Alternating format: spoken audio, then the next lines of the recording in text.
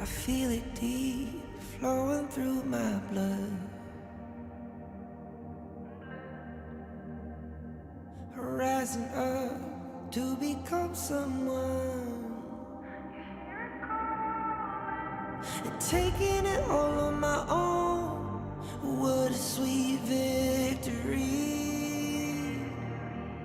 And taking all of my control, awaken something deep in me. Like flames, feel it burning inside. Take a hold in pursuit of the prize. I've been told ain't no way to survive, keeping all of this fire that's locked up inside. When this is the time, enter the ring. All those mental chemicals doing they thing. I got flashes of battles inside of my dreams. I was made for this moment. At least now it seems like it's time to come face to face with your fear. Been battling reasons for all of the years, and I learned how to fight them with style and grace no one's ever encountered. You say it's amazing, I'ma come out swinging when they open the gate. Go ahead, call passion, I'm calling it rage. I'm taking what's mine like I already own it. Watch but don't blink, going here to the moment. The sky rain down. Here's to the madness that's all around. Go on, tell them who you are, you are, you are. Go on, tell them who you are, you are, you are, you are. Here's to the moment, the sky rain down. Here's to the madness that's all around. Go on, tell them who you are, you are, you are. Go on, tell them who you are, you are, you are, you are. My name is honor, my name is king, my name is champion, my name is strength. Tell them who you are. My name is Pentakill, you think it's strange? My name keep ringing inside of your brain. I hear it every night. Here's to the moment the sky rain down. Here's to the madness that's all around. So tell them who you are, you are, you are. Go on, tell them who you are, you are, you are. Here's to the moment the sky rain down. Here's to the madness that's all around. Go on, tell them who you are, you are, you are. Go on, tell them who you are, you are, you are, you are. Here's to the moment the sky rain down. Here's to the madness that's all around. Go on, tell them who you are, you are, you are. Go on, tell them who you are, you are, you are. Go on, tell them who you are, you are, you are.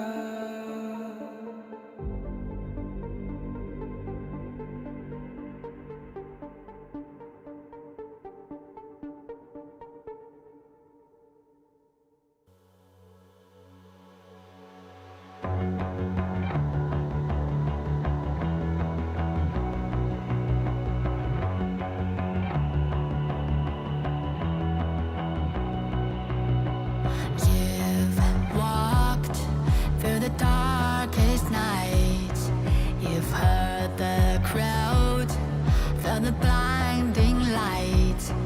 You were standing there when your heart comes alive. It's a dream of a hat, and it never dies. Right here, right now, give it all, get it out. Never a surrender, I fight and never fail. I am a contender, a challenge I can feel. The smallest lies become the brightest enemies, relentlessly. And even if you fall, you gave it everything to be a king.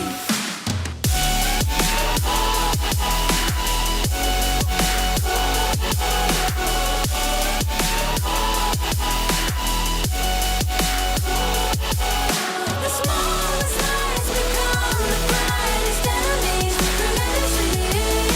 And even if you fall, you gave it everything to be a king.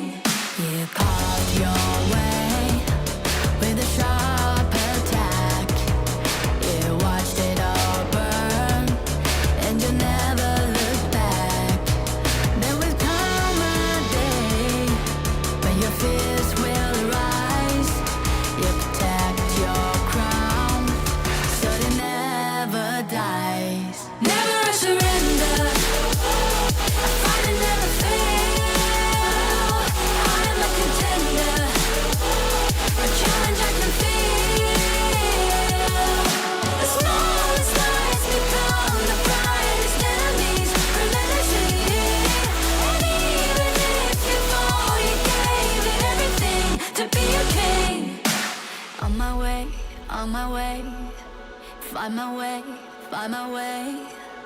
On my way, on my way. Dream my way, dream my way. Never a surrender. I find it never fail. I'm a contender. And change I can feel. The smallest lies become the brightest enemies. Grenadity. And even if you fall, you gave it everything to be a king.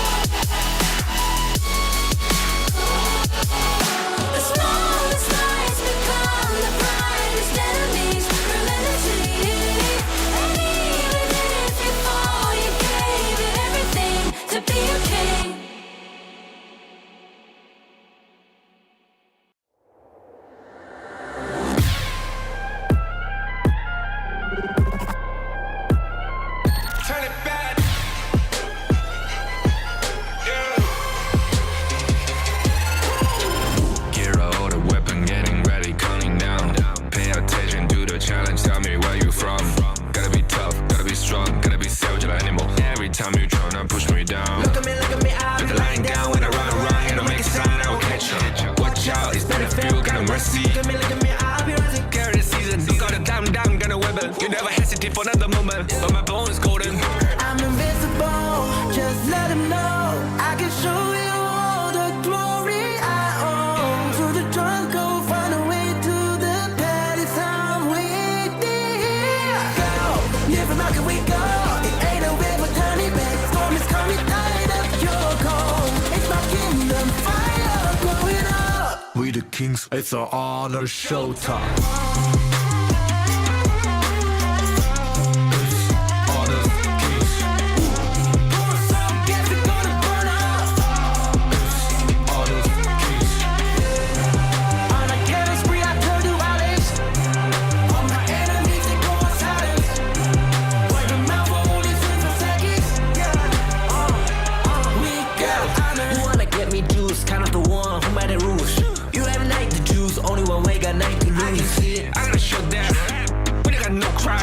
We burn if I miss one, crash in pieces, you can cheat. First blood, double trouble, then I take a pen, I kill. All you do is sweat and look at me still victory. Say. I've triggered my soul down. For my pace. We the champions screaming, I'm invincible. Just let them know I can show you all the glory I own. Through the jungle, find a way to the palace. I'm waiting here. Go, live from how can we go? It ain't a river turning back. Storm is coming, tired of your cold. It's my kingdom, fire blowing up. We the kings, it's our honor showtime.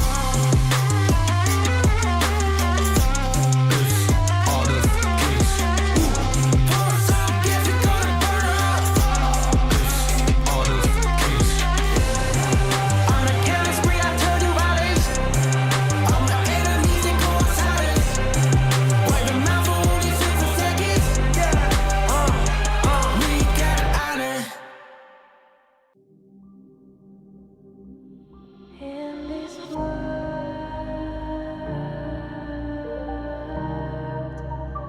only ones in this world,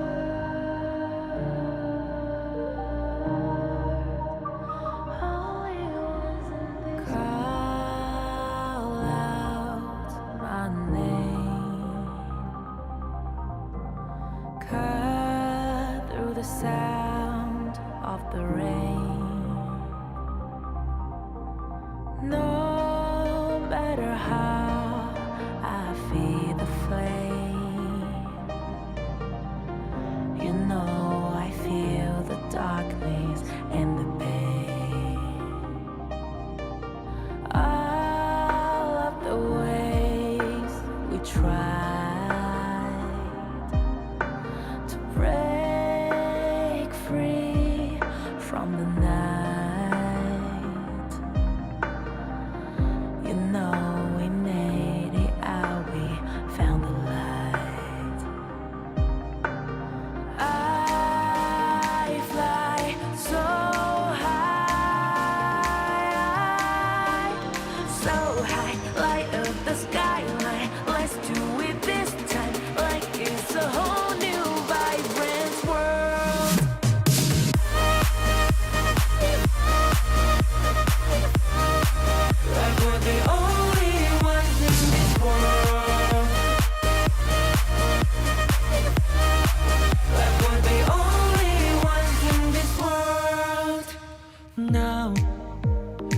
see that I got everything I need.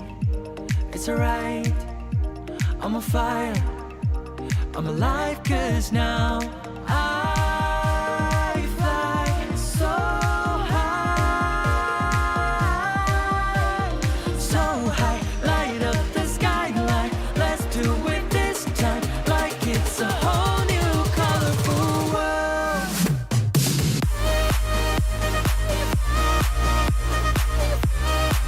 Like we're the only ones in this world. Like we're the only ones in this world. Never thought we'd get this far, burning like the stars. How we get this far, like we're the only ones in this world.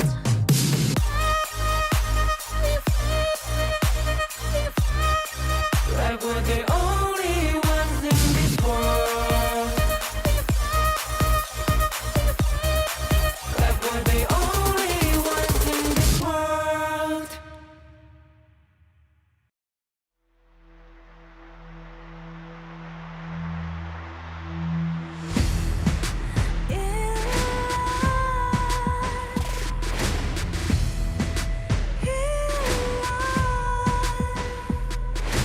What's a life without its worth? Compromising with what hurts inside. When you let fear decide your fate, you don't choose which path to take in life. In life, I'm finally letting go of everything that still holds me. I'm against all odds, but I won't give up, 'cause it's my time to shine. Standing in the spotlight, and no one let me down. Destiny is calling high. I'm not afraid to fight for everything I love. Victory's on my side.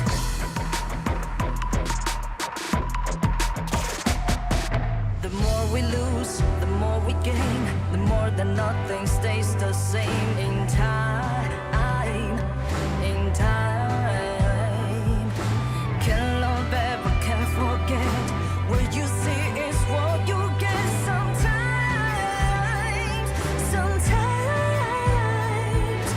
gonna show the world tonight. The light that shines inside us. We're against the odds, but we won't give up, 'cause it's our time to shine. Standing in the spotlight, can no one back us down. Destiny is calling high. We're not afraid to fight for everything we love. Victory's on our side. Takiki takiki takitao. Takiki takiki takitao. Takiki takiki takitao.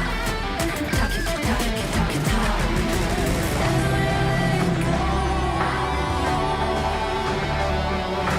Everything still holds us.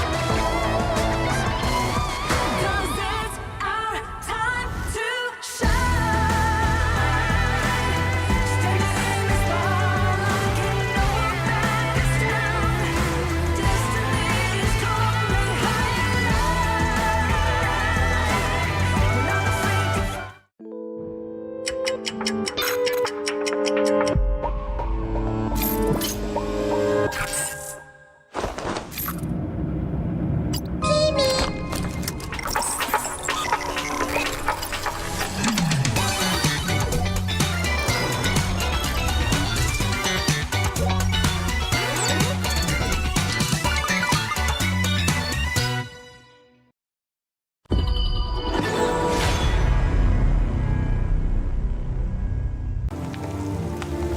The elders say the seers have guarded the misty marshes for generations.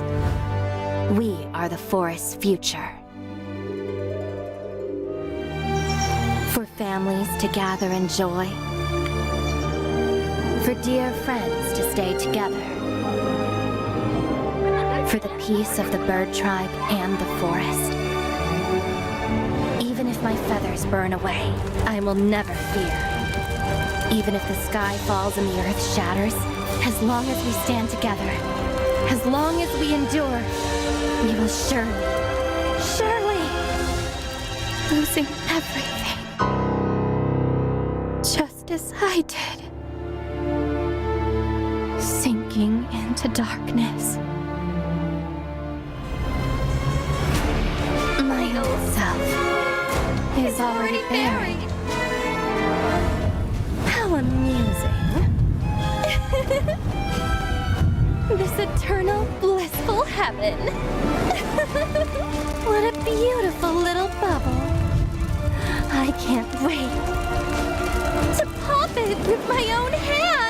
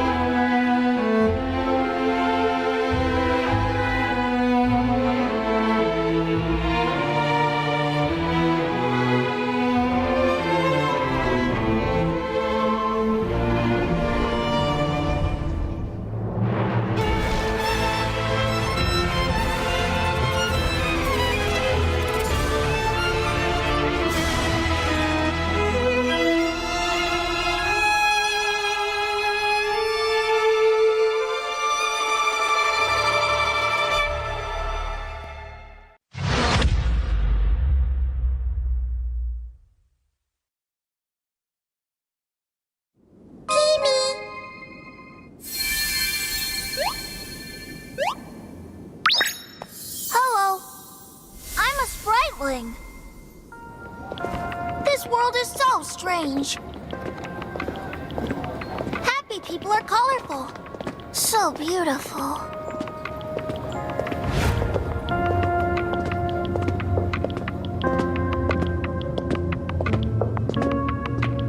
Are those their negative emotions? Oh, so scary! Huh? Oh, let me chase away the unhappiness! Spriteling strike! Ha!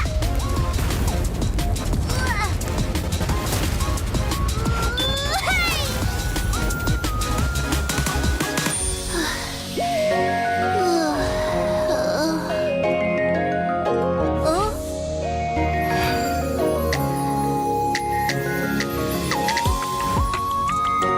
I'm a spriteling. With me around, you'll never be unhappy. Ow, that hurts. Thank you. Let's be friends. Get him! Get him! Pitch blind, let's play another match. Charge! Welcome to the world of spritelings. I'll take you to our annual Spriteling Festival. Enjoy HOK and release your unhappiness. The world can't be without spritelings.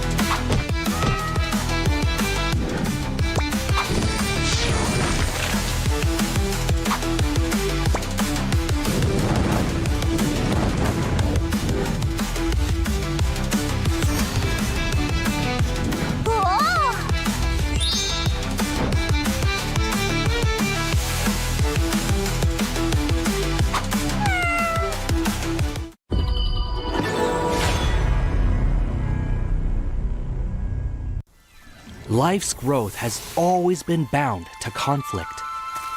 How long can today's peace truly last?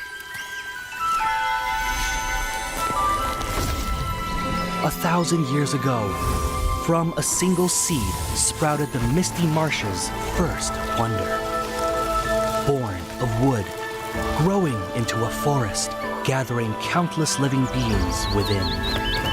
Growth, cycles, fates, weaving endlessly together. With the deities came the first enforcers, becoming the misty marshes' first protectors. They took form as the 9 seers, each with their role sheltering this hidden land. All things eventually come to an end, and a new beginning does not always follow the old path. Today's inheritors of the seers' legacy long for a different future. Their followers, too, drift further apart. The order of the seers and omniscients are like 2 branches growing in opposite directions. The misty marshes watches quietly as it all unfolds.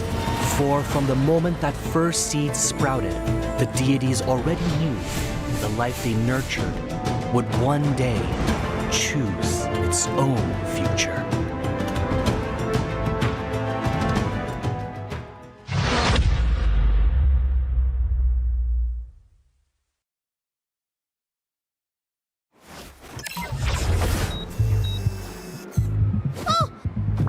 I'm definitely late! Woo!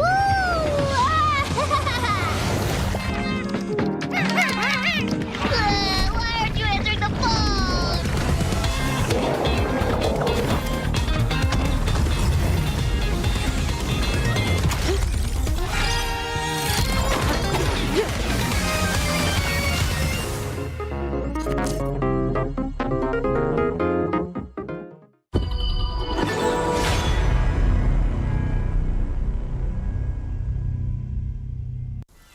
Life's growth has always been bound to conflict. How long can today's peace truly last? 1,000 years ago, from a single seed sprouted the misty marshes' first wonder. Born of wood, growing into a forest, gathering countless living beings within. Growth, cycles, fates, weaving endlessly together. With the deities came the first enforcers, becoming the misty marshes' first protectors. They took form as the 9 seers, each with their role sheltering this hidden land. All things eventually come to an end, and a new beginning does not always follow the old path. Today's inheritors of the seers' legacy long for a different future. Their followers, too, drift further apart. The order of the seers and omniscients are like 2 branches growing in opposite directions. The misty marshes watches quietly as it all unfolds. For from the moment that first seed sprouted, the deities already knew the life they nurtured would one day choose its own future.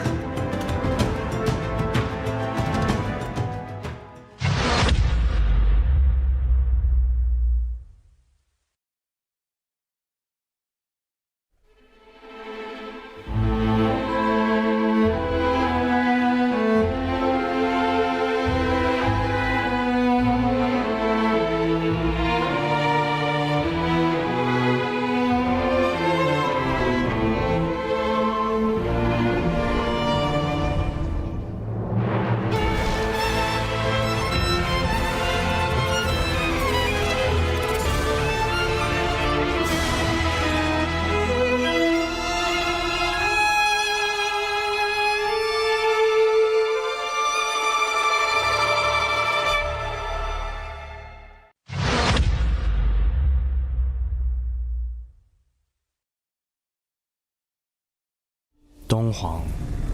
Recently, a mysterious stranger has been seen about the misty marshes. Oh, her. She's an old friend of mine. And she was once the seer, Austrin. Austrin? The seer who once led the bird tribe to repel invaders and protect the Wonder. But didn't she fall in battle back then? Yes, but it seems she's somehow returned from the dead, and she's given herself an interesting new name, Umbrosa.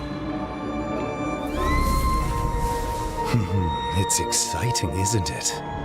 Returning back from the dead. What will she bring to Misty Marshes? After all, her current self is completely different from before. The bird tribe girl I remember was pure and proud, forever bathed in light.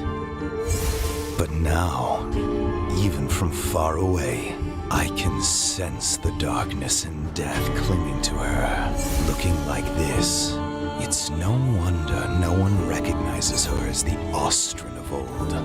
Even the weapon she wields now is unlike those bird tribe past. Feather blades dyed in blood, sharp beyond measure. It said the bird tribe are born war dancers. In battle, they move with a dancer's grace and agility. But from her, what I feel is madness? That's right. A reckless, all-consuming madness, unlike anything from her past. Since her rebirth, she seems to have awakened the power of the Undying. But who will face her in this final, solitary dance?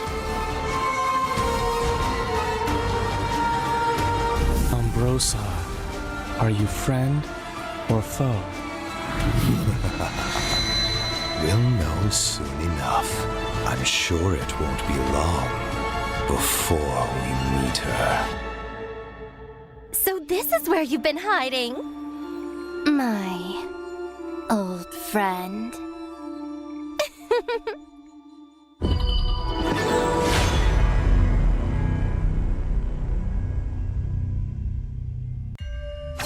This is her passive ability. Each basic attack applies a mark on the target. Ranged basic attack damage scales with attack speed, and repeated rebounds increase ranged basic attack damage. While in melee mode, basic attack deals multiple attacks rapidly. Skill 1 enhances Umbrosa. After use, it damages and slows enemies within range. Umbrosa then enters a fevered state briefly, gaining a large amount of movement speed and attack speed. Skill 2 is her only movement and recovery skill, enabling her to both dash ahead and knock back enemies. Missing an enemy reduces the skill's cooldown. Landing a hit on an enemy activates their Featherblade marks and transfers the mark to nearby enemies. This skill deals damage multiple times to enemies within range and recovers Umbrosa's health. Umbrosa's ultimate is her core enhancement skill. Actively using this skill boosts her movement speed and health temporarily and causes her to briefly enter the Indomitable state. If she dies while her ultimate is not on cooldown, she will slowly resurrect.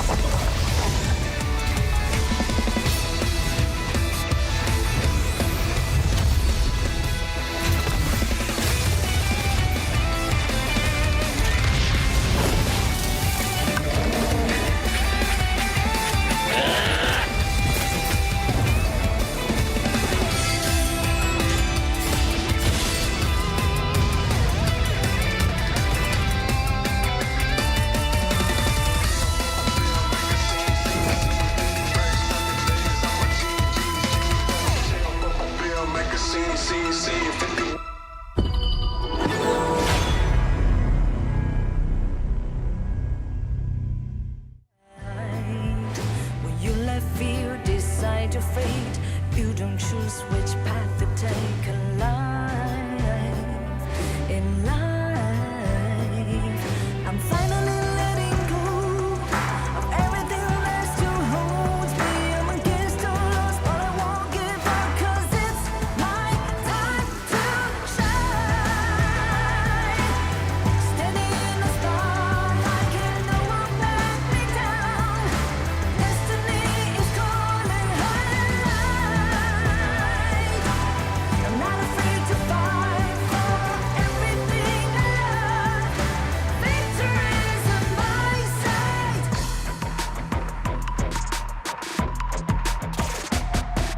The more we lose, the more we gain. The more that nothing stays the same. In time, in time. Can't love ever, can't forget. What you see is what you get. Sometimes,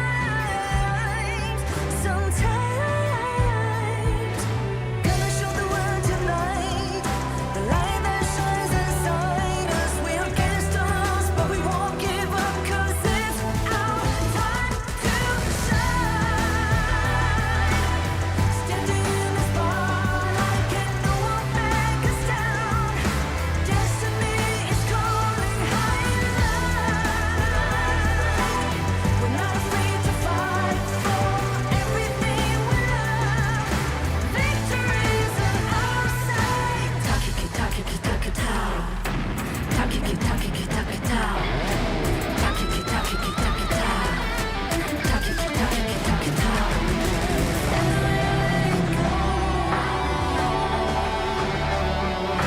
Everything that still holds us. 'Cause it's our time to shine. Standing in the spotlight, can no one back us down. Destiny is calling highlight. We're not afraid to fight for everything we love. Victory's on our side. It's our time to shine. Highlight.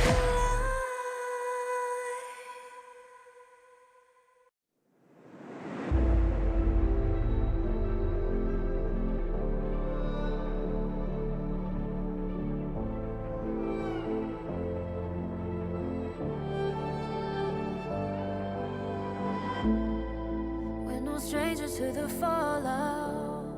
It's what got us here. Ever changing, some chameleon. Blood, sweat, and tears. We'll never make it if we fall to everything that brings us down.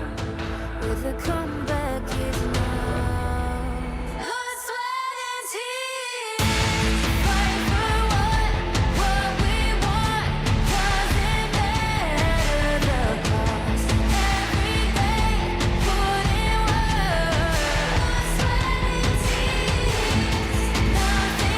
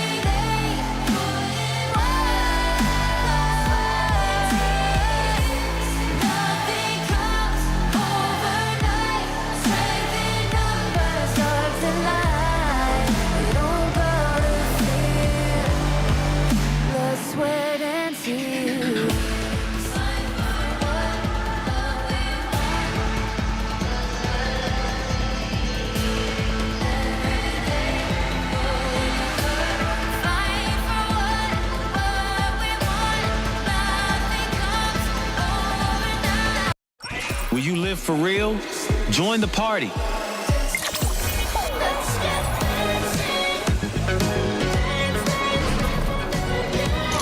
Make the whole street a party and add disco balls.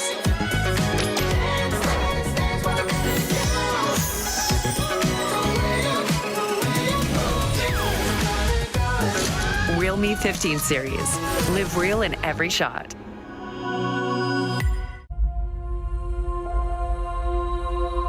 어떤 이들은 침묵 속을 걷고 또 다른 이들은 천둥을 뒤에 이끌며 걷는다. Ma una volta entrati, conta solo una cosa.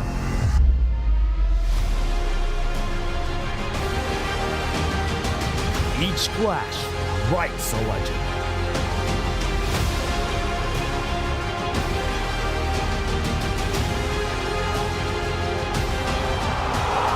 Each step takes them higher. And only the worthy remain. 그리고 모든 시선이 한 곳으로 향할 때 Dove il cammino dell'onore conduce i valloranti alla vittoria.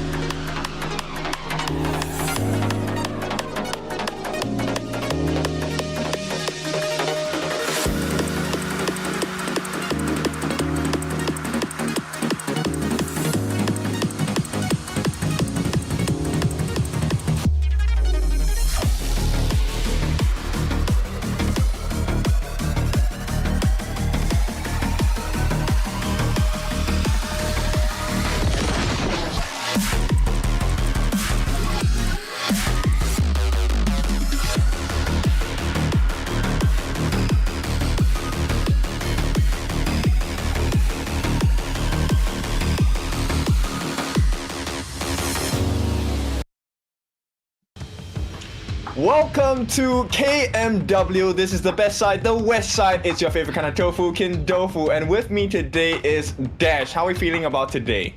Man, I'm excited. There's a lot of matches that could be 50-50 for today compared to yesterday's matches. I think this will be a longer day. So this will be fun, especially that we have a very heated matchup for our first match for today. So I'm pretty excited. How about you? Yes, I feel the same as well. Today is a rematch of the grand finals of last season, spring season, for the side of KMW. This is OG against Twisted Minds that we're talking about. Yeah, we were talking about it. Phil and I were talking about it. Like, this is a very great matchup. It's both of them got to the playoffs during the last KWC. But again, everybody, before everything, the Mirage City skins already arrived last September 11. Stand a chance to get a free Fang skin. Yeah, so a lot of things that people have to acquire today. This is going to be about the jungle camps, those extra level leads, or even a gold, and we'll see the difference maker for them. Yeah, I want to know what they're going to do here, how they're going to be doing the macro. They have always been clean, so I hope they continue being that way this time for OG and Twisted Minds, especially for this first match.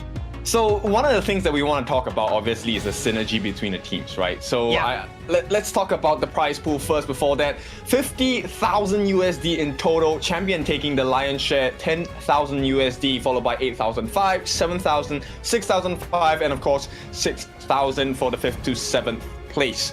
These are important numbers because these will be what the players will be feeding themselves with. Yeah, this is going to be what they're fighting for, the participating teams. We have already known them. We have seen them already. OG, AYLO, Twisted Minds, BTK, 9Z Team, Boars, and LM are going to be the ones fighting today, and we're going to be seeing them a lot.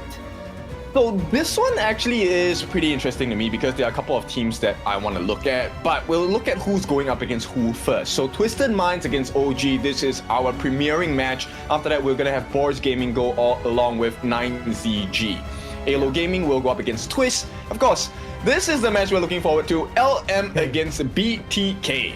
Yeah, this is the Open Series rematch, at least on that last game. So I'm pretty excited in how this is going to go because I want to know how BTK or even LM grew out of experiencing how it is, how the plays are happening here in the Major West. Yes, I think it's pretty cool because, you know, I was with them during the media day and BTK was kind of saying that, you know what, we will beat LM this time because LM did beat them in that particular part of the tournament and qualifiers as well. So far, this is what the ranking week has been like. OG stands atop everyone, followed by Twist sharing that spot. 9ZG in third though. Yeah, we're seeing all the teams here really getting onto the Group A. If Let's go! The battle's calling. You better give it all you got. Yeah! 'Cause you can be the greatest of them all. Yeah! Let's go! The battle's calling. You better give it all you got. You gotta fight for it. In the farm, and of course ACC in the roam. This new team, newly formed, right? The synergy is of question, right? Can they actually do it against OG? Yeah, especially that they're fairly new. They have a lot of, or at least two players that are very new to the team. So this is going to be a very different dynamic from the last time that we've seen them.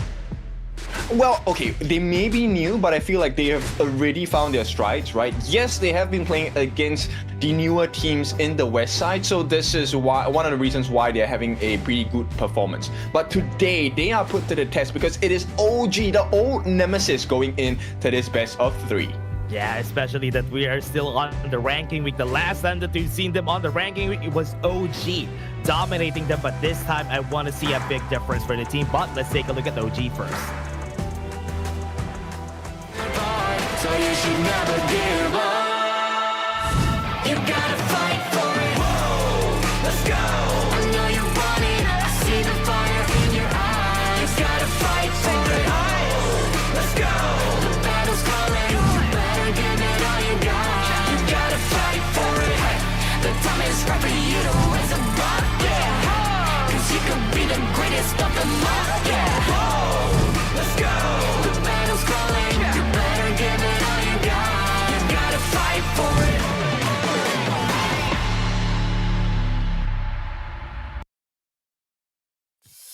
And now OG, Dream OG. We have Kaka, we have Dowda, Wen On, and Mu Chen on their side. This is a team that we already know, the same team that was here during the last Major West, and this might be their strength coming into the series. They are a very strong team. They have done decently well at KWC as well, heading into this fall season of KMW. But it is Twisted Minds that have done so much better. Yeah, they have done better. And this is the surprising part about it, though. But this time, they have this fire burning under them that they want to be able to use to utilize that heat that they need in order for them to at least punch back against the last season's Grand Finals winners. Yes, a very important job for them to achieve today, right, for both teams as well. For Twisted Mind, it's really more of can we show off the synergy that we have as a new team. For OG, it's really about fixing those past mistakes. We've seen the mental stability of OG hasn't been the best when they're down, right? So let's take a look at the head-to-head. We're gonna have Clean in the Clash lane against Kerker, two superstars in their own rights, but numbers swing a little bit more to Clean so far.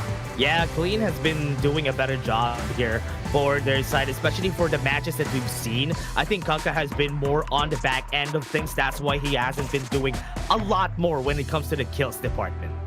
Yes, so it was a little bit more of a team play coming out from the side of Kerker, right? Not to say that Clean does not do it, but Clean was able to actually clean a lot of people up during the spring season. So will this trend happen today? That's the real question we have to ask here, because Twisted Minds against OG, they are no stranger to each other, but right now they've already seen the weaknesses on both sides. Can they expose those weaknesses today? Yeah, that is going to be the question though. Will they be able to do it? Will they be able to go through this again? And right now it's ranking week. The last time ranking week Kings was OG. Will they be able to do the same here against Twisted Minds? Important question, right?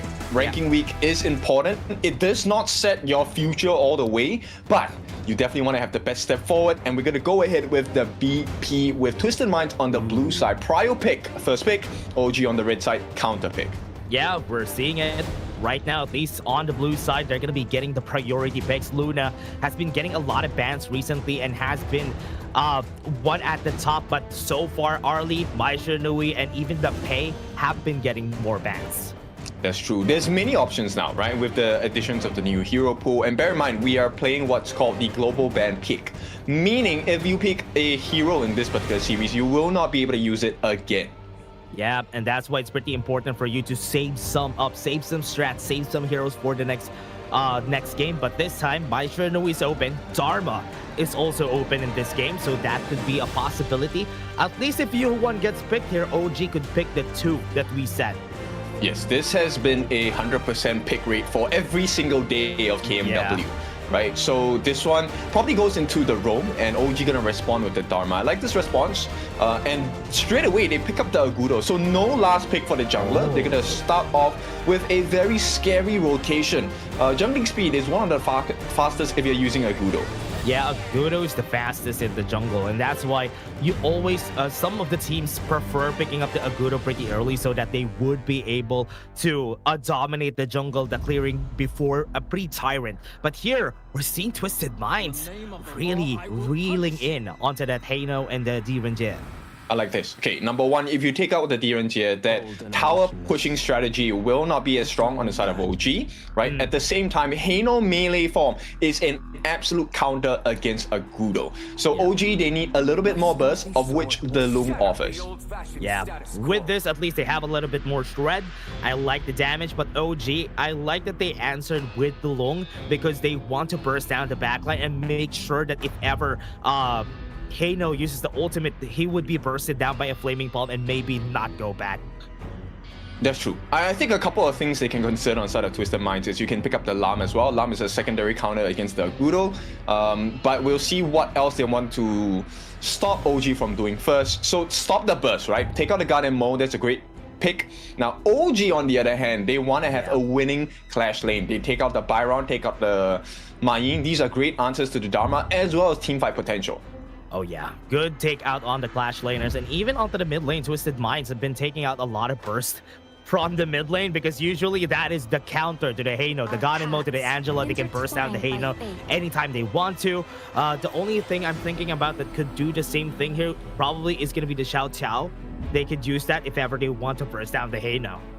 I think you would definitely want to save it for an RD pick. That's one of the counters against it. Yeah. But Kaiser and Charlotte, these two are the final picks on the side of Twisted Mind. So there's a very strong front line. Bear in mind, I'll bring you back to the other leagues here. MKL played this composition on the side of Twisted Minds, which is a tank. Previously it was the jungle, no. So Kaiser, Heino, and Yuhuan, these three will be the shield for Direnjie and Charlotte to really get the damage in.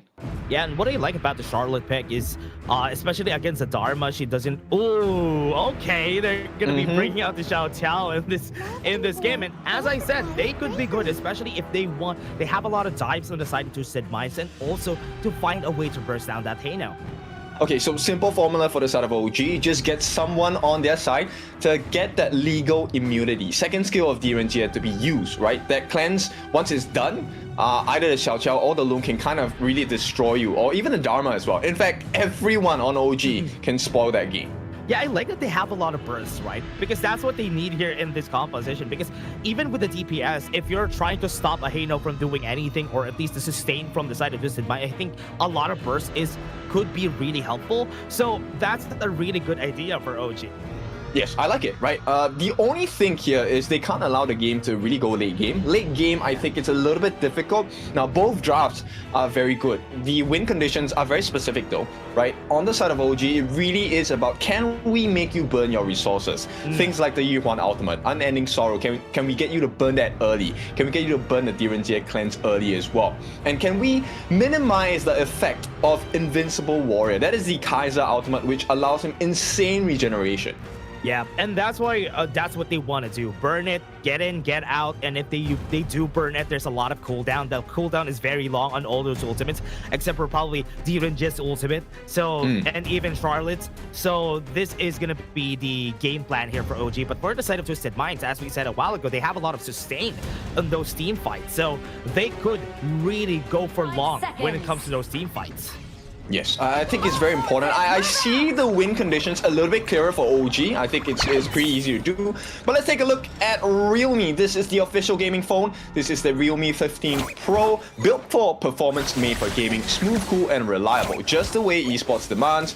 Ready to level up. Get yours now and feel the difference. Yeah, if you have some digital sales, everybody check that out. This is a very, very great gaming phone. But let's go back into the game. OG versus Twisted Minds. This is a very heated matchup, and both of our junglers are starting at the same side of the map.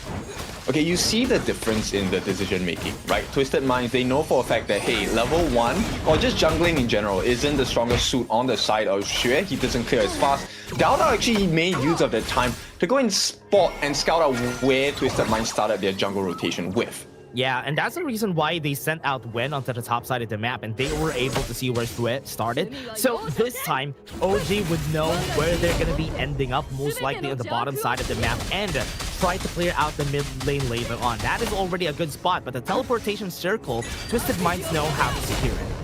Yeah, so it's a difference in mindset, right? OG, they don't feel like contesting for that space sprite, which gives that EXP and gold over to the side of Twisted Minds. Now, OG, they have a decent lead simply because they are able to clear it faster. First blood, not on the way yet, but you can start to see, right? Right now is the timing where you want to really burn all the flashes, all the skills coming out. Yeah, and right now Dao is going to do just that for sure. Right now they're going to be throwing out the Gorge Mobilization, but no flash is going to be burned. Shanks knows that they're not going to die though.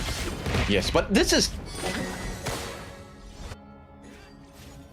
Yeah, and I think what they need to know here for the side of OG is that they really need to just burn something, burn some resources on the other side so that they would be able to get that advantage in this team fight.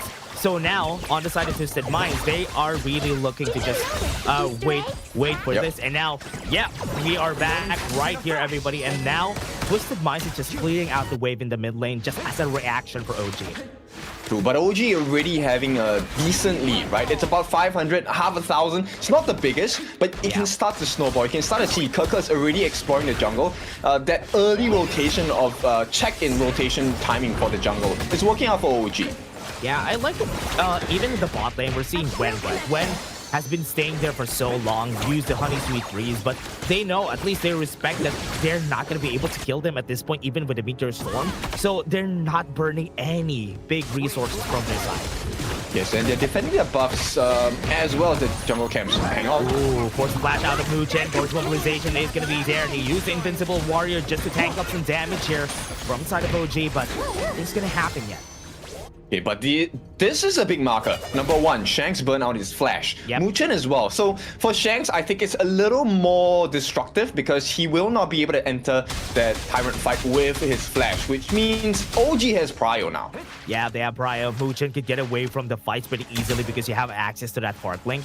So this time, 30 seconds. Second wave before the Tyrant comes in.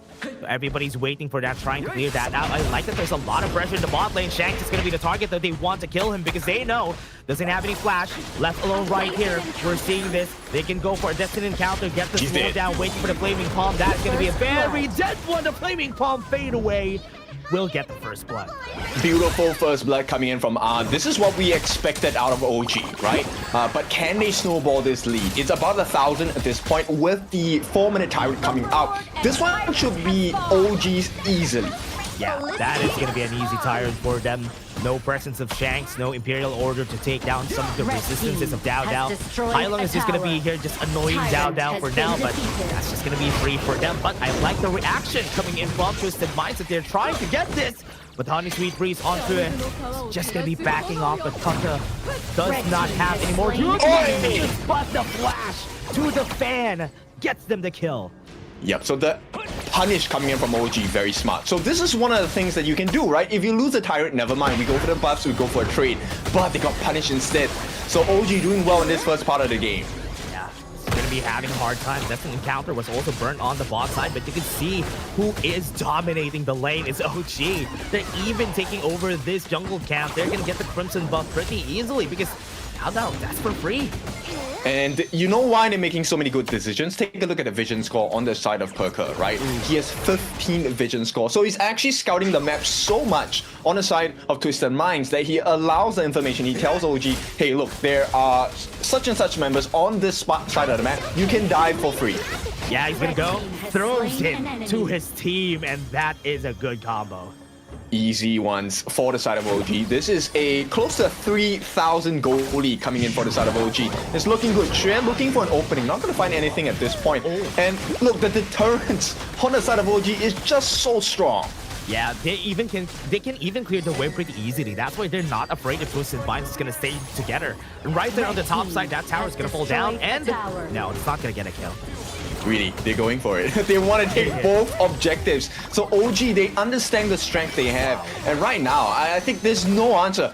Unless Highland gets a little bit of farm, I don't think there is a potential to come back into the game. They need a little bit more gold in their pockets on the side of Twisted Minds. Yeah, I like what they're doing here for the side of OG, that they're using the Meteor Sword as a way, like an area of safety for them. But the top side, though, they already had a bit of farewell. They're just going to be getting that kill pretty easily. Clean, not even using the flash. Yeah, you don't even need to give it to the farm lane, give it to Muchen instead. Twisted Minds, they're kind of lacking at this bottom side as well. A little bit of pressure put here. But at the same time, look at what OG is doing. They're splitting the map in half. So there's two different engagements happening at the same time. Yeah, two fighting points. Onto the mid lane they go, but Dao Dao still trying to stall this fight. They still get the Crimson buff in the end there. Now the mid lane is going to be in danger. Yeah, and it's looking like they might be having a hard time here. OG are just going to be trying to clear this out as much as they can, but the top side is going to be cleared out. The jungle camps are going to be out of the picture for now here for the side of OG. And now just throwing at the Meteor Storm so that they would be able to clear out the waves for now. This is going to be it. Twisted Minds trying to defend as much as they can. And nothing is going to happen just yet. But yeah, as we're looking forward to with the bot lane tower, no defenders on this side of the map. And the Vanguard is already taking it out. So this might be a takedown underway. But it's a good thing that Shanks was able to get there in time. And now they were able to get there now. And the Frost Guards have been built by Kaka. So maybe that is going to be their fighting point here. But taking a look at it, Twisted Minds, they are really scouring for any resource that they can find on the map. But at least they're getting ready for this Tyrant battle. For now, OG is waiting. Already in position. Everybody's in the top side, but they already caught them in the trap. OG has to back away. able to dash out. That is good. A good thing for their side. Honey Sweet Breeze have been used. He has to dash away. Highland is going to be in danger if he uses the Fate Rewind. Destiny Encounter is used for them to just zone out the members right here. Twisted Minds. They already have position. Top side has been taken down. And this mid lane is not going to fall. It's easy for the side of OG, but it is a to nothing. This is really good news for the side of OG. Yeah, they also got the tower right there on the bot lane. That is a good start up here for OG. They're already dominating the map. Yes, the mid lane is still alive. Kaka has the flash. If somebody moves forward, this could be pretty scary for the side of Twisted Minds. It's a 6,000 gold lead coming in for the side of OG, and I think this is a healthy position to be in. All T1s are gone. Now, this is going to be a free Tyrant before the 10-minute mark, before the Shadow variants come up. Yeah, wasn't even able to use the Fate Rewind a while ago onto the mid lane. Now this is going to be a dangerous position for the side of Twisted Minds.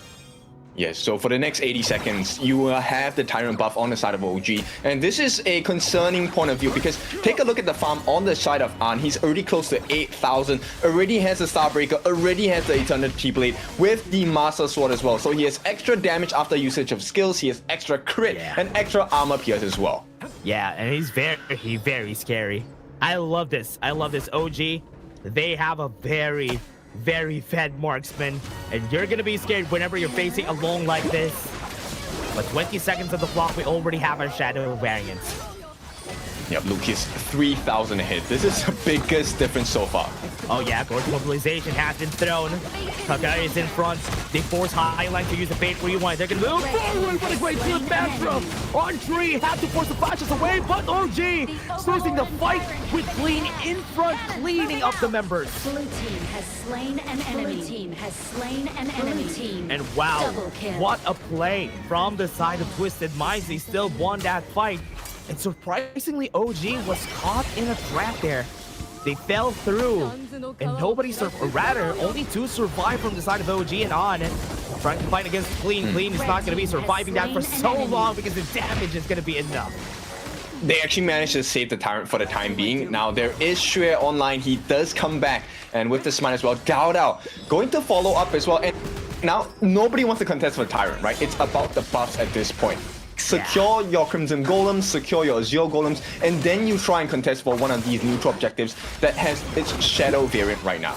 Yeah, I like this punch back coming from Twisted Minds, but without Clean, they wouldn't be able to fight this. He's the most important key part of the fight a while ago, and this time without him, that's going to be an easy take on that Shadow Tyrant for the side of OG. This should be all T2s cleared on the side of Twisted Minds, right? OG, they just need one more move. So really it's about wave management. You can see 3 different lanes clashing down and crashing down onto the side of Twisted Minds. Let's see how this positioning is going to be from the... Yeah, Kaka is on the top side, trying to clear out the waves. It's going to be a big wave pushing. Everybody from Twisted Minds is on the bot side of the map. So this is going to be an easy. They're escorting all the minions on the top side, so this is going to be an easy push. One more Flaming Palm, maybe? Never mind, they're not going to push it.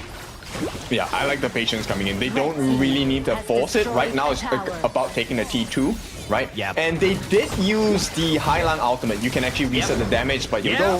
What a great knock-up on that Honey Sweet Breeze. They used the Fate Rewind a while ago, so this HP is going to stay there for long.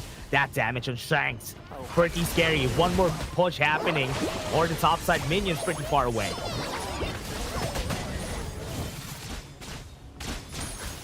But yeah, with the minions pretty far away, they're not going to be starting anytime soon. Right now, one more shot for the Flaming Palm. That's it. Tower on the top side has been taken down. No Fate Rewind. That's the tower down. Now the mid lane could be pushed here. The next target with a Meteor Storm in front. With when this could be an easy push once the minion comes in, but never mind. I mean, you take a look at the damage coming in from An, right? This is one of the strengths of the composition that OG has. You have Dao Dao along with An. This Agudo and Loon combination is a turret-taking composition, right? And you get free damage all the time. So right now, OG just going with a different strategy. They don't really want to prio the team fights. You can see the kills aren't that much, but the map presence is so strong from OG. Yeah, that's the scary part about what OG is doing, is that the map presence is there, but Clean should be looked at here. The reason why they lost the fight a while ago was that Clean was allowed to go to the back line. When and on should be protected at the whole times, Shadow Path has been thrown on the bot side. Okay, this is going to be the last bit of defense on the T3s in the mid and the bottom. And OG, you know for a fact they can get free hits in. Yeah, they will be. Shadow Vanguard still not here. Damage gonna be there. You have the Fate Rewind, but they're gonna be saving it for the mid lane tower. Right now, they're gonna use it. It's gonna fall down, but it's still gonna go back up. Use Infinite Fastest. They force it to fleece. Kaka move forward. Not gonna be able to hit the right targets, but it's still okay. They got the kill anyway. Double kill on the side of OG. 3 more members staying alive, but a Crystal is not gonna stay for so long, and OG will be taking game number 1. Wonderful execution coming in from the side of OG. We were talking about this beforehand, and we felt like OG, this is their season, right? Yes, they have won spring in the sense where they went undefeated, but what a great showing today. Yeah, great showing. At least we know in game number 1, they're a bit more decisive. They know how to play their draft a lot more. And Twisted Minds was caught in the action a while ago, and they were having a hard time reacting.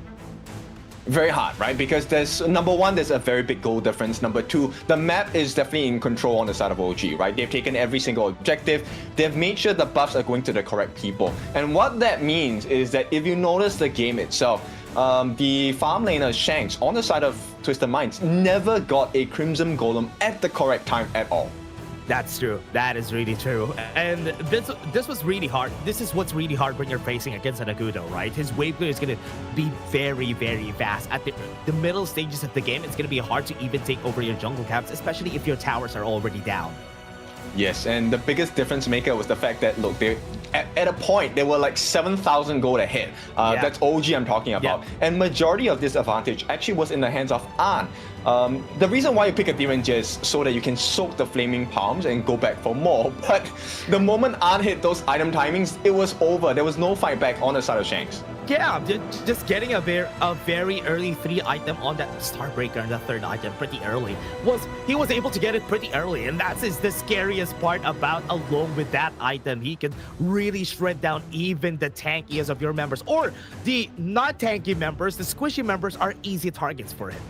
Yes, and we talk about burning that cleanse on the side of D-Ranger, right? So Shanks was always put in a very difficult position. I think OG knew exactly what they were going for, which is also one of the reasons why I felt a little bit more comfortable with their draft. Now, the draft on the side of Twisted Minds, I feel like it's a good one. But you need the goal to complement that composition, because that composition was meant to be able to drag the game, right? Hano out, Fate Rewind, you're supposed to repair towers or get a good team fight base of that. Never happened. Yeah, and that's what they were looking for, because the team composition was made to skirmish. They are made to go on those long drag on team fights, but it never really happened during that whole game, which is why it was just hard for Twisted Minds to do anything. The Fate Rewinds wasn't used until the second tier, or rather the second tier turret that we have in the mid lane. That's why it was hard. OG was just playing it pretty well. Yes, and we'll take a look at the stats over here. Let's focus on OG for a little bit. An, obviously the richest member down there, 12,000, 4-0-3. This guy was not threatened at all. Yes, there were a couple of times he was close to death's door, but it doesn't matter. He does have his ultimate, the Dragon Form. Infinite Vastness, it works wonders. Now, on the other side, let's take a look at Twisted Minds. Who do you want to talk about? Ooh, Twisted Minds, I just want to see Shanks, what he built here for his items. He went for the Succubus Cloak because he knew that there was 2 threats, Wen and Muchen, that could burst him down, which is why I can kind of understand why he went there. Yes, Wen was actually very consistent catching them out, right? Yeah. With that being said, 125,000 worth of damage. The MVP, I think, is a contest between Wen as well as An. Ooh, yeah, true, actually. 12.3k gold versus 9.4k, but with 125k damage. So, I don't know, man. I think it's gonna be Wen for me. I think it's gonna be Wen. Okay, I'm gonna stand on the other side. I'm gonna go with An. I think he had very good value, right? The amount of burst he offered in team fights was really a game changer, because it, number 1, lessened the number of members on the side of Twisted Minds. At the same time, also getting the free pokes. He was one of the main reasons why OG was also able to take so many turrets across the map. Yeah, it was good. When they were taking down Turret 2 was the most important part of it. And they were able to do so consistently. So I'm really looking forward to see who's going to be MVP here for this game. But for now, we've seen it. OG in form, in shape. Love the performance. Yes, and here we go. This is going to be the MVP. You win. It's going to be Wenya. 2-0-4, close to 40% of the team's total hero damage. Now, why is Xiao Xiao coming up so much in this particular patch itself? It's because many answers. You have wave clear. You also get the big burst as well. And this is one of the compositions that really make life hard for the side of Shanks, because you can't. You have to cleanse the knockup. The moment that ultimate is dropped down by Wen as well, a lot of AoE damage, 4 hits on every single target. Yeah, what's really hard about this, right? For people to understand, using the Meteor Storm, you basically have a Withers here on your side that moves together with you. A moving one. Yeah, a moving one. And that's why it's so hard to get close, because it's a moving one. And also, the damage in the early game is so good, or rather, the wave in the early game is so good, and you can see it here. The honey sweet breezes from this guy were so consistent. It was hitting a lot of the targets. Yes, and you can see where that difference maker comes in, right? The moment Shure is taken down, right, you don't really have that big of a tank. And Hailang as well, these two are your main frontliners. The moment you have the two tanks down, you lose a lot of comeback factor, because in an extended fight, Hailang is supposed to be able to wipe out the majority of the side of OG, which never happened in this game. That is true. He didn't really have a chance to stack the scepters, which I can kind of understand, because there's nobody frontlining for him, because Shure had a hard time staying alive for most times. But again, everybody, that was just game number 1. It was a great game. I want to see Twisted Minds coming back from this, but don't go away. We're just going to be taking a short break.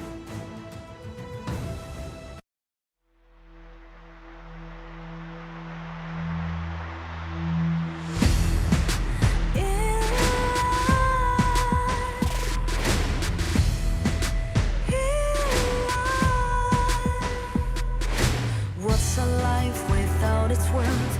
Compromising with what hurts inside. When you let fear decide your fate, you don't choose which path to take in life. In life, I'm finally letting go of everything that still holds me. I'm against all odds, but I won't give up, 'cause it's my time to shine. Standing in the spotlight, can no one back me down. Destiny is calling high. I'm not afraid to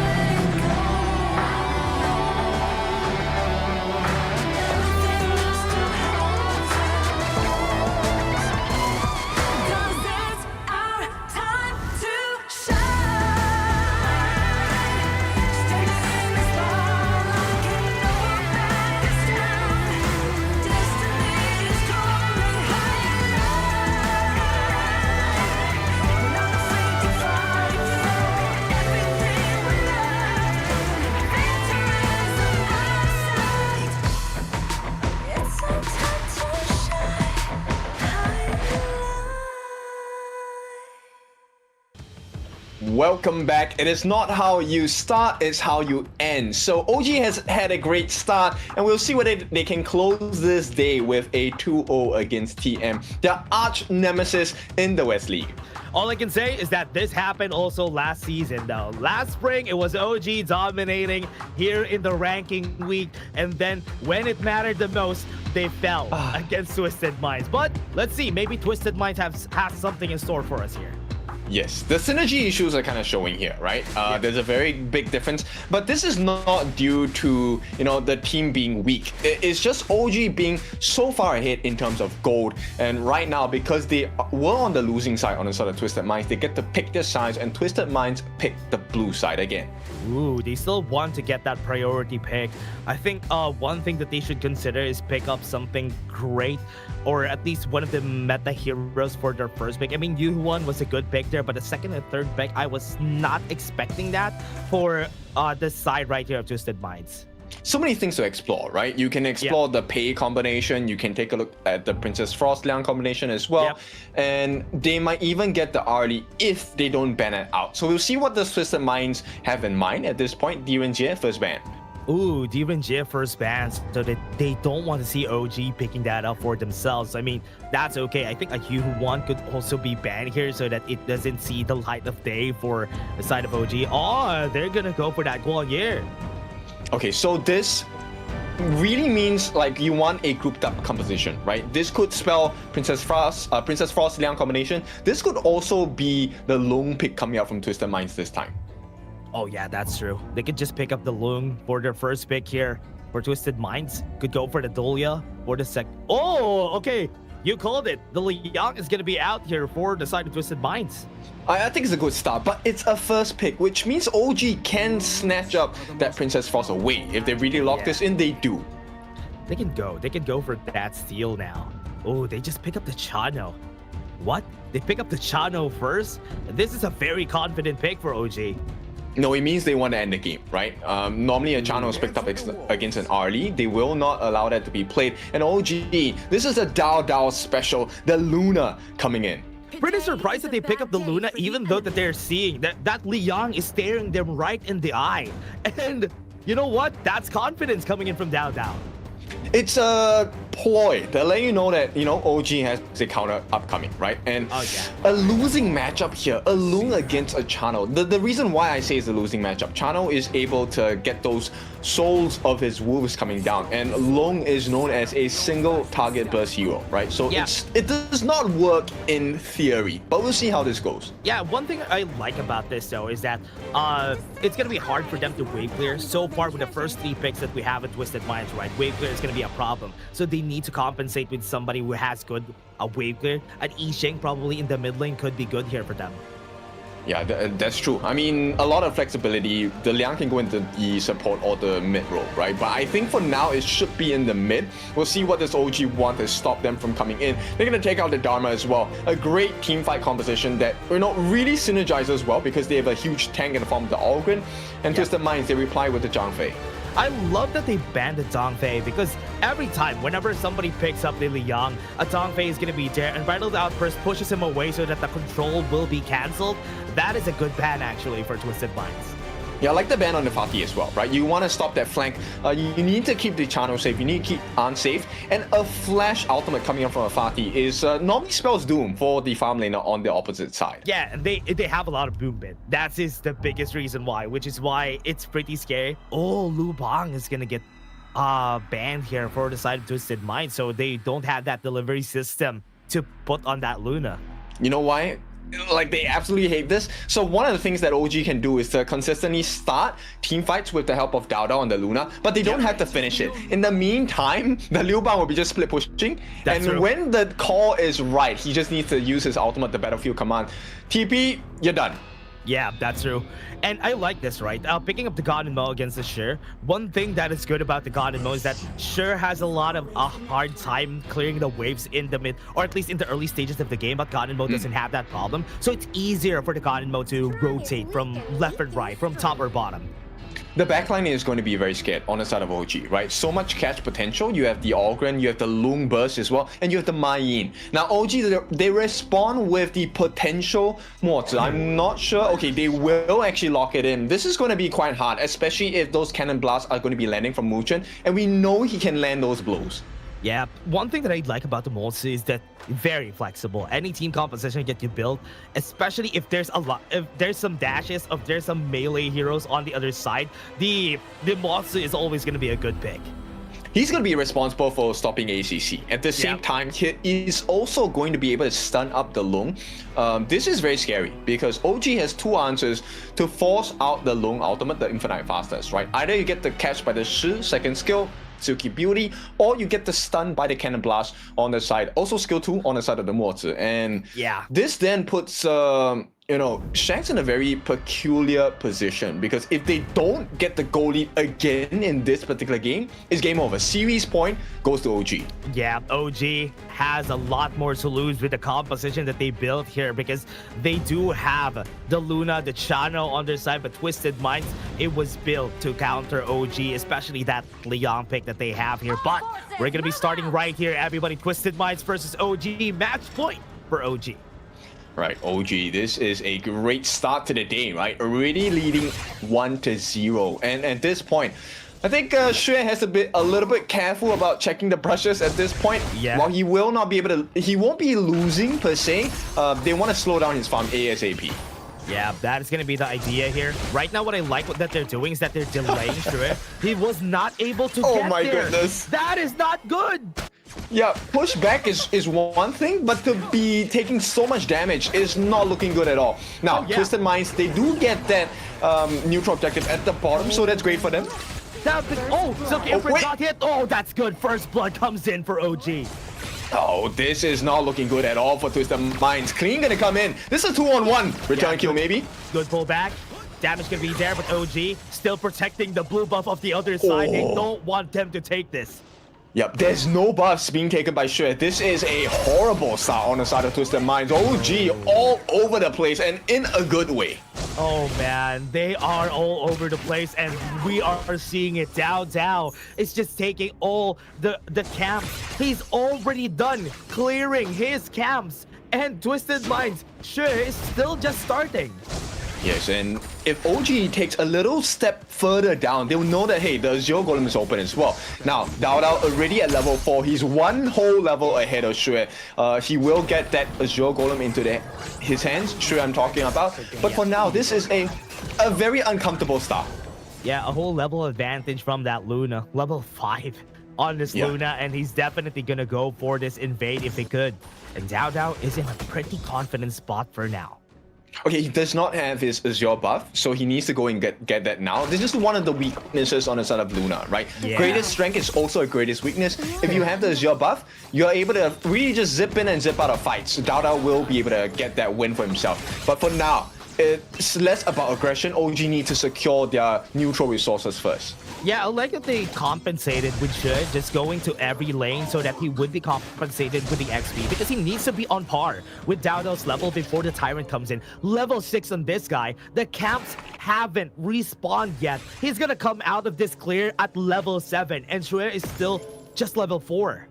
And to complement that, Wen also, he kind of operates like a pseudo roam, a secondary roam, right? He doesn't need too much gold in his kit. He just needs to land his second skill. Once he gets the catch, OG will be able to capitalize. And for now, hang on! That's what you were saying. They will need to find the catch. ACC had used the flash there and the ult. Okay, and it spoils the entire game on the side of OG. You lose the Azure buff. Okay, there is about, what, 50 seconds before the neutral objectives come up in the form of the Tyrant as well as the Overlord. So it's still okay, but nice catch. Nice catch, nice pull. Take it inside the box has been used, and here comes on to clean up. Muchen had to flash away from that Ogren. Okay, so Wen expended his flash, Hailang expended his flash and still got taken down. So not ideal because we are 30 seconds away from that Tyrant fight. So OG, they have a slightly better position for now, but the risk is that Dao does not have the Azure buff. Yeah, I love that Kaka is just going on that Azure buff just to get information on where Shui currently is. They're going to the top side though. They are setting up for a gank here. Kaka has the flash. Shui is being baited to go on the top side of the map. Clean. He's gone. Have to force the flash out of Kaka. They use the force field suppression. He's going to be staying alive for so long. ACC is going to be here to just use the control to finish him out. And now bot lane is going to be the target here for the other side. He still have the infinite fastness. So he's pretty Has slain an Oh, I love this restraint. Shanks know that he's not gonna. Oh, that was almost a steal. Yeah, they did almost force out the ultimate from Shanks, right? But Shanks now, they are able to fight back because he did not use his infinite vastness. So Twisted Minds can kind of turn this fight around if the positioning is great. Yeah, still gonna be good. At least Twisted Minds is playing this pretty well despite the disadvantage a while ago on Shui. So this time, they are really just going back on the drawing board, just waiting. Because with the 2 kills that they had a while ago for Shui, it almost really bridged the gold gap out of Dao Dao. Yep, he's trailing by about 400. Not the biggest in terms of goal difference, right? The biggest difference now is itemization. He's actually going for the Dragon Rage build, which means he wants to get more lifesteal, more magical defense as well. Yeah. Right down the top side, teleportation circle just, or rather the space bright has just been taken here by Kaka. He is gonna be in danger here because there's a lot of people there, but the bot lane is already pushing, so that's gonna be a free push for their side. Yeah, nice suppression. Yeah, they used already, but no damage at this point in the game. It's very early, and Kaka is very tanky. Never mind, he's gonna survive that anyway. Never mind, Highland. I mean, beautiful snipe, right? That's exactly what the Ganemo is for. And to take down Kaka, this is a bit concerning on the side of OG. And this exposes another winning strategy from the side of Twisted Minds. They actually have huge amounts of burst. Yeah, one thing that happened also is that Clean also died, so it's still a 1-for-1 cross map that happened. So right now they have destroyed the tower on the top side. They defended the bot lane second tier tower, so it's still a safe bet, safe play for Twisted Mind. Yeah, let's take a look at the replay, how this exactly happened. The jump in coming in is a 2-on-1. Nice stun coming in to get that finishing blow. But look, it took them quite a bit of time, An and Muchen specifically. And knowing that, this means Twisted Minds, they actually are in this game very much so. And Twisted Minds, they can turn the script really quickly. Yeah, they can definitely do so, especially for the next neutral objective fight. That is when we're gonna be seeing Twisted Minds just shining more. And I like that ACC has been doing a good job just using his control on the right targets. Yes, and you definitely want to get the CC on the appropriate members, right? ACC is going to be responsible for that. His suppression is so important. Right now, it's a big question, right? If you're on Twisted Minds, who do you want to go and catch? You will have that potential, but ACC needs to catch the correct member. Yeah, I think that you need to catch An or Dao Dao. Those are the best targets here for their side, because Dao Dao, if left alone, is just going to destroy the back line. If not, An is going to be destroying the front line, if ever he's not caught. That's true, and we'll see. Azure buff going to be taken away, and it is going to be secured by Dao Dao. Yeah, good steal again. Level 9, and Dao Dao is already trailing to go for that level 12. That's scary, man. That's scary. He's almost level 12. And that's a 3-level gap on the show. But now TP is going to be coming in. Good flash to just push him away out of the TP circle. Right there in the mid lane, Shui. Going to be the target. One more shot to the head, and that's a 1-for-1 again. A beautiful response coming in from side of OG. And with this being said, 4-4, but the goal lead slightly in favor on the side of OG, and a T2 open for the taking as well. This is OG map domination once again. Yeah, clearing down the bot lane so that it's easier for them to go for that Tyrant. Very smart here for OG. And we'll take a look at the farm here. 5,500 for the side of Shanks. He is getting there, right? Eternity Blade as well. Trying to go for a little bit more damage. The Master Sword, the next item of choice. He needs a little bit more crit, more burst potential before he can take down members. An is definitely at risk here because he has not built a single defensive item just yet. Yeah, he needs to be careful, especially if Clean goes to the backline. He's going to be the first target that he's going to go through. So now there's 2 targets. Dao Dao is 0-2. So most likely An is going to be the better target here for ACC whenever he goes in. I just want to talk about Xue. I think oh, hang on. Nice stun. Xue has a great understanding on the itemization one-on-one. Yeah, oh, the fight is just happening clean. As I'm saying, he's very, very scary. The Tyrant almost killed An right there, but he survived. They took him cleanly with that one, and they secured themselves another Tyrant. Not the Shadow variant, but for the next 90 seconds. OG have a very strong fighting prowess. Yep, OG. It's really looking to maybe just take them in this next fight. They're clearing the waves on both the side lanes, and Twisted Minds is left to fend for themselves. And not a good news for the side of Twisted Mind fans. Dao has gotten, hang on. Oh, pop the howl. ACC has the flash though. Oh, never mind. No. He doesn't have the flashes yet, so still okay. No, that was the wrong call. Look at what's happening now. Topside. OG fully open on the top side. T2 should be for the taking as well. An is going to be laying down the structural damage. And one bad decision. OG take another turret. Smart play again from OG. And now they're looking to maybe push the mid lane here. Good wave clear coming in from the side of Twisted Minds, but the side lanes are pushing. Silky Imprint just got the hit though. Sure is going to be the target, but no damage just yet. Tower could fall down anytime soon. They use the suppression. He might be killed, and that's it. Onto the backline, they are going to go down. Now he's activated because they don't have any suppressions anymore. And that's a 1-for-1 still. But OG win. This is a great fight for them. You take out the main tank, right? Everyone else is super squishy. One more catch. Backline. They're going to go for Wen. Hat for the black. Okay, Imprint's going to get used. Pulls him back, and that's a kill. Oh my goodness, Wen is just on a different level today. Dao looking for an opening, right? But for now, OG, they have to be content. It's a 4,000 gold lead with the Shadow variant of the Tyrant available for the taking as well. Yeah, there's gonna be free for OG. There's no chance that they will be able to steal this out. On is just gonna be clearing it, while Dao is just zoning everybody away out of this objective. Yep, smart, right? They didn't even allow Dao to go into the pit. It's really An who's doing all the work. Dao is just responsible for being the deterrence, right? Yeah. In that position, if you make a mistake, he can actually dive into the backlines on the side of Twisted Minds. And right now, the punish is so desperate coming in from the side of OG. Number one, they take the Tyrant. Number two, they take away the Azure Golem. This one has been fed into An. And An is going to get his own Crimson buff. Yeah, what's important here for Twisted Minds at this point in the game, just find your priorities. Will it be HyLang? Will it be Shanks? Because you need somebody to be the damage dealer for the team currently, because Sure is not going to be doing anything well now just because of this level gap that they have with Dao. Yep, and look, the Cannon Blast has been absolutely irritating on the side of OG.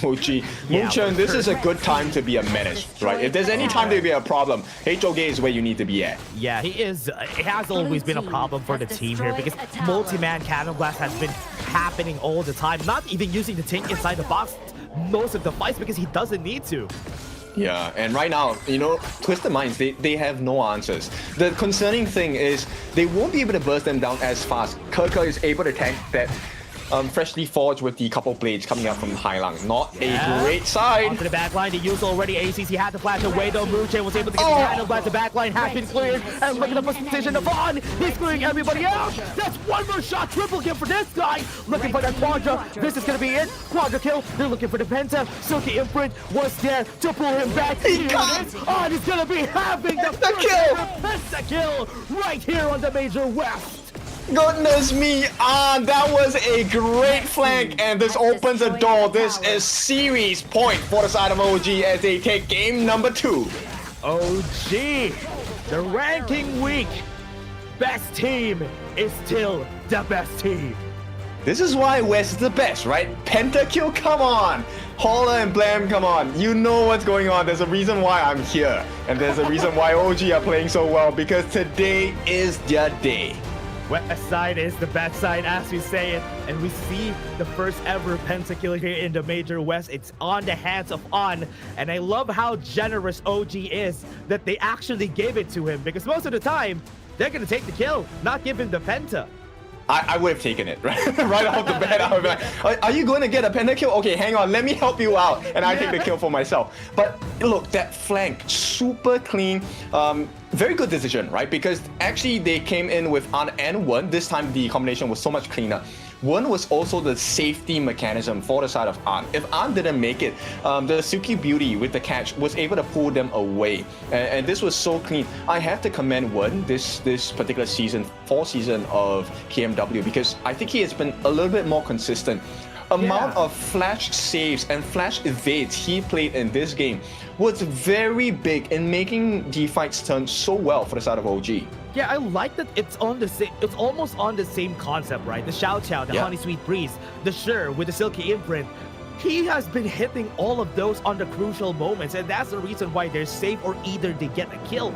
I love this performance from Juan. I hope he gets the MVP, but no, that's impossible. Somebody got a pentakill, so yeah, whoever got the pentakill is gonna get the MVP.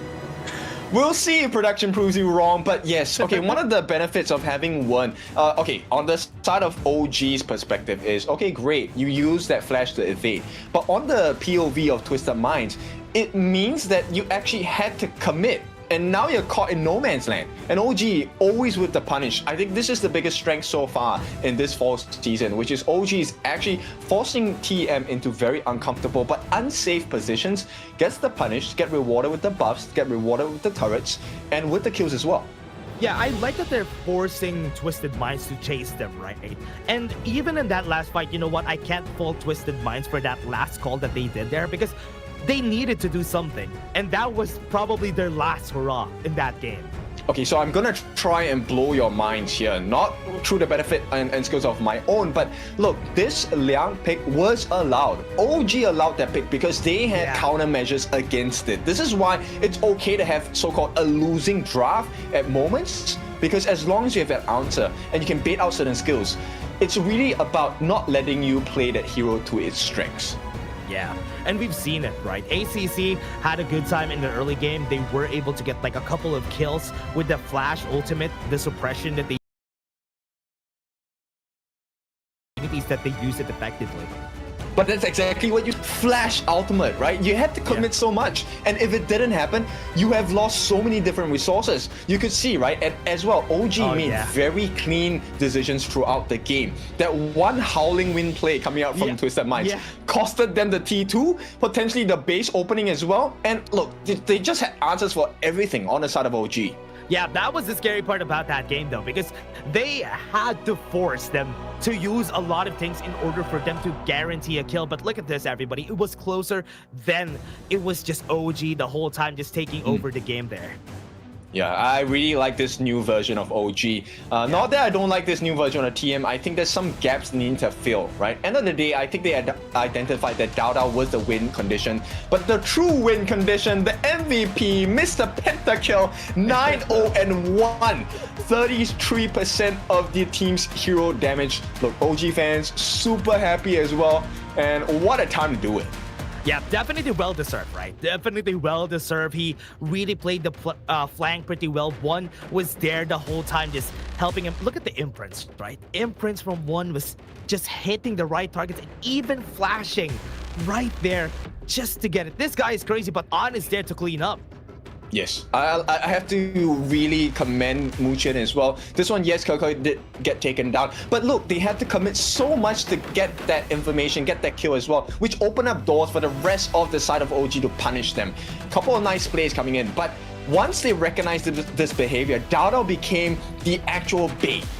Yeah, Dao has always been the bait in this game. Like, he was 0-2 at one point. Every time he goes in, he gets hit by the control. And can't even know. Yeah, he's not even allowed to play this game. Exactly, and we're very consistent with the catches as well, allowing for the turnaround on OG.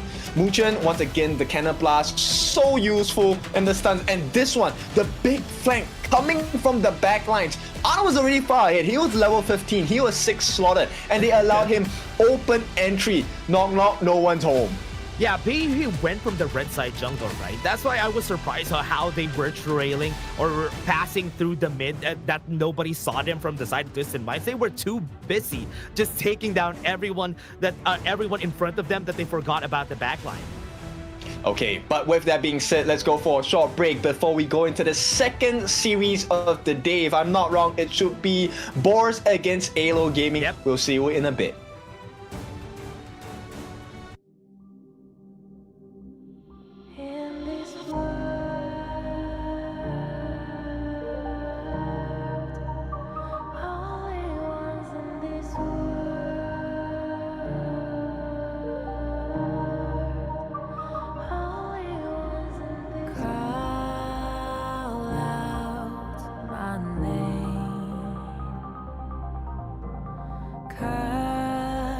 Sound of the rain. No matter how I feel. You know I feel the darkness and the pain. All of the ways we tried to break free from the night.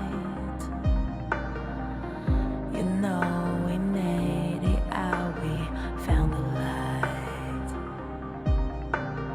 I fly so high, light up the skyline. Let's do it this time, like it's a whole new vibrant world.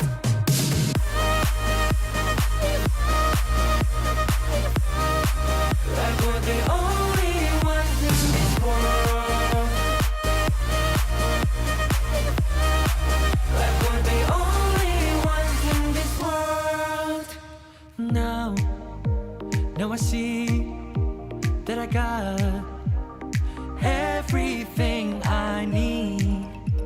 It's alright, I'm on fire, I'm alive, 'cause now I fly so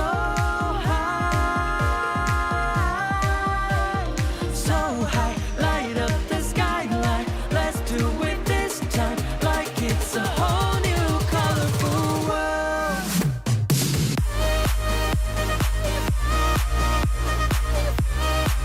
Like we're the only ones in this world.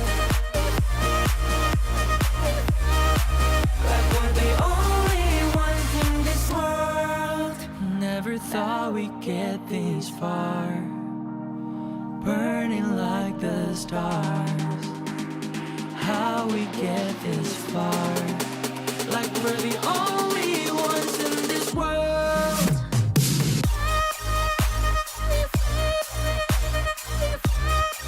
Like we're the only ones in this world.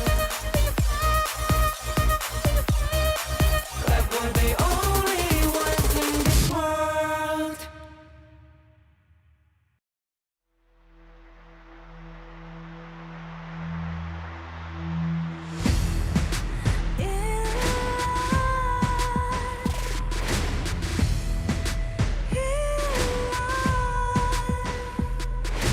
What's a life without its worth?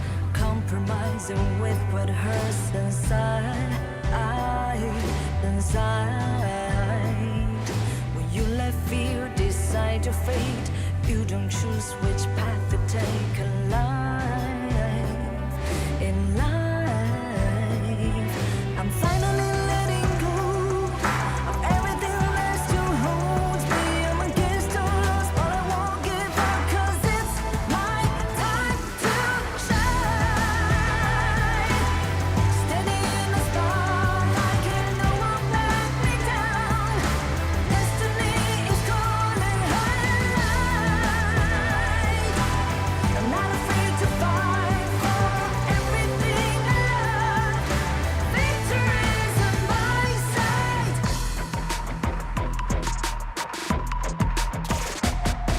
The more we lose, the more we gain. The more that nothing stays the same in time. Can't love ever, can't forget. What you see is what you get sometimes.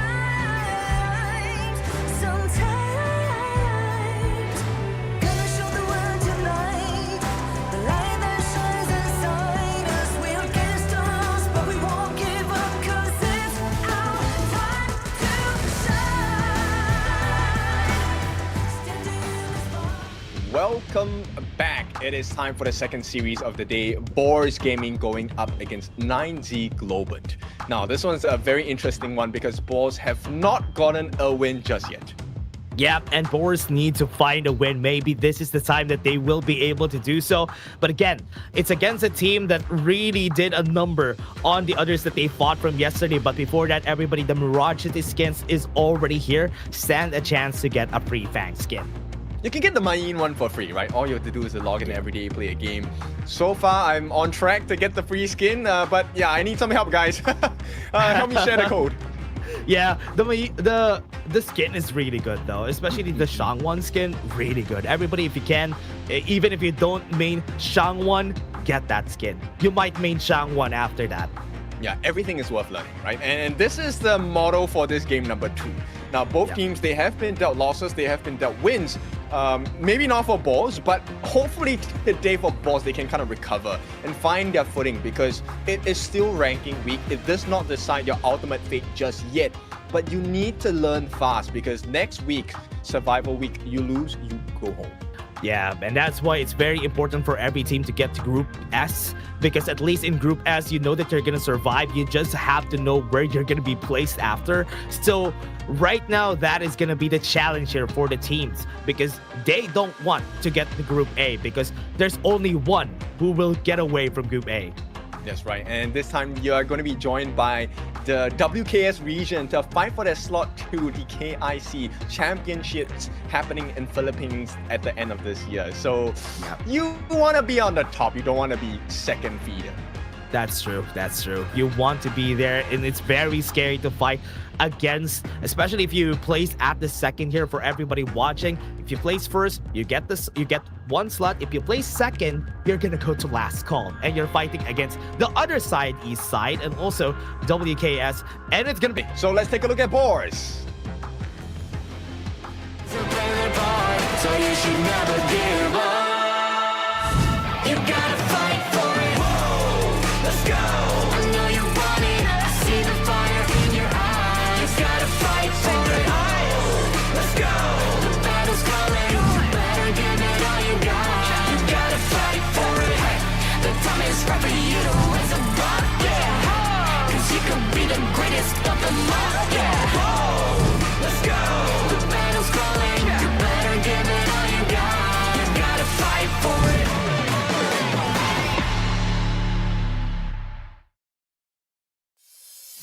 Coming from Kazakhstan, this is the Royal Hunters, Boars Gaming, fielding 3005 in the clash lane, Wise in the jungle, Red QT in the mid, Mac in that farm lane, and of course Phasma in that row. This is a very interesting team. Yeah, we have talked about this team, Boris Gaming. They have a really good way of playing the early game. The only thing that they need to learn is how they transition to the mid to the late game. They already have it. They already have one part. They just need to get the second and third. Yes, shout outs to Jaden, the coach as well, a personal friend of mine. Hopefully he can give them a good draft going up against very strong team here, 9Z Globant as well. Yeah, 9Z Globin is going to be a very scary team. They were the third placers during the last season, so they are a very, very good team. It's pretty scary to fight against this, and it's also good for them to know if they could challenge the third placer here for the side of Boars. It gives you a good inkling into the growth, right? Boars, of course, they have been landed the hits, but let's take a look at 9Z Globant. So you should never give up. You gotta fight for it. Whoa, let's go. I know you want it. I see the fire in your eyes. You gotta fight for it. Let's go. The battle's coming. You better give it all you got. You gotta fight for it. The time is right for you to raise a rock. Yeah. Cause you can be the greatest of them all. Yeah. Whoa, let's go. The battle's calling. You better give it all you got. You gotta fight for it.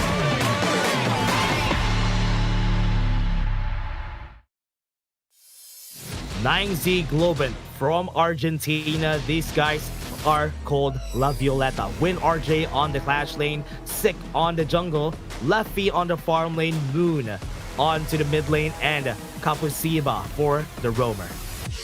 Kapusiba is someone that's super interesting to me. Number one, his name, right? But I think he has found a lot of value for his team on the side of 9Z Globin. I want to see how consistent they can be today. Sick, he has been playing. This guy's ill, right? Like, he is so good in that jungle position. Ill? Yeah. But I want to see, is this consistency going to be throughout the entire tournament? They have found their stride, they have found their footing, but it's consistency that matters. Yeah, I want to know how they fare against. It's like they're fighting on a ladder, right? They fought against LM, they fought against BTK, now they're gonna fight against Boars. once they go higher against OG Twisted Minds, I want to know how they evolve from there. Exactly, right? These are the teams that will punish you for mistakes in your rotation, or even not fighting for particular camps. Everything has to be wrestled over. And this is the biggest lesson I think Boris has to kind of learn. Their game against Twisted Minds, they actually wrestled pretty hard, right? They stopped them from taking camps. They were stealing camps away. Very good early game, but as they transition into the middle, like you said, they kind of get lost, not sure what to go for, who to go for. Yeah, they have to be very wary of that, especially here on the higher levels, on the higher stages of the tournament. Now, 9Z Globin versus Boars, they start off with the Liang ban here. Great ban. I think it's a pretty respectable ban end of the day, but this then also opens up a couple of options for the side of 9Z Global. Liang, not typically the first ban available. Yeah. Right now, they're going to be... What are they going to be answering with here for the side of Boars? It's usually going to be an Arlie, a Mai, a Dharma, but a Luna will be banned. They are scared of Sick. For sure. I mean, that's one of the reasons you open up you take out the Liang, right? You want to open up your heroes that really can fly high to the sky. Luna is one of them. Jing is another one. So that could be a potential. But 9Z Global, they go for the ban on the Dharma. This opens up the door for the Arlie. You can see the Mai. You can see the Pei. These are all open picks on the side of 9Z Global. Oh yeah, that's going to be opened up. Especially for 9Z. I want to see Sig play the Pei. Okay, there you go. Pei is going to be open. So that could be a priority pick here for 9Z Global.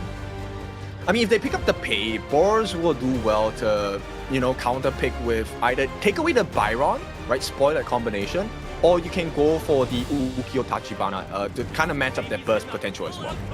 Yeah, there you go. Pei's going to be there. As you said, a Byron could be underway here for the side of Boris, so that they wouldn't have the Pei-Byron combo that we always see from almost every region out there. But Yuhuan is going to be prioritized by Boar. Okay, I like this, and there we go. So Mai trying to match up their early game pacing, right? You want to win very early on in the mid lane. At the same time, maybe get that first blood for yourself. Not really locked in yet, but I think 9Z Globin, they will do well to maybe secure their farm lane. I think a Lady Sun Ming combination works wonders at this point for 9Z Globin, right? You already have a very hard aggressor.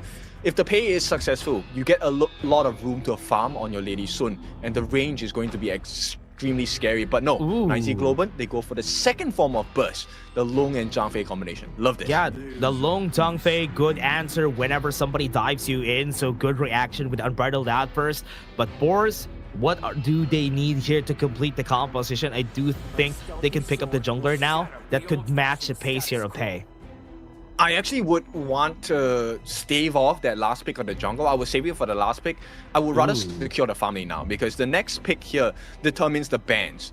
But Boars, okay, I like the idea. Agudo going up, right? Jungle for jungle. We're gonna have a zoo in the middle of the gorge here. They're gonna try to outpace each other with the with their clears here for both of our junglers. But now with Boar, they are trying to take out a lot of the mid laners that could potentially have a good time against the Baisha. I think Lady Dun has an easy answer against her, which is the Destructive Deluge. That's why they banned it. Okay, they also take out the range here, right? On the side of 9Z Globin. So this leaves an option open. Maybe you're looking at I don't know, Hou-Yi, but it doesn't work in this composition for now. Yeah. What are they going to be? Oh, they're not banning any of the Clash laners also on the side of Boris. So Ma Yin has been banned. So potentially Boris could take the Byron for themselves, so that they have a very aggressive. Yeah, there you go. They can take the Byron. if I'm 3005, there's no way I'm giving you the Byron, right? So Byron should be locked in. Boris, okay, this is it's like a mix and match of picks. But Fatih coming in for the side of 9Z Global. What do you think about that one? Yeah. One thing about Fatih is that what? No. I don't believe that. That's not gonna happen. Leashing mid. that could have been crazy. Oh, they pull out the Milady. Okay, I like that. This is so hard. Now, Boris, this is difficult. If the Milady is locked in, right, then the Mai is going to be essentially kept in the mid lane, because you have to deal with the robot minions, right? At the same time, Pei gets instant access into the clash lane for the potential first blood. You can then access the jungle as well. But Boars, they try to finish this up with a Lady Sun. I like this composition coming up from Boars, but is it good enough? Because the burst potential of Lung is so scary. Yeah, burst potential of Lung. Thought he could chase you down to the ends of the earth when you're playing a Lady Soon. And I like that what you said about the Milady, right? You also have access to where you want to go if the Milady just clears out the lane pretty fast. And you could invade pretty fast with her, which is why it's going to be a better time here for 9Z Globin on the invade aspects of the game. This is a very scary game, right? So for this particular best of 3 in this first game, I think it really is decided by who gets prio farm, right? Any team with a gold lead will be able to snowball, end the game in less than 15 minutes. So this first wrestle over the camps, over the space sprite, over the buffs, very important. You have to stop each opponent from coming into your jungle and also to stop them from taking those small camps. Yeah, the question is how they are going to be starting with the tussle here for the team, because for now, this is a very hard invade timings for both of our teams here, but they are really good at clearing their own jungle camps on both sides, so it depends on the speed for both of our junglers. As well as the position. So welcome to game number 1. It's Boars Gaming going up against 9Z Globin. Winner of that first 4 minutes is going to decide this game for sure. Yeah, it's going to be a very scary one for both of our teams here, and I would love it. I would love to see who's going to be upgrading out of this one for both. AY is already showing here, and you can see that mid lane clear should be an advantage for the side of Boars because there is backup from Phasma, and for now, which means the robot minions wouldn't have too much value. Yeah. Right now, it's just going to be clearing for that Milady, waiting to get that up level 2 before they go in move. One thing that's good about this is that Red QT will be having a good time at invading the bot side pretty fast for that Maisha Nui as expected. This might coming in. Oh man, that is just sad. But Galvasiba at least has been punished there by getting him to low HP. But I like this, right? The reason why you take a smite on the jockey as well is that you have the potential to kind of delay the take on the neutral objectives, stun your opponents with your Unbridled Outburst, and then get the smite down for the steal as well. So a very good idea coming out from Kaposeba. But it remains to be seen because the goal difference right now is literally nothing, neck and neck on both sides. Yeah, that's true.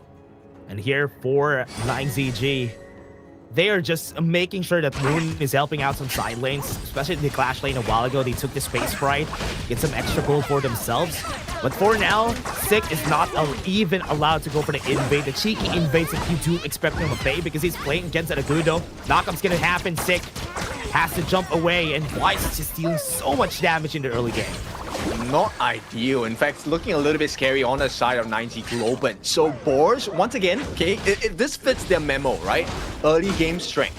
Not the biggest lead. There's no lead. Oh, hang on. Oh, what a good knockup, and that's it. First blood comes in, and Sick is dead. Beautiful start for the side of Boars. Can they hang on to the lead though? That's the big question here. Red Cutie responsible for the takedown of the jungler of all people on the side of 9Z Globin. So Boars Gaming, they need to really play off of this small lead they've acquired for themselves, and Red QD is just on fire so far. Yeah, what I like about this is that the My Agudo Byron, this is a good formula for them to take over the early game. Just add the new the U1 in the mix, and it's already perfect. So the early game is going to be dominated by them. So I'm expecting the first Tyrant is going to go to their side. And this is going to be an ideal fight. Now on the bot side. Good flash though. That is 3005 going to be dead. He used to flash in the mid lane a while ago. Okay, 3005, was that worthwhile to give that kill away? There's a response coming in, they can take this, it will be great. Oh yeah, they're gonna go for it. Wise, right there in the middle, Unbridled Outburst, good stun, and Wise is gonna be left alone here. That is a good setup from the side of Kaposeba. Yeah, not the best positioning on the side of Boars Gaming, but 9Z Global, very good response, right? Taking out down Wise as well. Red Cutie in danger. Yeah. Sick taking some damage there out of Red Cutie. And they can even take a Azure buff after this. Sick has seen it. They're not going to go for it. Okay, so Boars, they have let go of that lead. Right now, it's 9Z Globin in the lead. This next fight for the Tyrant, not going to be ideal for the side of Moon. He does not have Flash available. Red QT does not have Flash as well. But 15 more seconds, he should have that off cooldown. Yeah, 15 seconds on the clock.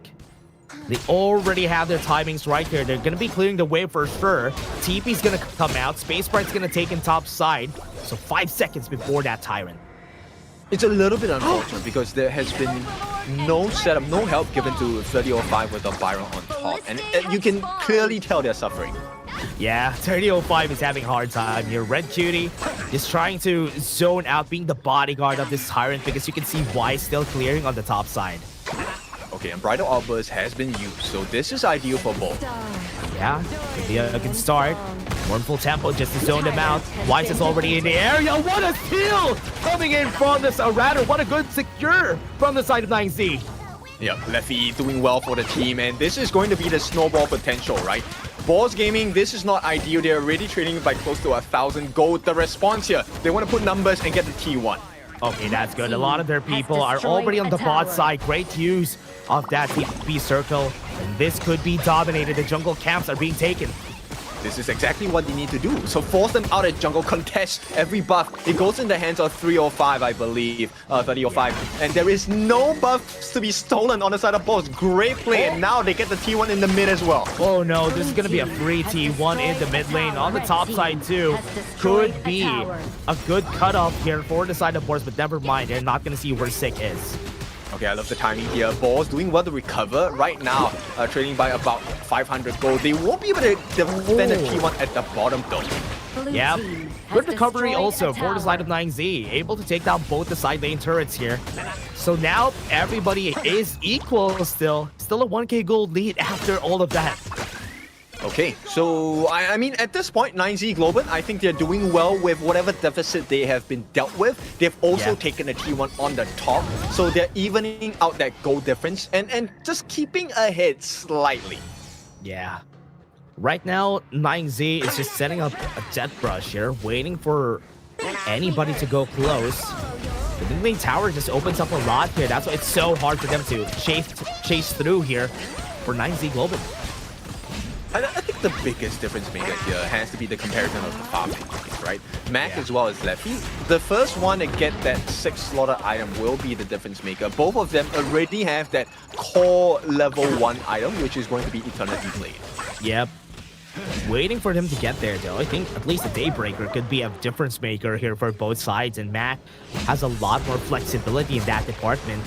Right now, Red Cutie being pushed back by Ride the Wind, but look at bot lane. You know, when RJ is already escorting the waves on the bot side.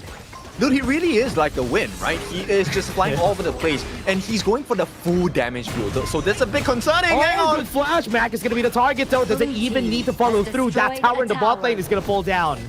Beautiful move from 9Z Globin. Great punish. Did not get the kill, but they got a T2, and this is exactly what they need. They have tower advantage on the side of 9Z Globin at this point. 3005 has the flash though. You have to be very, very scared. Red QT was able to get the close.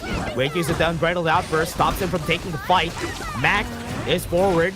Gonna take some damage right there, and Dead Moon is gonna be dead, left alone. That flash from 3005 was good. I mean, Moon would give his life, but you know, at this point, it doesn't matter for the side of 9Z Globant because Boris, what response is there? They have to try and look for something, and this is only the T1. They have already taken majority of the T1s on the side of Boris Gaming from 9Z Globant. The only thing left standing is the T1 in the mid, which is arguably the most important T1 you want to keep safe. That's true. Here on the top side though has been taken down already. Right now, at least they're equal on that department again. Boris Gaming is on a bit of an advantage with an 800 gold lead. Okay, the gold lead, great. They have to play the map a little bit better, right? 9Z Globant, they can flip the switch anytime and come back for a great team fight. As long as Moon has his ultimate up, that's essentially one member out on the side of Boris Gaming for a couple of seconds because of the stun. There we go. Yeah. I like how Boris is playing this right now. This is what we were talking about even before this, that They just need to play this mid game pretty well, and they need to close out the game. That is the problem that they have. But again, in the early game, they're doing so well. Kapuseba has to go. Oh, beautiful! Got everybody, and that's what we're looking for. What a good setup from 9ZG. Double kill for Sick, and he's gonna go for the chase down. Last member standing, Red QT, triple kill for Sick, and that's one more down. That's 4 people out from Boars.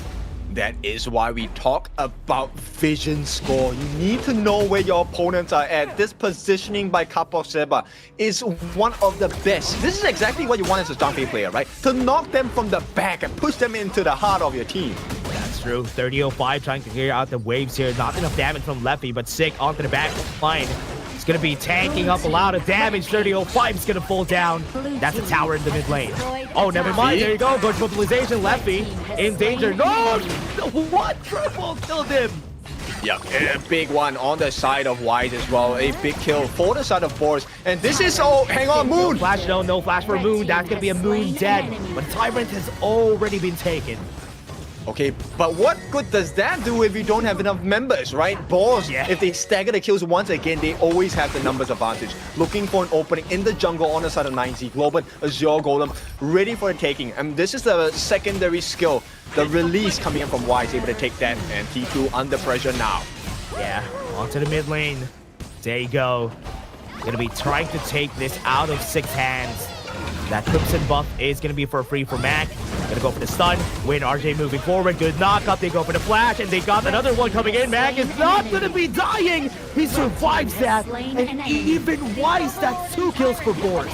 Fast, my boy. I mean, this one, what a great save. And with the 10-minute mark right on the dot as well, this is going to be a freebie. The Shadow variant of the Tyrant available for the side of Boars Gaming for the first time in their 4th series. This is going to be a great mid-game start for Boars. Mid-game is good. Boars, even without a big lead on their side, though, Lefty gonna hit them with the Flaming Bomb, but Moon is gonna be dead yet again for the team here. Dude, Phasma is on point, man, with the heals today. Unending Sorrow all across the board for the side of Boris Gaming. And now they punish 9Z Globin for their move. Yeah, had to go for the push. They used Sacred Tree Blessing already, nothing to use to move forward. This mid lane tower is gonna fall. And even without minions, they don't care. That tower is going to be taken down. That's why we see almost every game, every series has an Agudo. Now, Sick, I think he has done well to recover for the side of 9Z. Globin did get the split push at the bottom side of the map. Now, with that being said, this is a potential bait. They're looking for more. Why? Why is he showing? Yeah. The bait out. Nobody took the bait. Low HP on Wise. They already got the kill. That was a great one.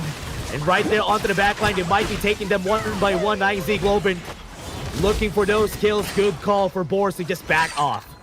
Oh, they're so lucky. They're so lucky that Kapuseba did not have his Unbridled Outburst at that point, right? If he had gotten that Unbridled Outburst, it would have been game over for Boris. T2 guaranteed for the side of 9Z Globin. So right now, it is, once again, vision control. No way are they going to be able to steal this. Wise is not in the area.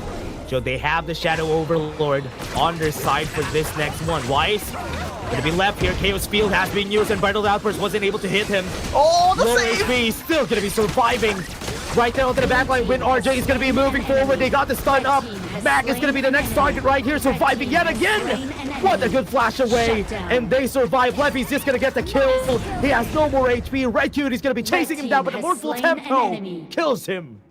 Yeah, nobody had eyes onto Mac, and this was a double kill. I talked to Mac in Media Day, and he was saying that he would get some kills for his team. He did take a fall, but that was a great play. And look, Phasma now has all the buffs. They can really go in for a little bit more damage. He has the regeneration. He's able to switch his states. Now get the heals for the team as well. We already have a Siege Breaker also for Stick.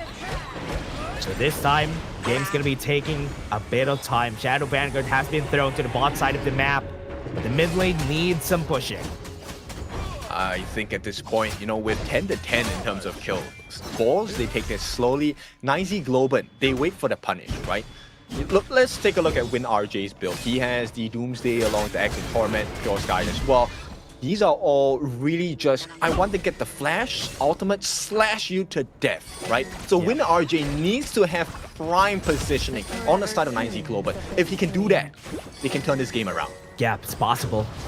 Right now for 9Z, a lot of things to take into. Phasma, very tanky though. Not gonna be dying here for sure. Even use the Radiance to get some slow down.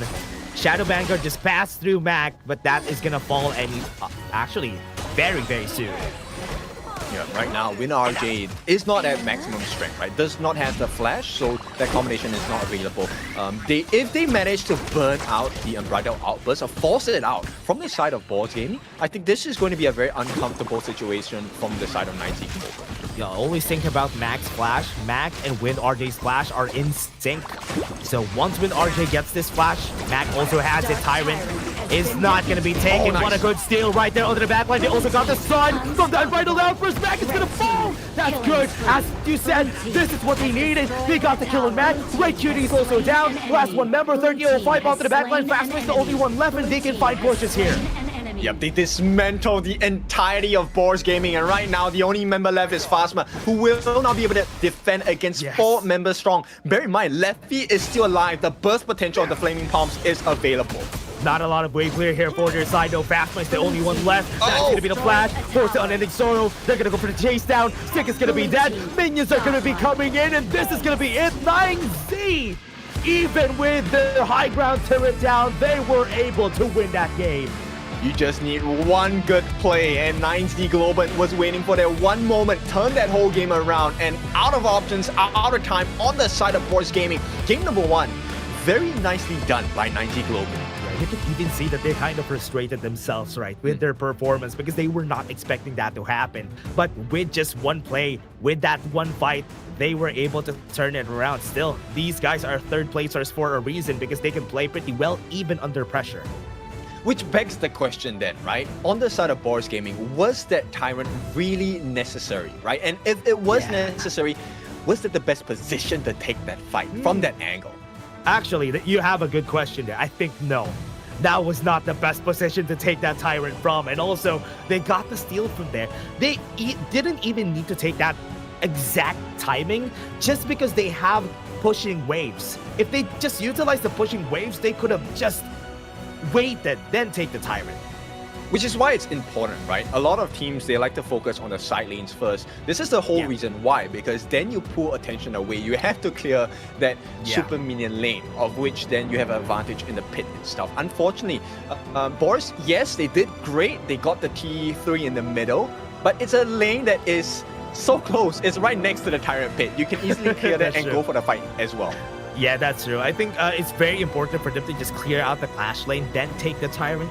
That was just very unfortunate. The Boars, you know what? They did a good job here. It was a very close game. I thought it was theirs. But in the end, it was just 9ZG who had the better decision making in the end parts of the later parts of our game.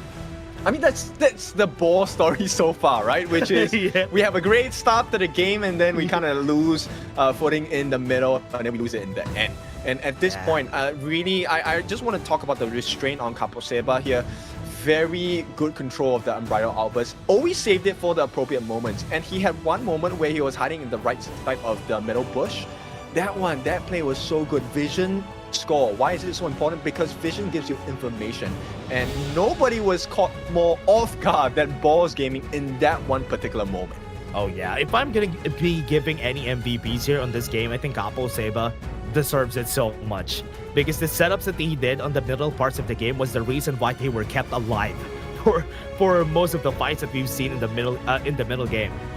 I agree as well. And if not Kaposeba, the next person I'll give it to is Win RG. His flash ultimates have been really on point, right? Catching out the important members on the side of Boars Gaming as well.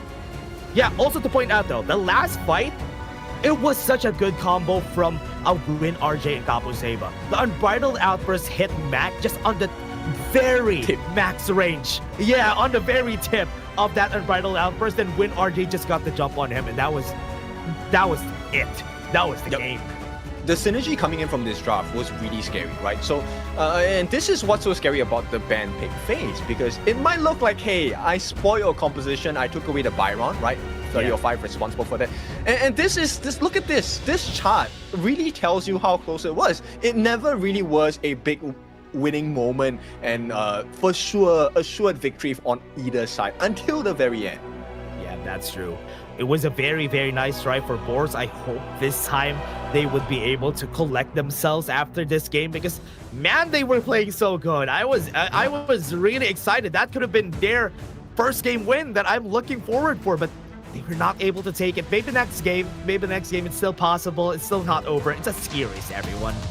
Yes, it is a best of 3. There and of you course, go! MVP, there we go. Kapok Saber, this guy, 2-2-12. The damage taken, 37% of the hero damage offered by Boris, soaked in by this guy. But that's not the most important. The most important is the setup by this Zhang Fei was always on point.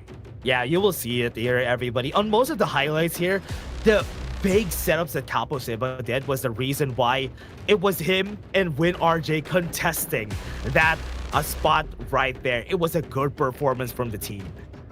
Exactly. And this is where things started to take a very nasty turn for the side of Boars Gaming, right? Like we said, the early game, very good. Very nice control of the jungle, of the team fights as well. But the moment you allow Capo Seba to get the appropriate setups on the side of 9Z Globin, you lose the fight. This one, beautiful. Yeah, that was crazy. That was the start right there, that the game is going to the side of 9Z. But there were still some comebacks from Boars after this. But if you're going to be looking at the last fight here, everyone, look at the positioning here from these guys, especially, or no, this is not the last fight. There's still one more fight. The Mac highlight. Yeah, that was it. That was the Mac highlight. Yes, it dies here, but it doesn't matter. It was already done. Exactly. And this one was the last fight, right? So you take a look at the position on the side of Mac. Like you said, the nice ultimate, Unbridled Outburst, just catching him at the edge, right? So Mac could not survive with the jumping in by Win RJ. And bear in mind, he did not use his flash as well. What? Yeah, Win RJ didn't use his flash there. I thought he needed to use the flash, but never mind. He didn't even need it. Even if he was able to rolling rate away, he's still not going to stay alive there because Win still has his flash. But again, everybody, that was just game number 1. We still have game number 2 after this. We have been your casters. We're just going to take a short break. See you guys in just a bit.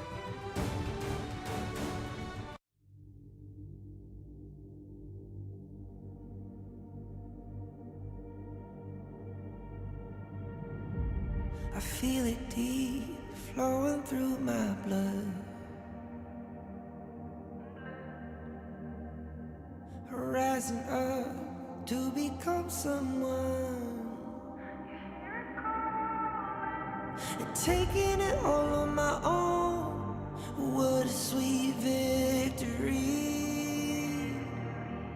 And taking all of my control, awaken something deep in me.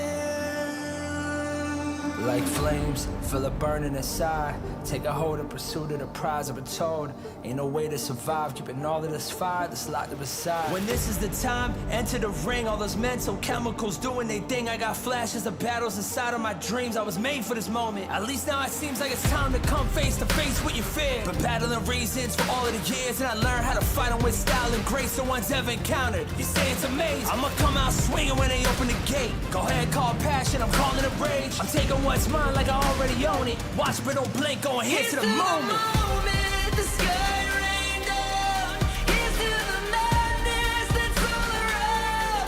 Go on, tell them who you are, you are, you are. Go on, tell them who you are, you are, you are, you are. Here's to the moment, the sky rained down. Here's to the madness that's all around. Go on, tell them who you are, you are, you are. Go on, tell them who you are, you are, you are, you are. My name is honor, my name is king, my name is champion, my name is strength. Tell them who you are. My name is Pentakill, you think it's strange? My name keep ringing inside of your brain. I hear it every night. Here's to the moment the sky rained down. Here's to the madness that's all around. So tell them who you are, you are, you are. Go on, tell them who you are, you are, you are. Here's to the moment the sky rained down.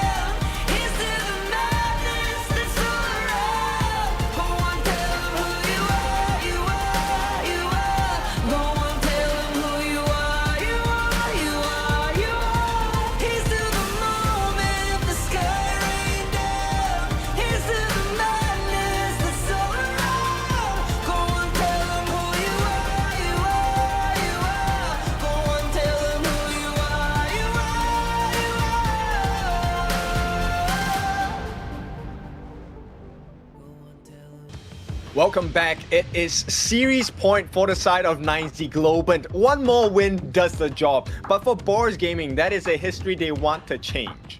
Yeah, they need to find a win. I like that they were able to play this. At least in the mid game, they were a bit more consistent, but at the later stages of the game, they fell through again. Boars Gaming, they're doing good. At least now they're evolving. Finish the game. I mean, yeah, please. That's what I want to tell them. Finish the game, man. So Boars Gaming, they have done well. I think they have done well specifically in the early part of the game, right? Securing your farm, securing their kills. Red Cutie, very good at doing that. And now, Boars, interestingly, they pick up the counter pick side. They choose red. Yeah, they go for the red side. Maybe this time around, they are looking for let's just get the 2 picks so that we can already build a composition out of that 2 picks. If they're not going to be picking one, let's pick that, then build from there. But this also puts 9Z Globant in a wonderful position, right? Now, if you play your BP cards right, you could get your hands on another scary first pick. It could be the Luna, it could be the Arlie. They've already picked up the Pain. So there's so many different options as a prior blue side, right? But I think they are able to execute just a little bit better than Boars Gaming. So 9Z Globant fans, they should be happy. Yeah, considering that 9Z Globant has always been banning Liang, I think almost all of the games that they play, they always ban Liang. They're scared of a Liang because they have an assassin player, which is why you ban the Liang every time. That's why that happens. But Boars, I hope they would be able to get something good after this. Maybe consider a Yuhuan pick. First pick, right? I would think 9Z Globant will want to do that. I mean, Boris does not have access to the Yuhuan anymore. Oh, actually. There you go. They're going to be going for the Mai Nui. I think Arlie is also going to be a priority ban here. They don't want Lefty getting that for his side. So 9Z Globant, they are going to be responsible for the final ban in the first half. Let's see, what do they go with? Do they want to ban out the Liang? Do they want to ban out other things? No, they ban out the Dharma. Ooh. So Arlie is open for the cards if Boars Gaming does not ban it, which I presume they will. They should. They should ban it, please. They should ban it. Because if they don't ban it, it's just not going to be going good. Oh, they banned the U1. You talked about this. Open it. So that's going to be an Arlie. Arlie, which means Boars Gaming, they can go for the Xiao Xiao, right? This is a instant counter against the Arlie as well. Let's see if Boars Gaming want to reply and respond with that. But then that opens up the doors to things like the Luna, the Jing. These are very scary picks. The idea as well for the side of 9Z Globant. Oh no. It's going to be really hard for them, Boars Gaming. I'm not sure if they're going to be picking up Xiao Xiao because we haven't seen them pick up the Xiao Xiao just yet, but they pick up the Long versus the Arlie. Interesting pick, yeah, that's true. Yeah, I mean, in most cases, you would want to go with the Chano, right? This is going to be a 50-50 matchup against the Arlie. But you know what? I'm always open to new ideas. The Lung does offer a huge burst, and maybe this is a counter pick for something else. At the same time, Boris, this could be a tower pushing strategy as well. Oh yeah, and also having Zhang Fei on your side is also really helpful, even when you're fighting against the Arlie. At least you can pinpoint where the Arlie wants to go. Just drop the Unbridled Outburst, force him to use any of his parasols, but Ogren for 9Z. What do you go for with your Boars? Idea obviously is going to be a great synergistic pick with the Arlie as well as the Ogren. And the Ogren, yeah. So, Menki maybe? I mean, you definitely need a tank, right? Yeah. I think you need Menki, not because he's actually a counter, but you can survive against the Ogren, which is okay. But Boris, this is pretty scary already because this 3 picks from 9Z is a complete set for them. But I like this Flowburn tank. Okay. This also, potentially they can still do it with the Da Chao combination, right? But Da Chao mid. Mid, yeah. I think 9Z is gonna smell that from far away, right? Because for sure they're gonna ban the Da Chao for this one. I wouldn't. Yeah, really? I wouldn't. I would allow you to pick the Da Chao. Why though? She's so squishy. That's so true. What if she gets a couple of stuns? Look, you have an Arlie, you have an Ogren. You have so much mobility. You're able to catch her. If she does not have flash, she's gone, right? Yeah. And Mayin, I like this, right? Backline access is definitely very important on the side of Boars Gaming because 9Z Globant, yes, they have the heals, but they need a little bit of time. And Mayin offers the instant backline access, which cuts off that support when Ogren dives. Yeah, one thing that I can see here that Boris could pick up is the Fatih if they want to chase down the Arlie on the back line. And that could be a good pick here because you have the Flowborn tank, you have the never mind. Fatih has been banned. Yeah, there's no way, right? 9Z Globant, there's no way they will let Boars Gaming get a comfort pick in the form of the Fatih. I think 3005 has been doing well in the Clash lane. But here we go, man. Yixing. I like this pick, right? Yeah. If you didn't know, the world of my board, as an Arlie, if you're caught into it and your umbrella or your parasol, it's outside and you try to teleport towards it, you are still caught in the board. Yeah. This is a nice pick. I like it. Yeah, good catch if ever you get the catch, though. So that's still a big question mark if ever they will be able to get it. They go with the Nuwa just to add some extra bit of burst for their side and also a bit of range. So that's good. Getting some range out of the Yixing in the long is a very good spot to be. And also, against the Flowborn tank, is dropping the things, the matrices is also good. Yes, and it's a instant punish, right? If you're able to force Mac to use the infinite fastness and when he's low on health, it's a free snipe. And you have to commit the flash to escape from that skill, which is a test of your player reactions. Now, 9Z Globant, they go for the Fuzu last pick. I like this pick. Late game Fuzu is so hard to play against, and the moment he gets his first core item, it's over, right? He can go defensive against the Guan Yu if it's locked in. Yeah. Boss, I don't really like this composition. It's gonna be difficult to play. Yeah, you know what? Sometimes, even if a Flowborn tank is a good answer against an Arlie and a Diadea, the problem with the Flowborn tank is that once he goes in, he's basically in. He's not gonna be able to get away at that point. You know what? The thing for me is Boris Gaming's lineup. If 3005 fails in his lane, the game is over. Boris does not have an answer. That's true. And even the Guan Yu is not even that big of a counter against the displacement is not even the best against the Arlie and the Diadea because they can still get away from your line of sight. I mean, it could work, but okay, it's a fairy tale setting, right? Guan Yu catches out, 3005 catches 5 members of 9Z Globant, puts them into the middle of the world as my board, and then, you know, the sliding stones, taking liberties, blah, blah, blah. Yep. Yeah, it's a dream state. At this point, I think 9Z Globant, they have a very strong draft. In fact, both teams have it. But easy execution for 9Z Globant. Yeah, very easy. Very straight to the point. But here it goes, everybody. 9Z Globant versus Boars. Game number 2, and it's match point for 9Z. 9Z Globant, this initial invasion is going to be very strong. Look, if Boris Gaming falter in the first part of the game, then I don't think they recover from this. Yeah, one thing that I can see here, at least a bit of a caveat for the team, is what they can do is find a way. Man, I'm just losing on the damage department. All the damage that is going to come from Boris is going to come from Mac. This is going to be taken for sure, right? Sick is going to take it. Path of passing away. Taking liberties is just going to pull him away for a bit. But he's still going to survive because they still have a lot of dashes. And they're very, very safe. They're going to go for the chase down. Wise wants to go for it. The taking liberties was able to hit. The first blood comes in. And that's good. Boris is able to get one. Yeah, but they need more. And at this point, getting Leffy... Oh, wait. They got Leffy? Okay, that's great. Maybe not more. That's good enough. But they are going to go for the Azure buff, though, so this is still going to be good. At least they're going to be pushing down, pushing up. They're doing good. At least Wise is slowed down. They're going to go for the chase down. 3005. Heals are going to come out. They're trying to push them back away. What a good push. Wise, how are you going to get away from this? He's going to fall down, and that's a kill with a free Azure buff. And after that whole swing of things, Wise is in a horrible position because Sick now secures the double buffs back in his hands. And they get the 1-for-1 in terms of KDA. So 9Z Globant, a great start. Yeah, great start. A lot of problems here for the side of Boars. But it's okay. We can still come back from this. They had a very good start, but now it's looking like 9Z had better chances of getting that kill because of that emergence. Completely recovered here on the side of Leffy. I mean, he wasn't down too bad. He gave away the first blood, but now with a kill back in his hands, he's able to get some more farm. He does have that gold advantage against Mac already. Yeah, it's gonna be hard for Mac here. He's also being pushed away, and we all know every time the Arlie is a very big counter against the Lung, so that is where this guts from Leffy just to move in and out of the fights is coming from.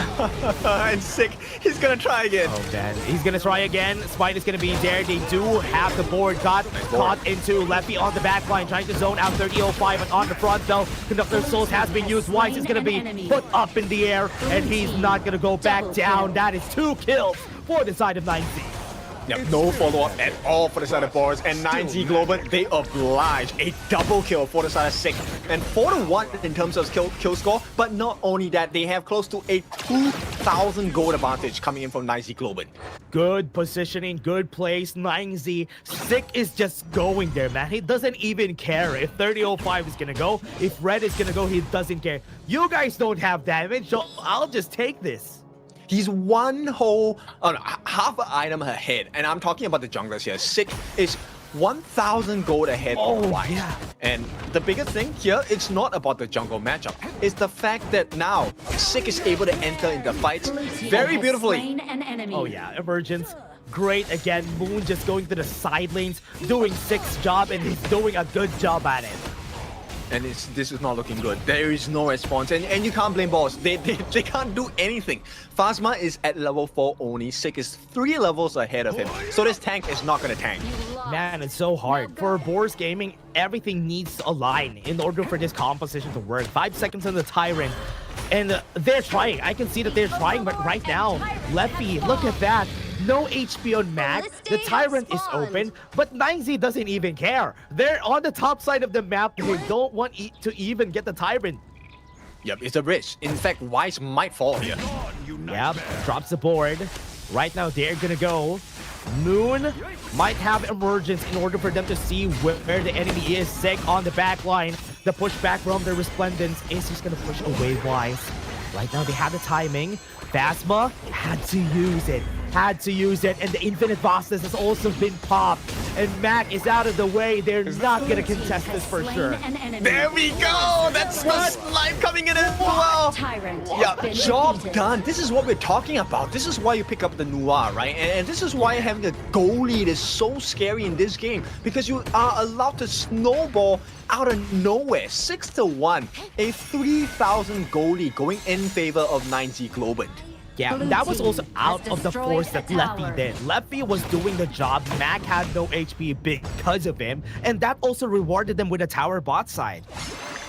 How do you play this game, man, if you're bored? Like, there's no answer. It's so hard, man. It's so hard to get the win condition here for Boars Gaming. We're trying to find out what they're gonna do here, everybody, because there's a lot of moving parts that they need to align for Boars.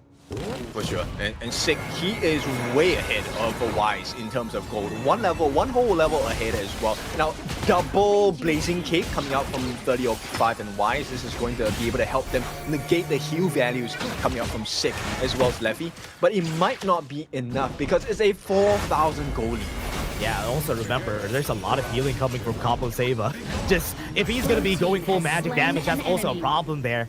Now they still get their own Azure buff. Topside tower is down. Yeah, too many problems posted by the side of 9Z Globin, right? You have the redemption, the armor item coming in, but they'll try still. Yep. Goes for the shield bash and Vital Outburst, just gonna be hitting one person, Capo Sava.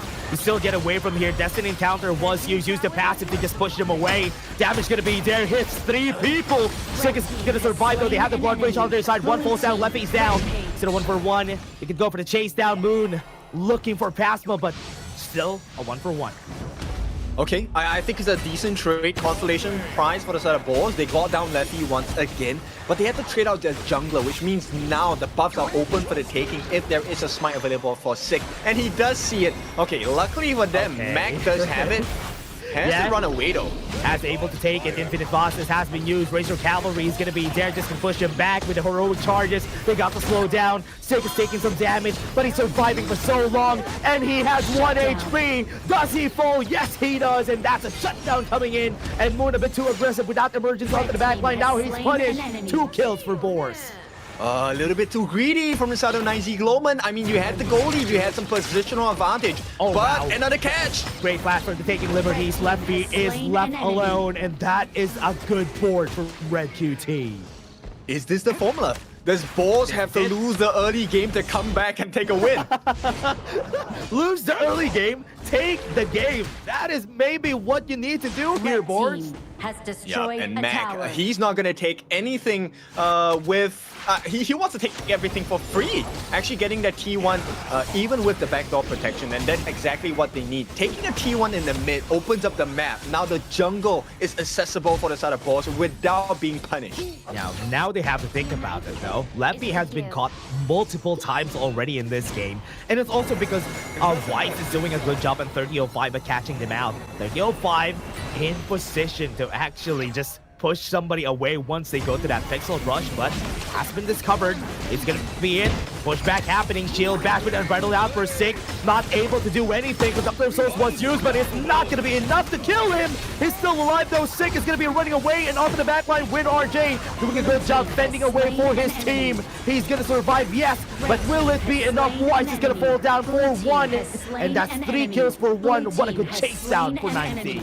That's why he's called sick, right? This guy is just super sick. He survived with the help of Kapok Saber, with the ultimate, right, Destined Encounter, with the shield, with his Blood Rage, everything. And here's the thing, here's the big problem that Boars Gaming have. Red Cutie always lands that World is my bot. Very nice setup, but nobody follows up. Yeah, that's the problem though. He's always doing a good job at landing it. And even for just one person, he always gets somebody in it, which is so good. Now the mid lane tower is going to be in danger. Good catch again, but no follow-up. Yeah.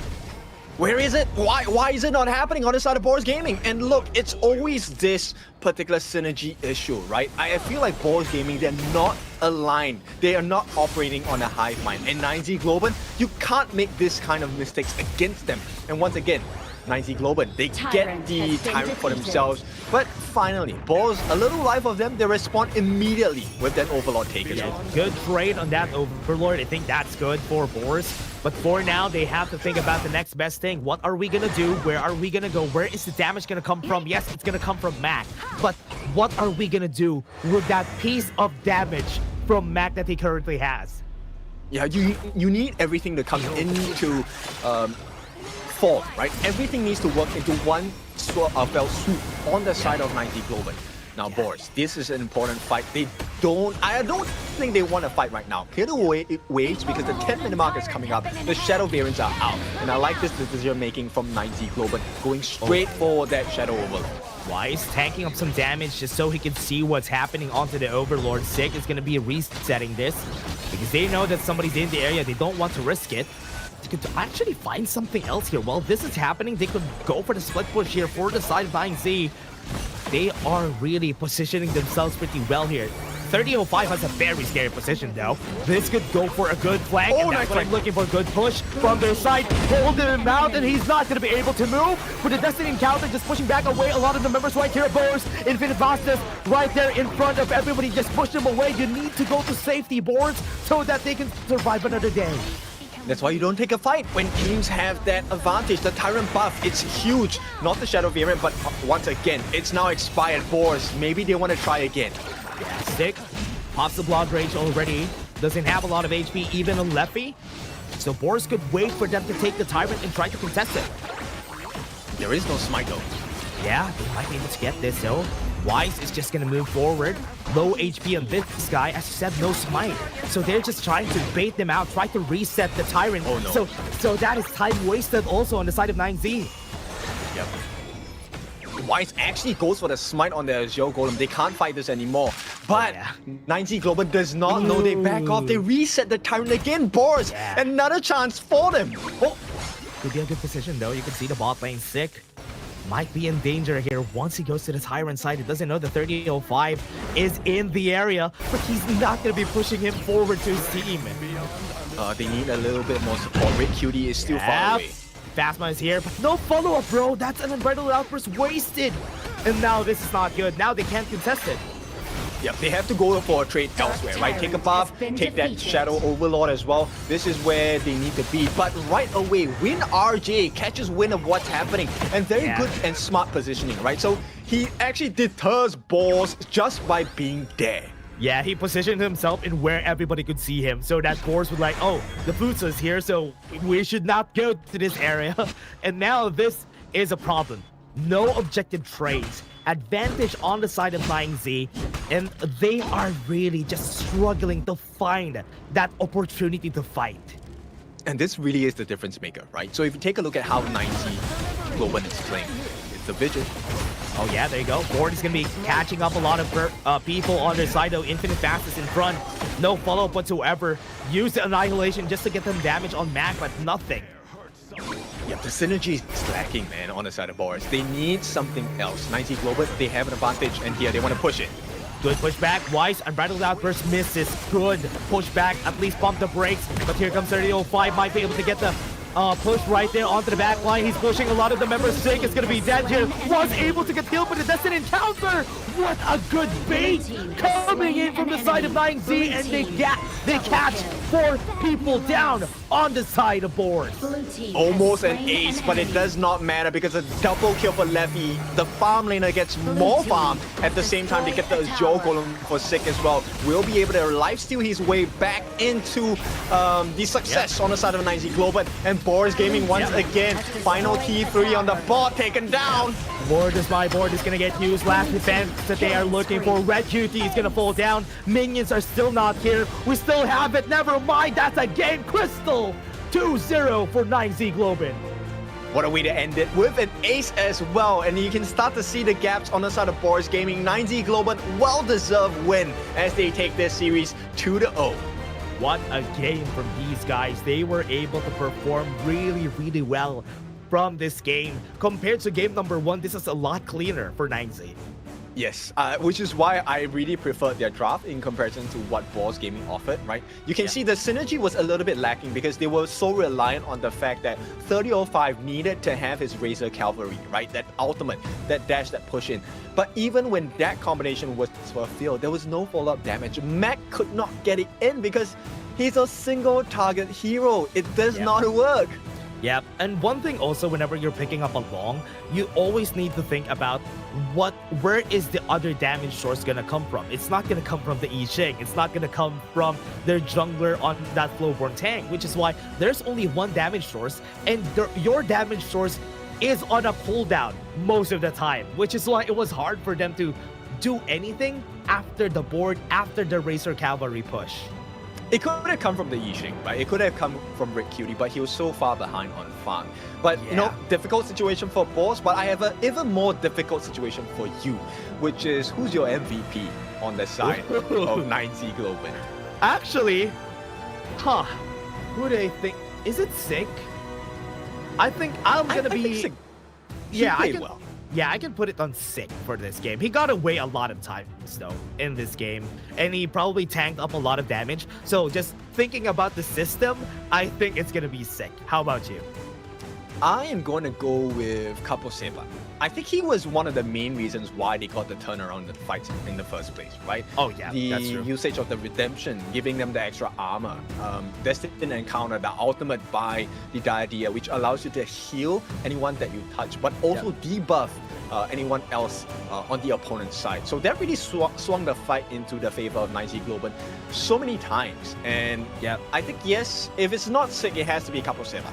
Yeah, I do think Capo Seba was the reason why they survived that last fight. Everybody was low HP. Then I saw the Destiny Encounter come out, and everybody stayed alive just after that. And he's even building a lot of magic damage on his side. That's why it was a lot of healing.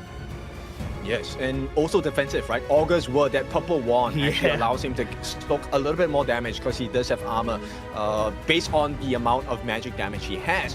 But then a silent member, Mr. Moon here, 4-1 and 10. Actually, he was quite monumental in the fights as well. Let's take a look at his damage. 98,000 worth of hero damage dealt. And he got a couple of very nice snipes on the Mac as well, bear in mind. That's true. That's true. The annihilations on Mac, every time he uses the infinite fastness, Mac always has to worry about the annihilation, because most of the times that he used it, the annihilation was ready for him. Yes, and the Matrix, right? Formed by Creation with the Coalescence as well. Very nice positioning, but I think overall, it has to go into the hands of Sick. I think he really was very consistent in this game. Soaked up about 120,000 worth of hero damage from the side of Boars. Yeah, I think that's it. If ever Sick could be able to take this, or some other member here, everybody is deserving of this 40 MVP. And 9Z doing a good job here, but Boris, I thought this was the time, man. I thought this was the time that we're gonna see Boris actually get a win, but so far it's still not enough. Almost is never enough, as we say in esports, right? So unfortunate for them.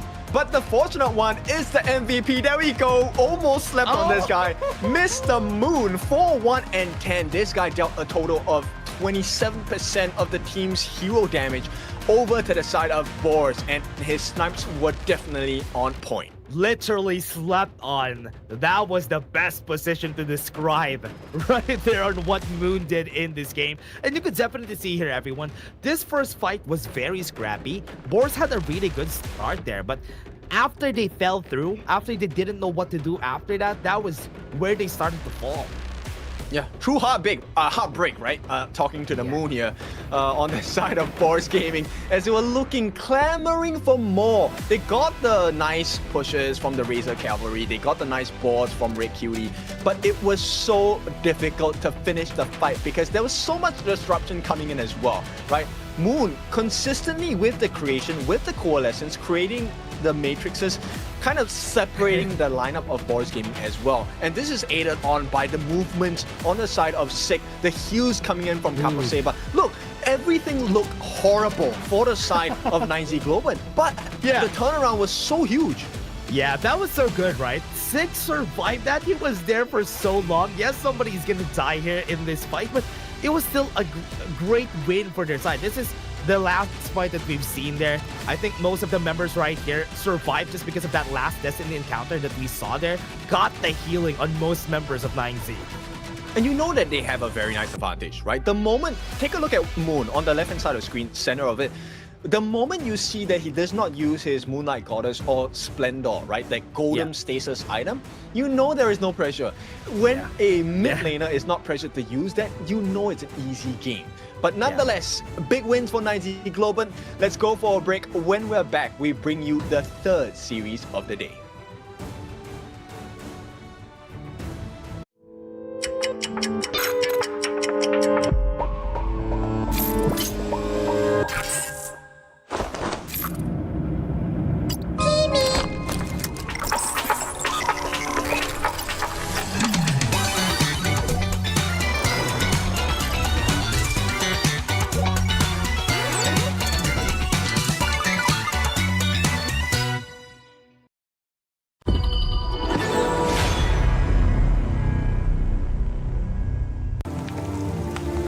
The elders say the seers have guarded the misty marshes for generations. We are the forest's future. For families to gather in joy. For dear friends to stay together. For the peace of the bird tribe and the forest. Even if my feathers burn away, I will never fear. Even if the sky falls and the earth shatters, as long as we stand together, as long as we endure, we will surely, losing everything. Just as I did. Sinking into darkness. My old self is already buried. How amusing. This eternal, blissful heaven. What a beautiful little bubble. I can't wait to pop it with my own hands.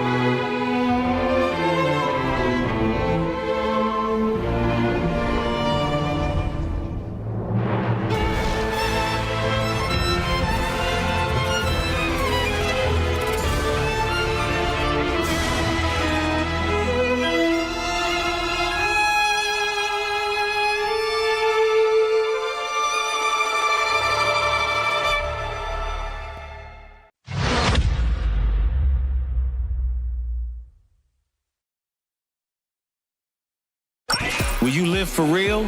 Join the party.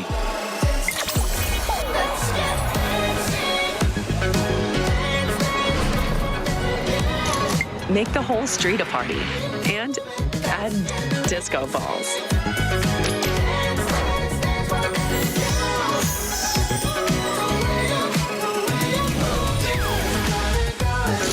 Realme 15 series. Live real in every shot. Life's growth has always been bound to conflict.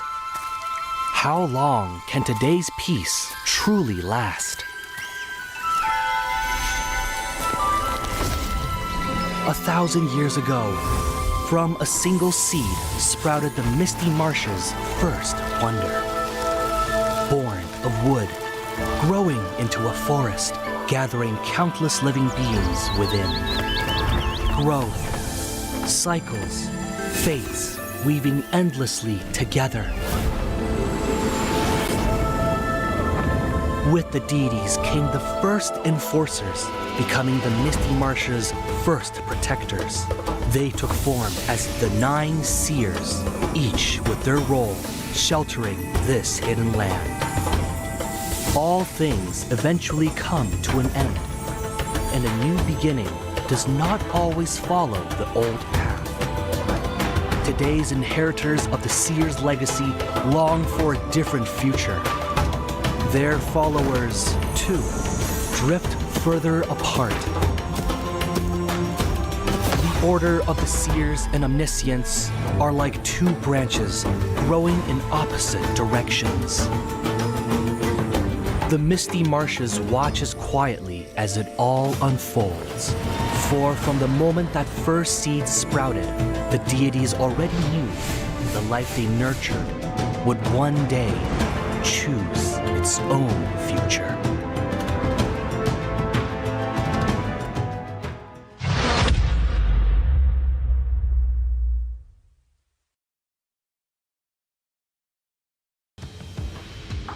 Welcome back. It is time for our 3rd series of the day. It's going to take a little bit of time before we reach that marker, so let's reintroduce ourselves. It's your favorite kind of tofu, Kindofu, and with me, the man that ends games in a flash. It is Dash. Oh yeah, everybody, this is going to be an interesting matchup. It's Twisted Minds versus AYLO Gaming, because this time it's another David versus Goliath matchup. Anybody who matches up with OG or Twisted Minds, it's a David versus Goliath matchup. So this time, Mirage City skins arrive on September 11. Actually, already arrived, everybody. Stand a chance to get a free Fang skin. I like the skins, right? If you are a skin collector of any sort, right, this is one series of skins you do not want to miss. We also have I think we have Ma Yin, we have Fang, we have Shangguan. These are the 3 different skins you have access to. The Ma Yin one you can get for free. All you have to do is kind of share the code, share with everyone. Put it in the comments, man. Yeah, put the codes in the comments, everybody. This is gonna be good. At least you get more. And yes, for everybody in the comments, put your codes there. Even us will do it for you. So let's help each other out. Let's help each other out, right? Yeah, we have like what 4 different platforms, so you can definitely put your codes on 4 different platforms. Try to get as many of those codes in as possible. I mean, you only have to get what 888 points to be able to redeem that for free. Yeah. So yeah. If you want to get the Shangguan skin too, you can also buy it, everybody. A lot of my friends, a lot of my caster friends also went and bought it. But again, everybody, before everything else, let's take a look at AYLO Gaming. So you should never give up. You gotta fight for it. Whoa, let's go. I know you want it. I see the fire in your eyes. You gotta fight for it. Oh, let's go. The battle's calling. You better give it all you got. You gotta fight for it. The time is right for you to raise a buck. Yeah, 'cause you could be the greatest of them all. Yeah, whoa, let's go. The battle's calling. You better give it all you got. You gotta fight for it.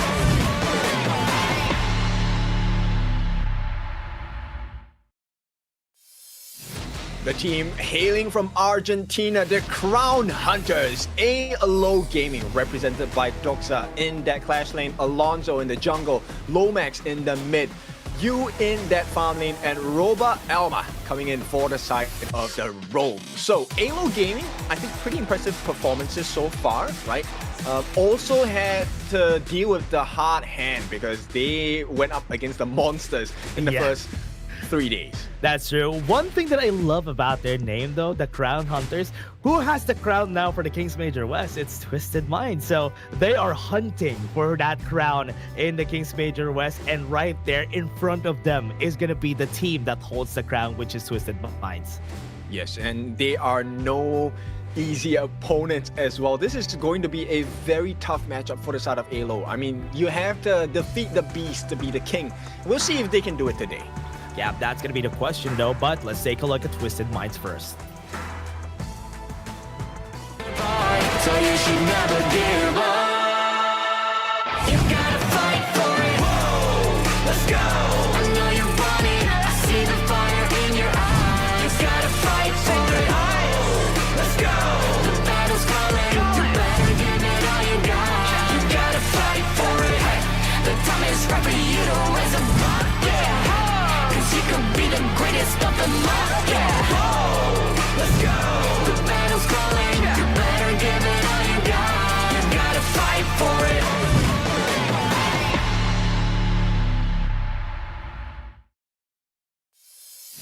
And now we can see it right now. Twisted Minds with Clean on the Clash lane, Shue on the jungle, Highlang on the mid, Shanks on the farm lane, ACC on Rome. The Masterminds, we've seen them a while ago, came out from a loss against OG.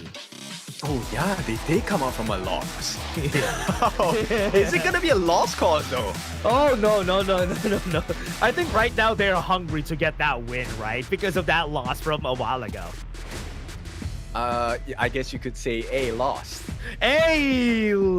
Wow, okay. I'll take it. I'll give it to you. Yeah, that was the lamest joke ever, but anyway, thanks for entertaining me. Yeah, so AYLO might be able to put their best foot forward against TM. Now, Twisted Minds, I'm not sure how they deal with losses, right?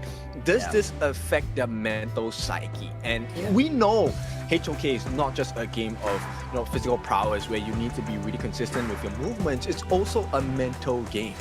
Yeah, it's all about how they after a loss, what are they gonna do? And most of the time they do this, especially if they came from the open series. Most of the teams there are playing a lot of games every day, and that's why, or on most matches, and that's why this is gonna be hard. But again, the head-to-head, look at how close this is right now, Kin, because we have almost the same kills for Highlang and Lomax.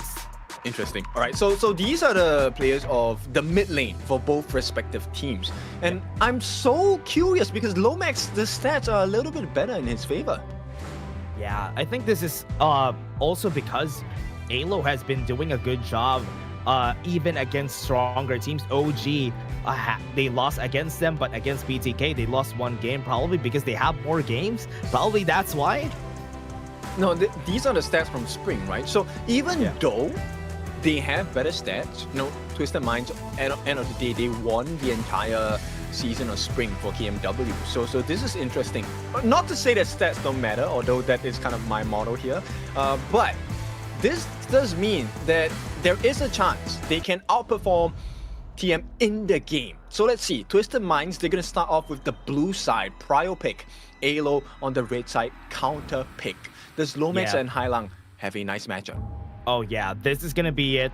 Guan Yu is gonna be prioritized here for the side of Twisted Minds. Very interesting first ban here, Ken. Princess Frost Liang. I mean, that's one. Or you could be looking at the Byron and Pei combination. These are combinations where the players are tied at the hip. So yeah, Guan Yu works wonders against them. Yeah, and also one of the good things about the Guan Yu is that he for the side right here of AYLO Gaming, one thing that they do a lot is first pick Guan Yu for Doxa, because Doxa performs pretty well on the Guan Yu. Most of the time, first game, they're gonna pick Guan Yu. Okay, we'll see how that plays out. Twisted Minds, they take out the Luna as well because the Liang has been banned, right? You need to have the suppression, and once the suppression is not available, you have the high flying heroes. Jing is possible. as a pick for the side of Twisted Minds as well, since Luna is taken out. But I have a feeling it might be the Pei combination if... Oh, hang on. Arlie is open as well. Oh yeah, Arlie and Maisha know it is open, so this is kind of scary. AYLO also prefers picking up the Byron Pei, so that could be on their side if ever Pei is not going to pick here by Twisted Minds. Okay, they pick up the Pei. Oh, at least they're thinking about it, right? Yeah. Is Pei a good pick? I think it is. This could, once again, right, there's many answers for this. Burst potential is the main answer against a Pei, and you need early game pacing. So Long does not really have the best early game, but Mai does. So it's a Mai and Long combination as a tease for now, not locked in just yet.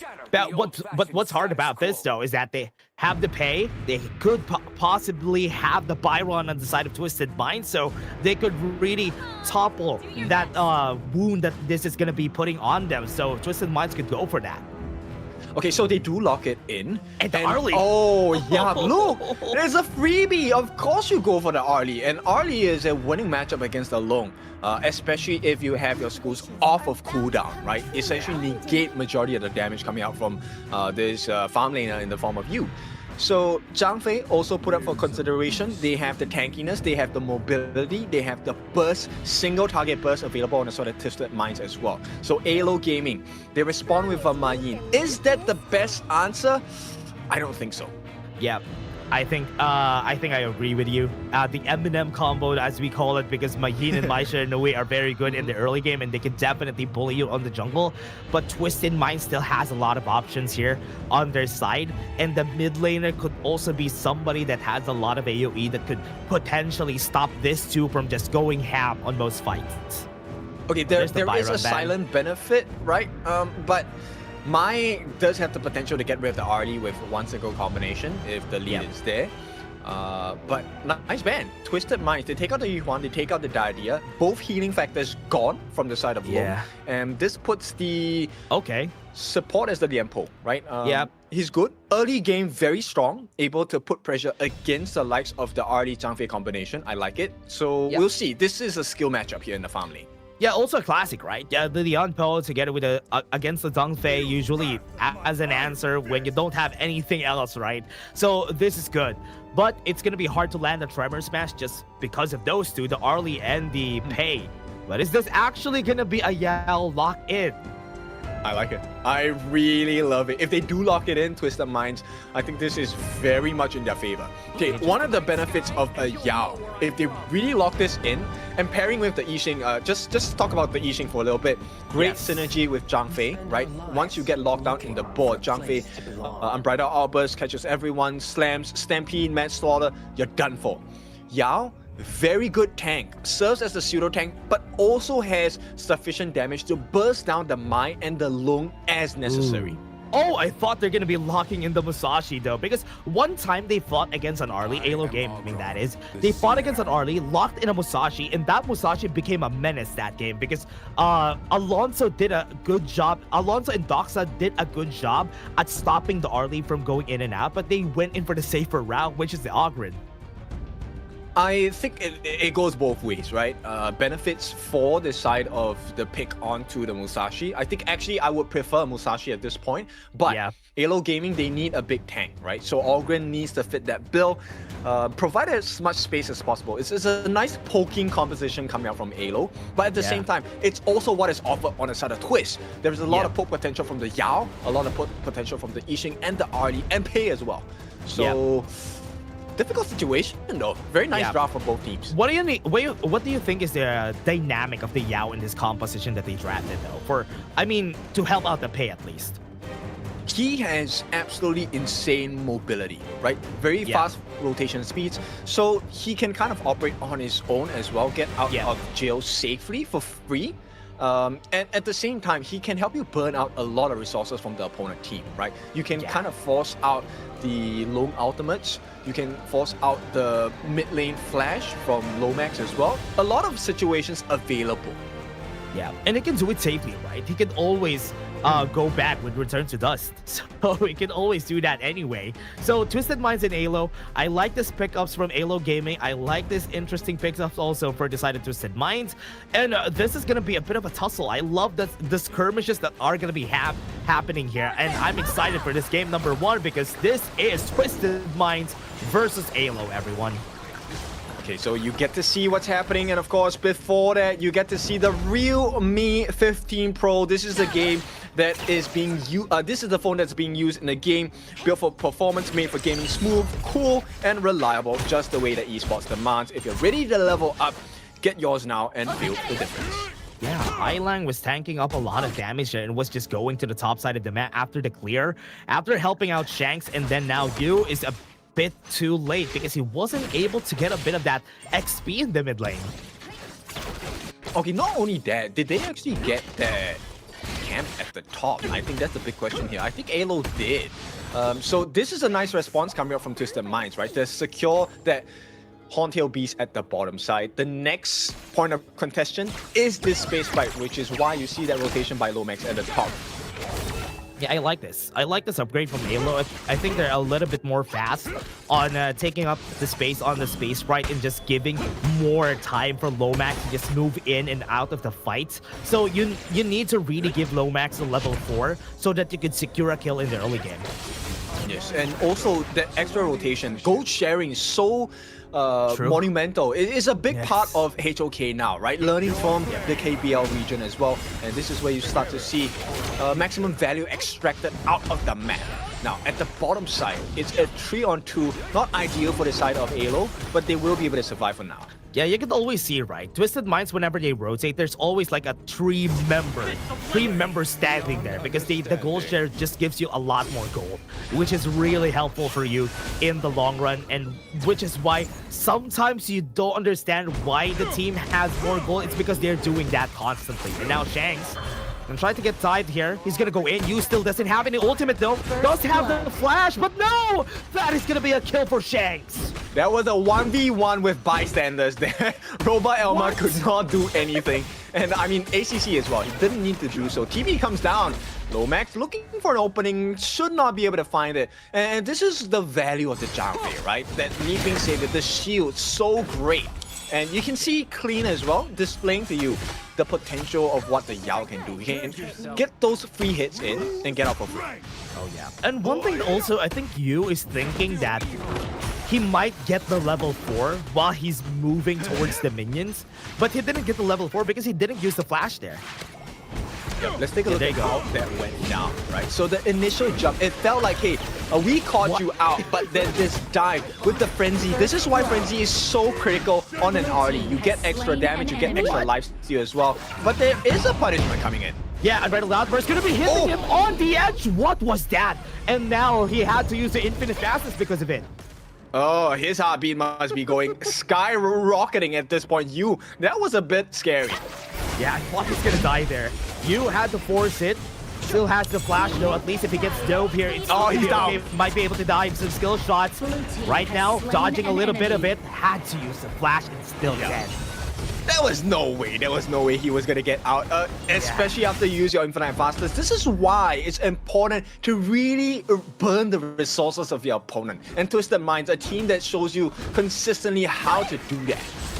They're so good at being very, very consistent. 1.4k gold lead this early in the game is still a very, very much decisible lead.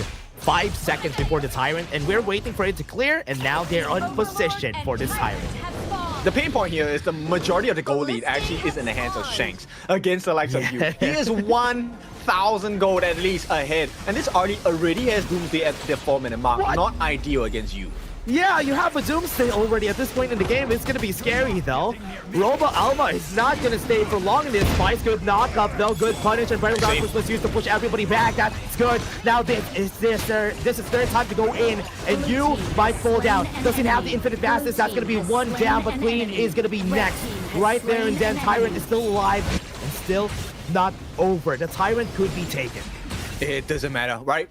Twisted Minds, they take this trade all day. I get you, I get Robot Elma, so I get the Lung, I get the Lianpo as well. No tank, no damage. I get a freebie in the form of a Tyrant at the 4-minute mark by Shanks. And I don't even have to have Shui over there, right? He is just going to be free farming, increasing the rotation and jungling speed. So this is going to be snowball factor number 1.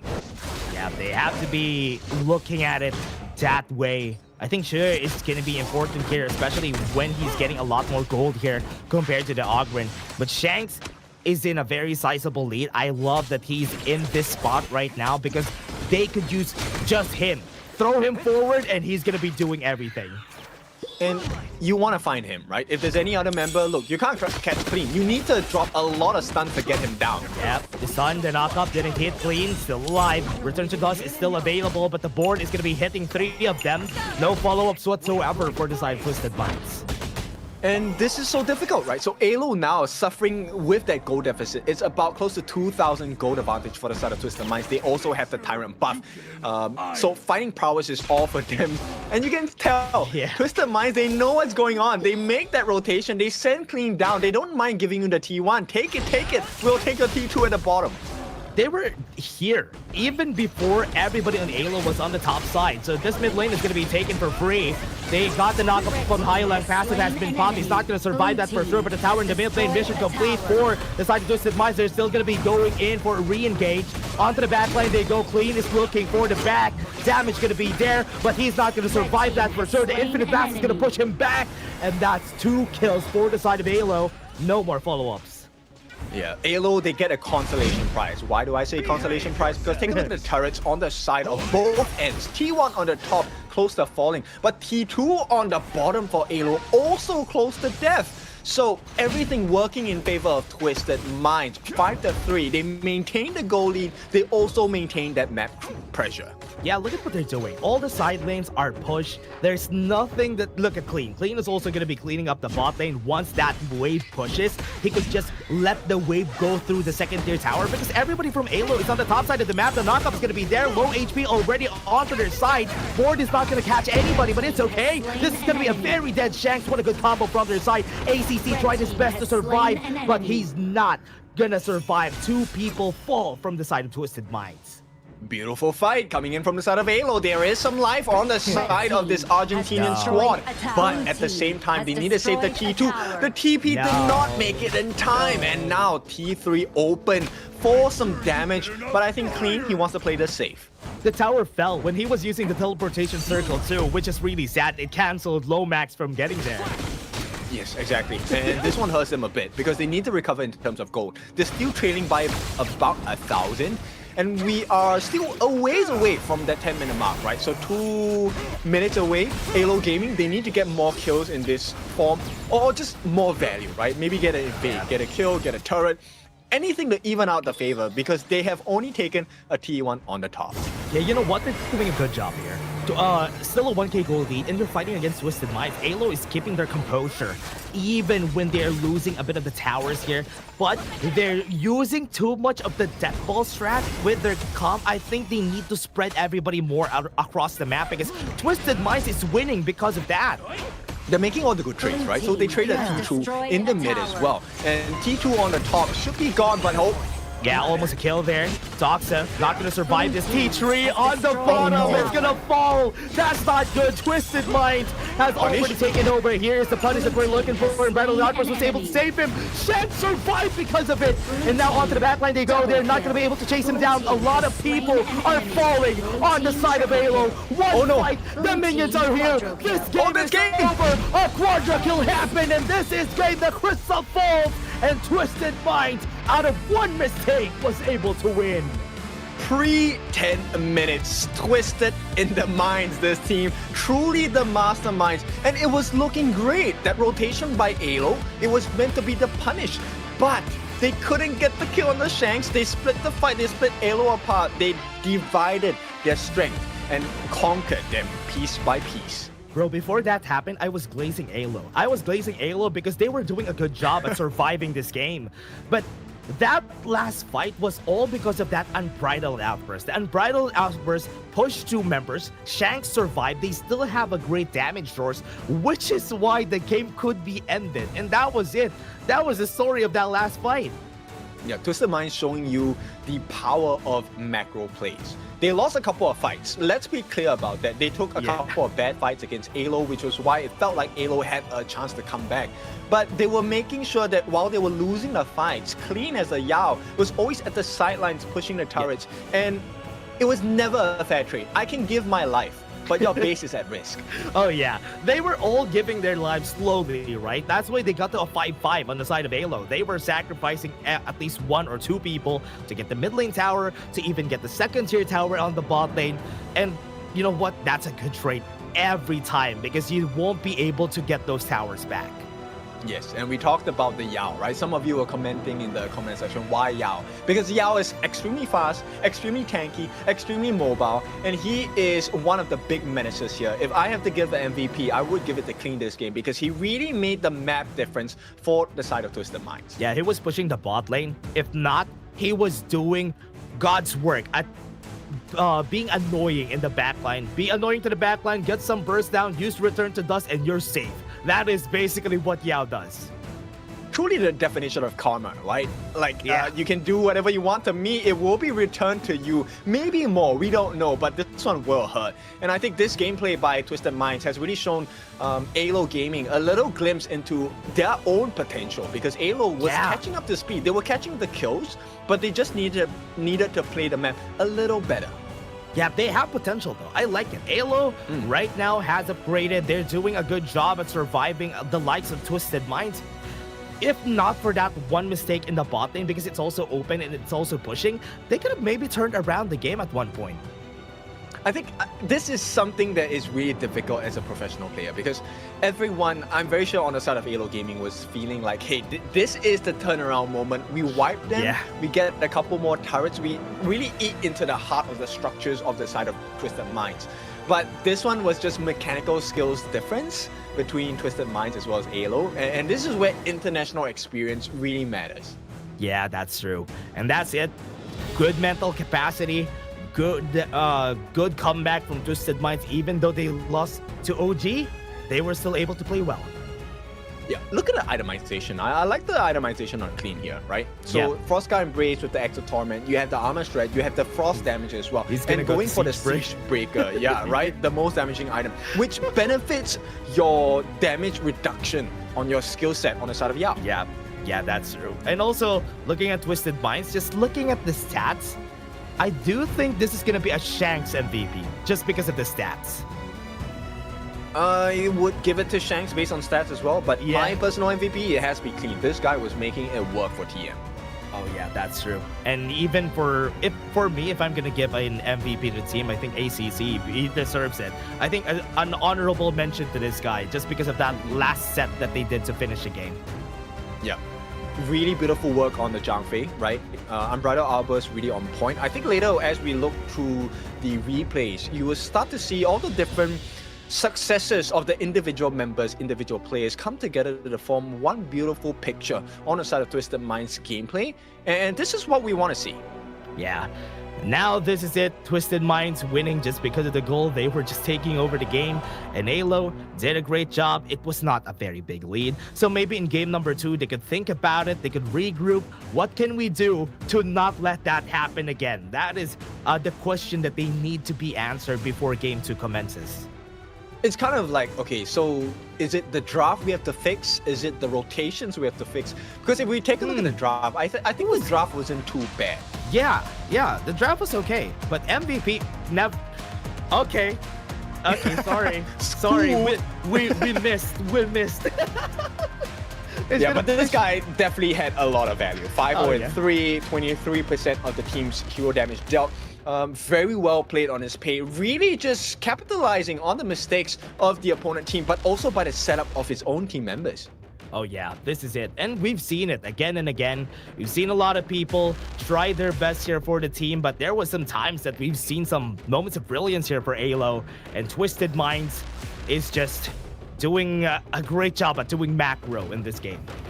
Yeah, exactly, right? There was a potential that there was looking for the T1 on the top on the side of AYLO Gaming, but they forced him to rotate down, take a bad fight. In the middle of this time that they bought, the minions were working hard on the T2 at the bottom as well, if you notice. And so the kills don't really matter. In fact, if they take down members on the side of AYLO Gaming, that would have worked wonders in their favor on the side of Twisted Minds. Yeah, but I do hope so. And see this? These are some things that you've seen here from AYLO. That's why we were thinking, hey, they might have a chance here. But the push, look at the map while this is happening. The push has already happened. But this last fight was phenomenal. What a good combo from Twisted Minds there. And it was looking good. Like, Lomax actually caught quite a few members with the Rio engine, like the knockup. But unfortunately, it was the save coming in from ACC, as well as Shanks surviving the initial aggression coming in from the, I think it was Lung, right? Like, there was nothing. The Maple Dance, the one where she spins around, that actually destroys projectiles coming in. So that was a big move from the side of TM. Yeah, that was a great game, everybody. That was just game 1. We still have one more game, or maybe game number 3 in store for us. We're just going to be taking a short break. See you guys in just a bit.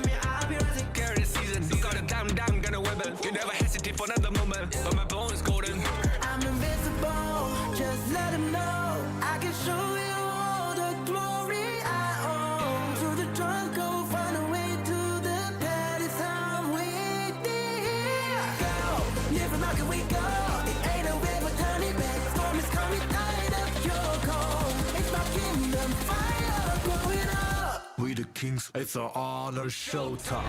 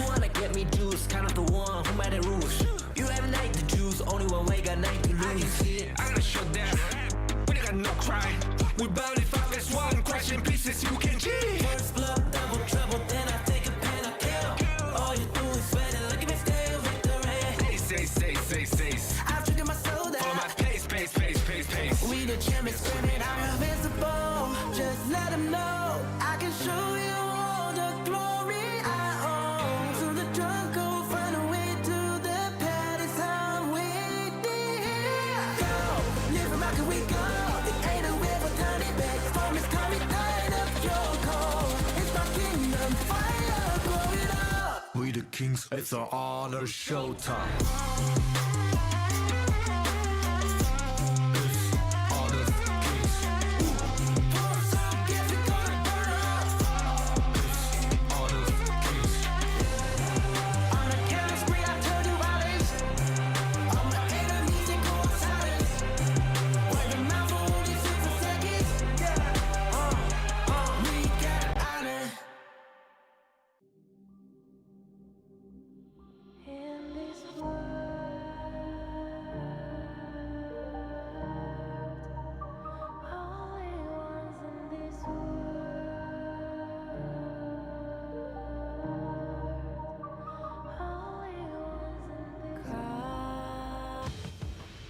Series point for the side of Twisted Minds. Are they gonna be able to do it against AYLO Gaming? What are your thoughts, Dash? Ooh, you know what? AYLO Gaming was very, very close during that last game, so there's a possibility that maybe they can hold on for more in this game. It was just one mistake, then they lost the game, but maybe there was a chance there. I am looking for that one chance, that one future that they're gonna win. True, but close. But no cigar, right? So far for the side of AYLO Gaming. Let's see how they're gonna start this second game of the day for the series. Look, I think we have to take a look at the BP here.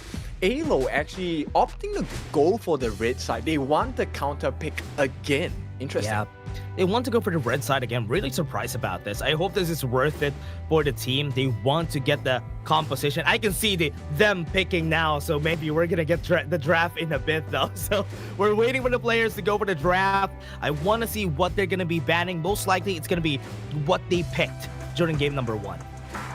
Okay, so here are the things teams will consider when you're on the red side, right? So number 1 on the red side, you are playing on the counter pick side. That's the known knowledge. But you're also playing with your prior buff being your blue buff. So this opens up the doors for Luna picks, Jing picks, Hanxing picks, of which you can play as a last pick on the side of AYLO. Oh yeah, let's see.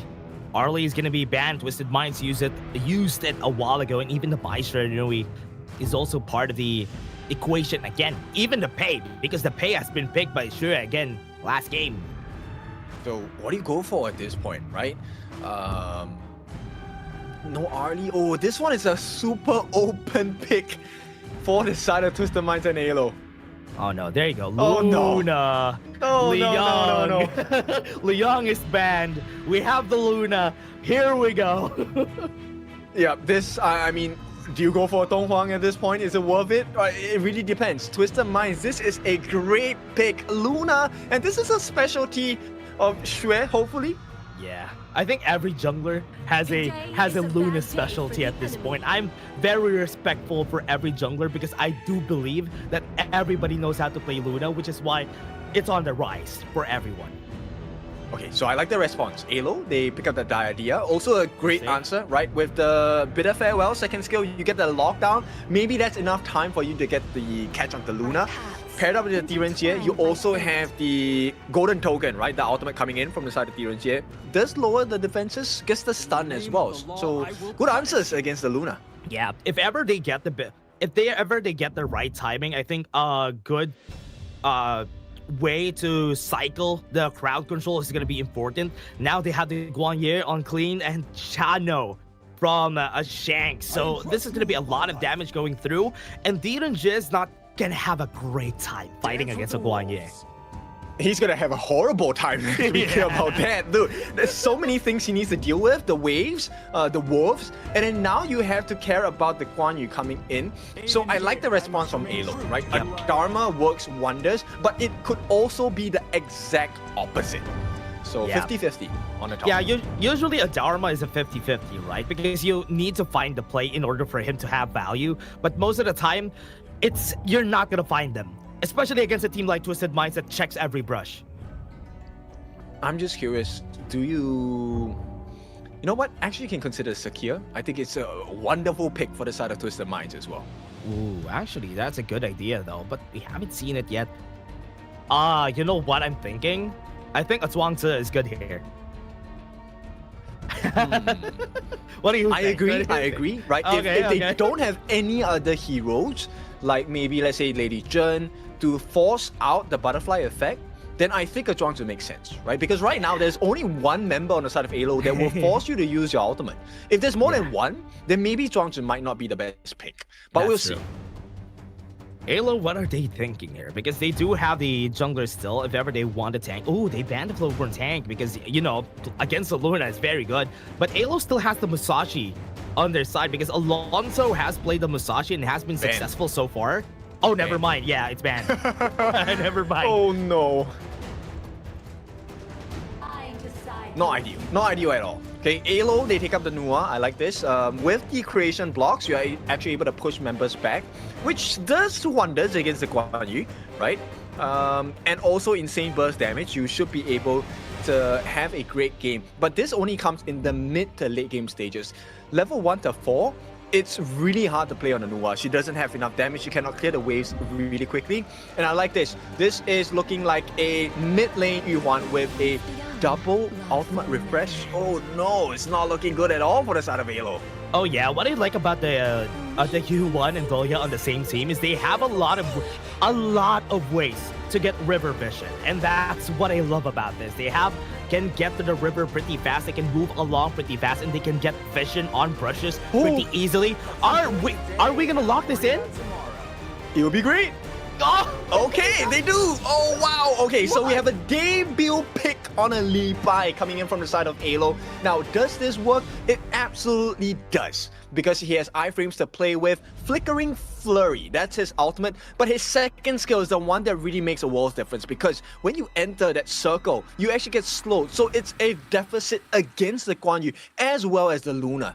So the idea is there. But we have to take a look at the execution though. Yeah, I hope they will be able to execute this, because one of the things that could be a problem here for their side is there's nobody to help him out unless Doxa goes in. But if ever he finds a way to get to any of these people except for the Guan Yu, he could definitely kill them.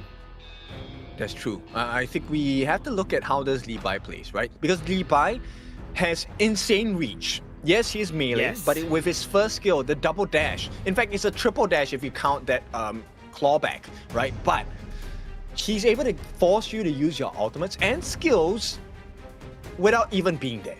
Yeah, he even forces you to use your flash though, if he gets slow. Exactly. Yeah, that's why it's gonna be scary for Shanks, because Shanks is gonna be the main target here. But now everybody, match point for Twisted Minds versus AYLO. Will AYLO be able to punch back in this game? Number 2, that's the question, but let's see what's gonna happen. Yes, all eyes on Alonso for this one. If he has a freaking good game, Alonso is #1 going to be MVP. He's going to be the bane of existence to a lot of the members on the side of Twisted Minds. Yeah, they have to look at it. They have to be very open-minded about what's going to happen here in this game, because maybe they didn't play much against a Levi. So this could be a challenge also for Twisted Minds. But Twisted Minds already winning the lane matchup, right? So they knew that, hey, look, they traded the farm lane advantage for the mid lane advantage. What I mean by that is Shanks gets that advantage on the bottom side with the neutral objective take on that Firehawk. But they lost the mid lane because Highland was not able to clear as fast as Robot Alma along with Lomax as well. So good trade. Yeah, their Resplendence isn't very fast, especially at level 1. Good thing that they're going to be taking the Space Sprite and are going to be faster, a bit faster, and where they're not going to be able to clear the mid lane that fast because Nuwa is still not there. Yeah, but that's where you want to get the Space Sprite, right? So the TP, but unfortunately, it's Twisted Minds that occupy that at this point. So Xue will have that initial change, but for now, he cannot go there because Alonso is in the mid waiting for him. Yeah, Hailong is also pushing the lane, or rather holding the lane, so that once they go for the TP, Xue will get a lot of golden XP here, but Shank's being chased down by you, zeroing in on him, but Lomax might be able to get something, but no. Alonso is here. Go forward. 2 dashes on this side. Flickering Flurry is not available though, so they have to back off. Here it comes. Here they come. Mournful Tempo is going to be here on the back line. Globin pushing 4 people. What a good setup from the team. Will they kill someone? Yes, they will. That's 2 kills on the board for their side. Make that 4 because they are going to kill everybody on their side. Doxa got 1 on the back line, so that's a 4 for 2.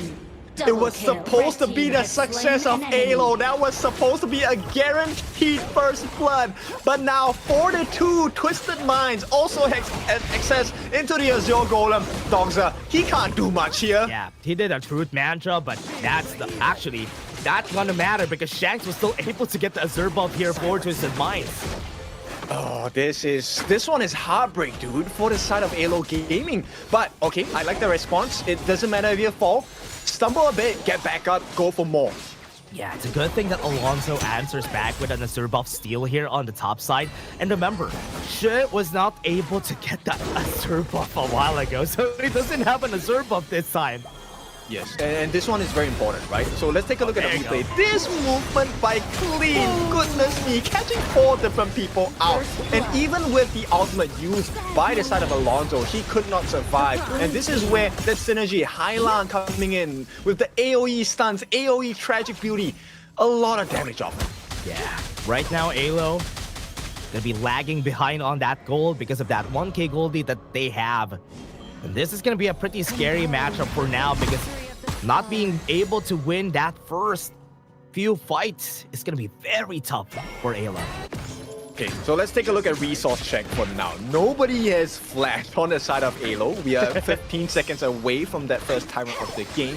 Highland does not have flash, but Shanks will have it in time for the fight. Yeah, right now they might have the timing. 5 seconds on that tyrant. They're going to be clearing this wave on both sides. What I like about the Zolia is that it's easier to get River Vision with her, and also the healing is just super helpful, so they're gonna get there way faster compared to the other team. And look at this, Shue is already starting, and they're a bit too late on that one, and Alonso tried, but he was not able to do anything much. And Mortal Tempo's gonna hit, and that's gonna be enough though. So this is gonna be it, the chase down is gonna happen. They're gonna be zeroing in on the targets, but at the back line, there you go. Nice, a short man shot from Doxa, but nobody dies on the board. That's 2 kills for the side of Twisted Minds. They're gonna be looking for more. That's not 2 kills, maybe make it 4, because here it comes. Shue is gonna kill 4, and that is a double kill on his side. Yeah, there is no individual play. Twisted Mind just going all in. One more for the taking here as Lomax will punish Shanks for the time being. But so what? It's a 2,000 goalie going to the side of Twisted Minds. They have won the map. They've taken the Tyrant. Everything in favor of Twisted Minds. Yeah, still a good trade. At least Lomax was able to get something, stopping the push from happening at the bot side. So that is a very small win, but very needed for AYLO. Yeah, very needed. It is, look, consolation prizes across the board. Hailang is waiting, gets scouted out by the emergence here. Beautiful teamwork on the side of Lomax to help protect the jungle for Alonso. Yeah. They already sniffed it from a mile away. They've seen through it a while ago, so they had to do something there. And a good thing they still got the Crimson buff. And now they're just going to be clearing out the mid lane, but the bot lane is going to get pushed, so AYLO is winning something. Yeah, I like the fact that they learned the lesson, right? Like, look, map control definitely important in game number 1. But here's the real issue. Nobody is controlling Shue. Oh yeah, on the top side, Doxa left alone, no flash, no anything. He's gonna be dead. That's godlike for Shue. Not a situation you want to give to the side of Twisted Minds, but Twisted Minds, as known as the masterminds, they are in full control of every single thing. They give the T2 away to AYLO, but they want to take something in return. Yeah, that's good. Mid lane tower could be the next here. Splendid's just to push back the minions. Look at where Hailang is positioning. He's just moving forward so that he has space for his teammates. Right there, Shue. Very, very fed. And he's just going to be taking more from the other team. Alonso has to back off. If not, he's going to be the next on the chopping block. Look, Hailang has provided so much value. He tanked up the turret shot so that number 1, the minions don't get taken down. There is no backdoor protection for that mid T1. At the same time, baits out the different members on the side of AYLO, gets a stun in, sets everything up for Shue, and Shue just have to press buttons to finish the kills. Yeah, it was so smart. The play that he was doing there is just so good, especially on those types of moments. This is what you can do with a Yuhuan, right? You could get away with a lot of things just because you have Unending Sorrow. Yeah, exactly, right? The iframes and the heals. With Manja, got the Imperial Order, was able to back off onto the backline too. It could be target legendary, still got the kill there in the end, but at the backline though, the Razor Cavalry is looking for Alonso. He's not going to survive this with the leader stance. Look at the chase down that we're looking at. The Shanks is going to collapse onto everyone, and that heroic charge will get the kill, but that's still 4 on the board for Twisted Minds.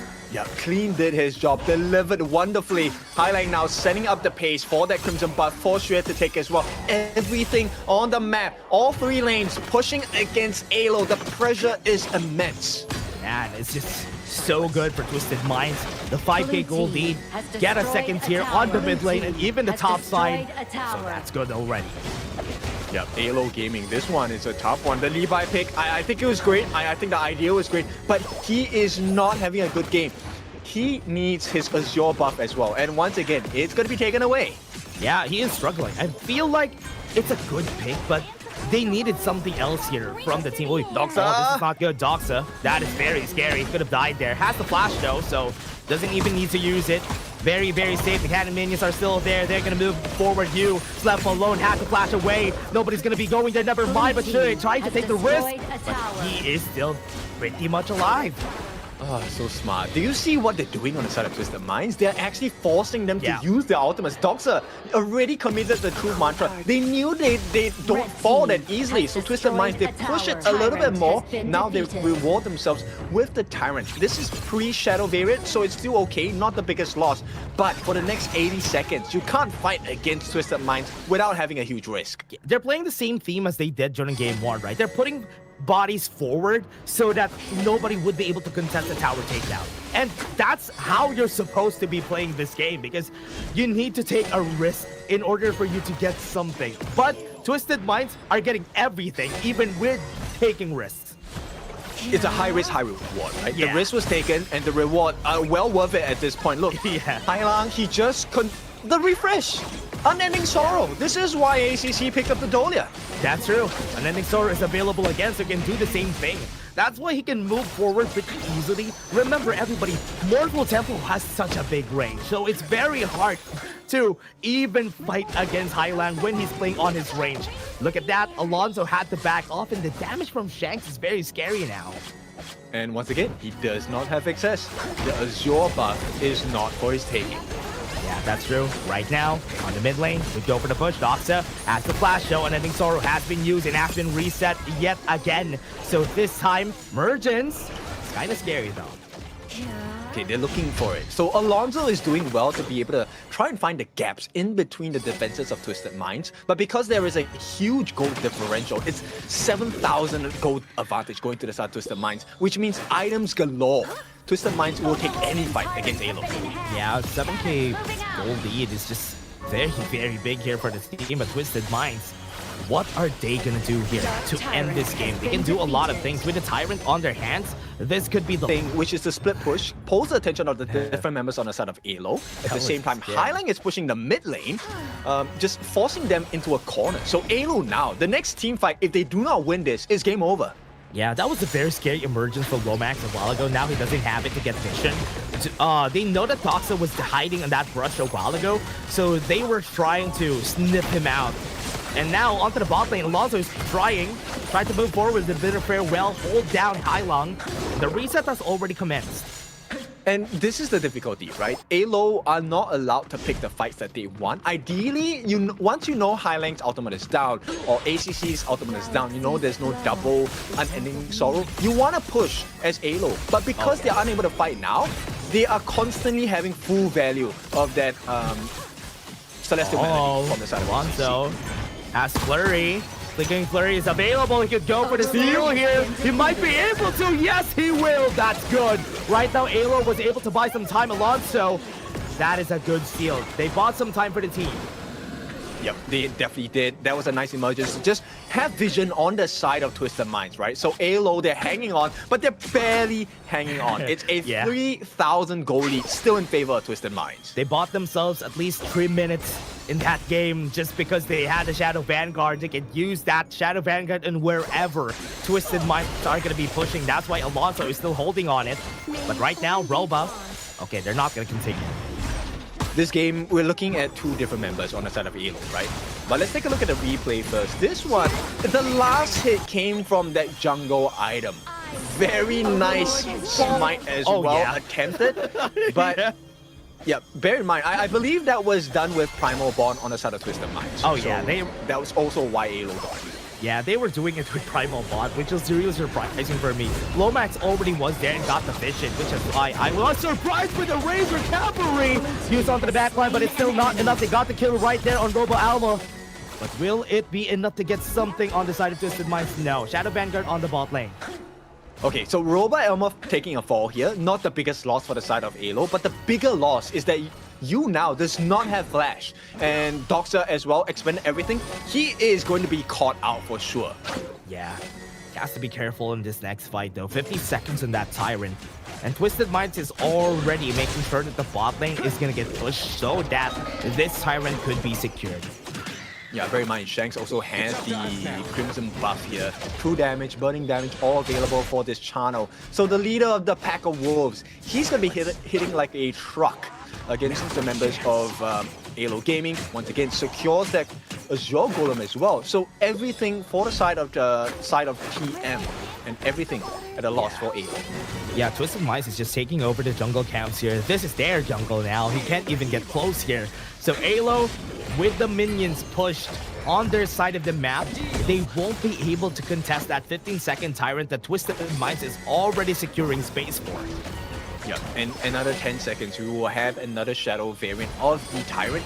And Twisted Minds, they have the map pushing against the backs of AYLO for them, so they don't really have to push this. In fact, they can go back, secure the Tyrant, and then take a great team fight. Yeah, Tyrant is already available.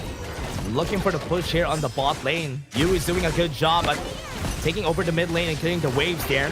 But this tower in the bot lane is not going to survive. That's going to be falling down. Destiny counter was used. That's a lot of damage. And they're going to back off. But it matters little, right? Right now it's about restraint on the side of Twisted Minds. You have gotten what you came for, which is the T3. Now you have the map in your advantage. And most importantly, it's a side lane advantage. So now, Doctor, there's nothing he can do here. Yeah, right now, that's it again. Doctor is trying his best to get something there. Because he's trying his best to hide on every brush. But Twisted Minds is just sniffing him out every time. And that's why it's so hard for you to draft the Dharma, because sometimes it's a 50-50. Yep, and look at the vision score. Look, like you said, Hailan just checking the brushes with his Monfu Temple, second skill, that's a stun, right? At the same time, ACC is also able to check river brushes with the ult as well as the second skill, right? He's able to just scan out without putting himself in too much danger. Oh yeah. Right now you can see the items from both sides here. Right now, even Hailong doesn't even have a lot of gold. He doesn't need to because he's just going to be using the Unending Sorrow a lot of times anyway. But Overlord being taken, this is kind of risky, no? They don't have Smite. They don't have Smite, bro, because right now, here it comes. Alonso has a lot of dashes. They have the Razor Cavalry. Nice bait from these guys. They are going to go for it. That was a bait, everyone. And the heroic charges is going to end the game. They were waiting for it. AYLO took the bait. And that is it. 30 seconds on the clock, and this might be the end.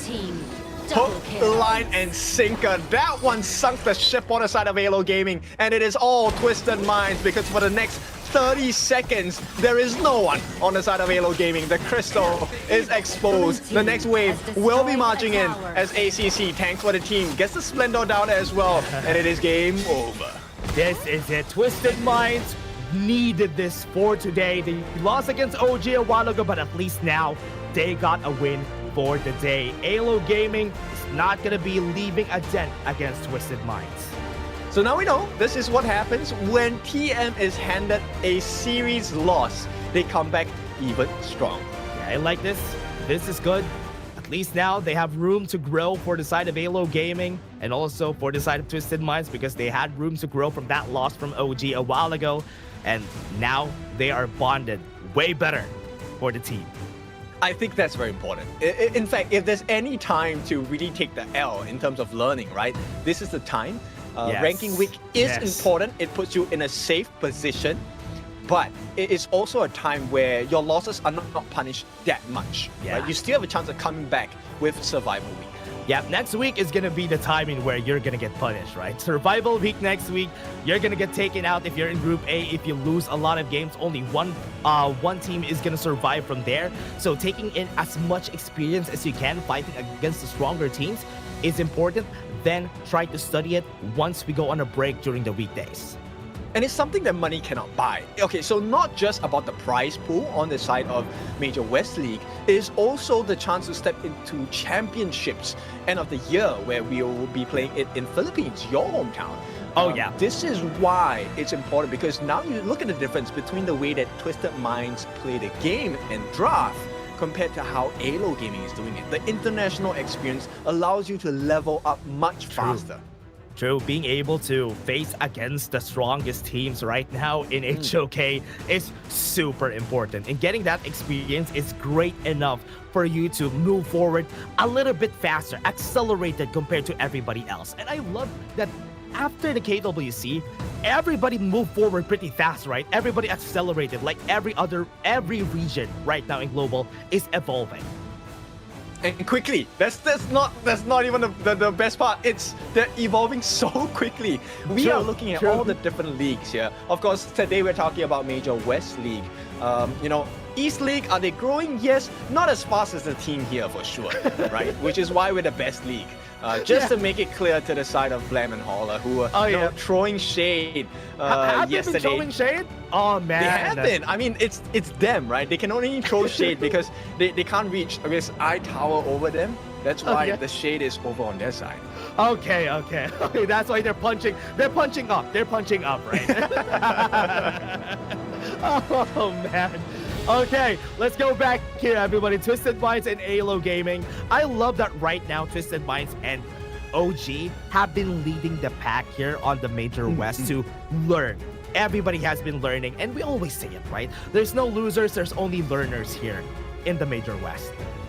I like this movement from the side of Twisted Minds, right? Itemization, look, they went for the tank build on the side of Highland, which was why he was consistently able to survive those initial bursts. They had to commit things onto him so that they could have a chance of taking him down. But because of that, they had to waste their resources on Highland himself. So he tanked up 73,000 damage on his team's behalf, allowing the rest of the members like Shanks, like Xue. Damage dealt, not the biggest on Xue, but he got a lot of kills on this one. I'm not sure who's gonna get MVP here. You know what? I want to give it to Clean. Same. I would give it to him as well. Yeah, there were a lot of multi-man. I'll put a number. There was a lot of 4-man Razor Cavalries that we've seen this game that he definitely deserves it. It was a fishing net, right? This guy, yes, he's a horseback rider, but he casts a fishing net because he will catch everyone into one corner, which is what Hero loves it the most. A Luna. And Xue was in love with his Glaslina for this one. Like, this was bromance to the max. True. And it was a really good time to see this. At least now all the teams have been respecting the fact that Luna has been very successful most of the time, especially if you don't have a way to counter it. And now MVP. There we go. There you go. Clean.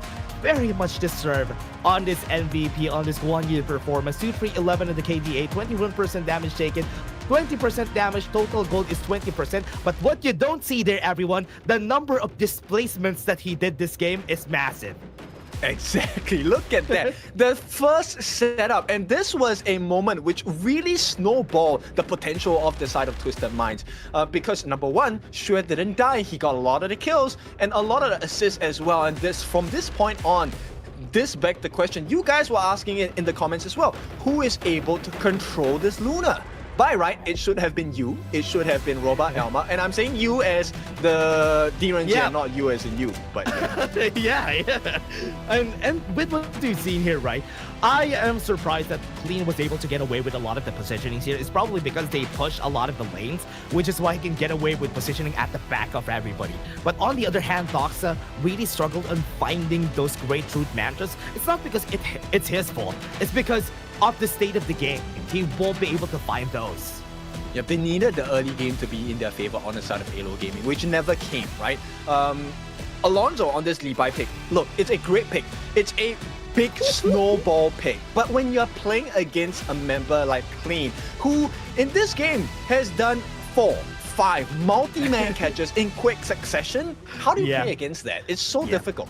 It was so hard. Even Alonso was the primary target. That was the most important thing that they had to do there in order for them to succeed for the side of Twisted Minds. But again, everybody, that was just another match number 3. Next match is going to be our last match. But before that, we're going to be taking a short break. See you guys in just a bit.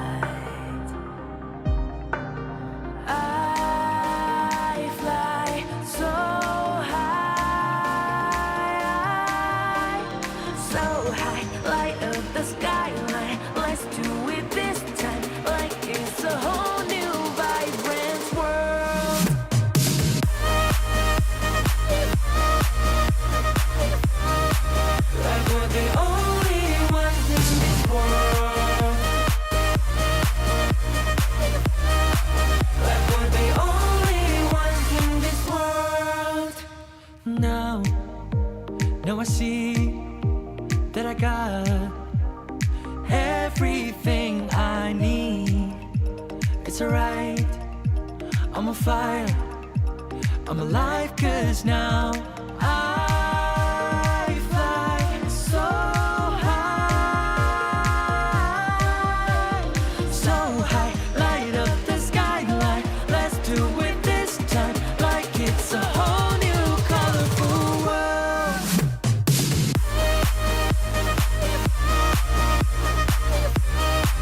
Like we're the only ones in this world.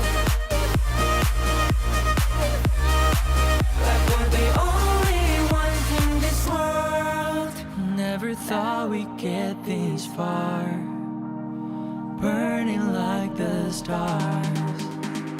How we get this far, like we're the only ones in this world.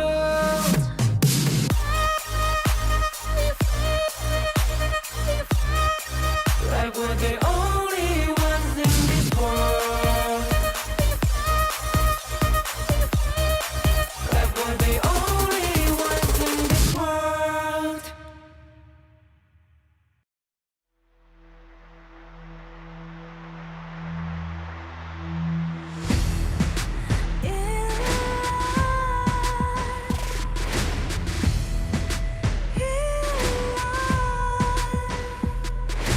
What's a life without its worth? Compromising with what hurts inside. When you let fear decide your fate, you don't choose which path to take in life. In life, I'm finally letting go of everything that still holds me. I'm against all odds, but I won't give up, 'cause it's my time to shine. Standing in the spotlight, and no one let me down. Destiny is calling high and light. I'm not afraid to fight for everything I love. Victory's on my side.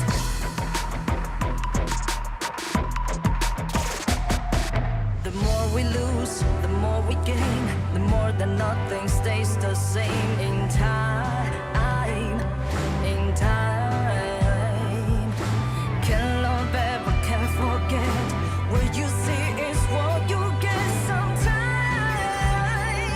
Sometimes. Gonna show the world tonight.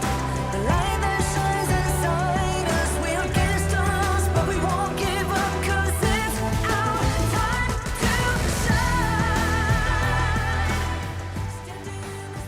We saved the best for the last. It's BTK against LM. Dash, what do you feel about this game? Yeah, this is a revenge match against them, because during the last open series that they met, it was LM who won that match. So now BTK is looking for revenge in this match, and I'm pretty excited on what they did, or at least what development are we gonna see here. Yeah, both teams, they have not won a single series just yet. So we'll see. Well, one game though, one game at least for BTK. They won against AYLO, so that's something. But Mirage Cheetah skins already arrived, everybody. Last September 11, you can stand a chance to get a free Bang skin. Okay, so skins galore. Right now, we're looking for the wins galore, right? BTK or LM. Now, these are our two NA representatives. Hopefully, they will be able... No, one of them will win today, regardless. So, yeah, someone breaks They're the gonna curse. get one. They're gonna get one, at least, this time. So, yeah, let's see who's gonna be winning this match. Pretty excited. I know there's a lot of fans waiting for this match. And here it goes, everybody. This is gonna be the last match of the day. That's right. So best of 3, right? We want to see which team is able to take 2 wins. It can be in a row. It can be one after another, right? So I think if there's any series that would go the distance, it has to be this one. Yeah, for sure, for sure. These two have fought each other before, so they know each other and how they move, and they want to know if they improve or if Level Max Club would still topple over BTK. So this is a storyline that we're gonna be looking forward to in this series. And this will definitely not be the last time they meet each other, right? At this point, it's about battling a space for that survival week.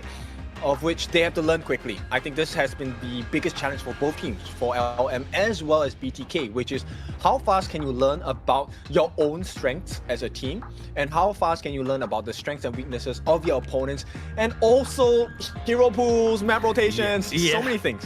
Yeah, and the limitations of the hero pools have been biting some teams in the back, and I think this is true for BTK also and for LM, so they have to really bolster their hero pools in order for them to get better. But let's take a look at the first team. Let's take a look at the LM. So you should never give up. You gotta fight for it. Whoa, let's go. I know you want it. I see the fire in your eyes. You gotta fight for it. Let's go. The battle's calling. You better give it all you got. You gotta fight for it. The time is right for you to raise a bar. Yeah. Cause you could be the greatest of them all. Yeah. Whoa, let's go. The battle's calling. You better give it all you got. You gotta fight for it.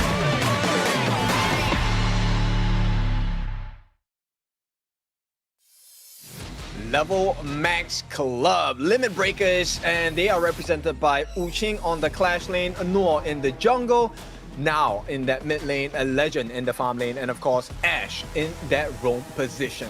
Thoughts on LM so far? Yeah, so far LM hasn't been winning and hasn't been showing up a lot from our games. Usually their games are off stream. The only time that we've seen them was their fight against OG, and they lost heavily in that game. So I hope this time against BTK, they would pose a threat against them. That's true. And look, BTK may be a new team, LM may be a new team, but the thing is, it's still not an easy task, right? It's no easy feat because you have to learn about the different heroes. I hope they have a good and deep hero pool because it is required as we head on into the later stages of Survival Week. Oh yeah, let's see who's gonna be here. But again, let's take a look first at BTK. So you should never give up. You gotta fight for it. Whoa, let's go. I know you want it. I see the fire in your eyes. You gotta fight for it. Let's go. The battle's calling. You better give it all you got. You gotta fight for it. The time is right for you to raise a bar. Yeah. Cause you could be the greatest of them all. Yeah. Whoa, let's go. The battle's calling. You better give it all you got. You gotta fight for it.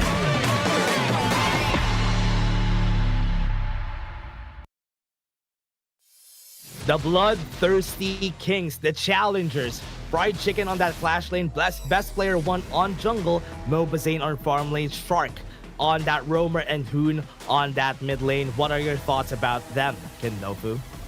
I think they need to grow a little bit more in terms of the hero pool. We did see Mobazane pick out his early for the first time, right?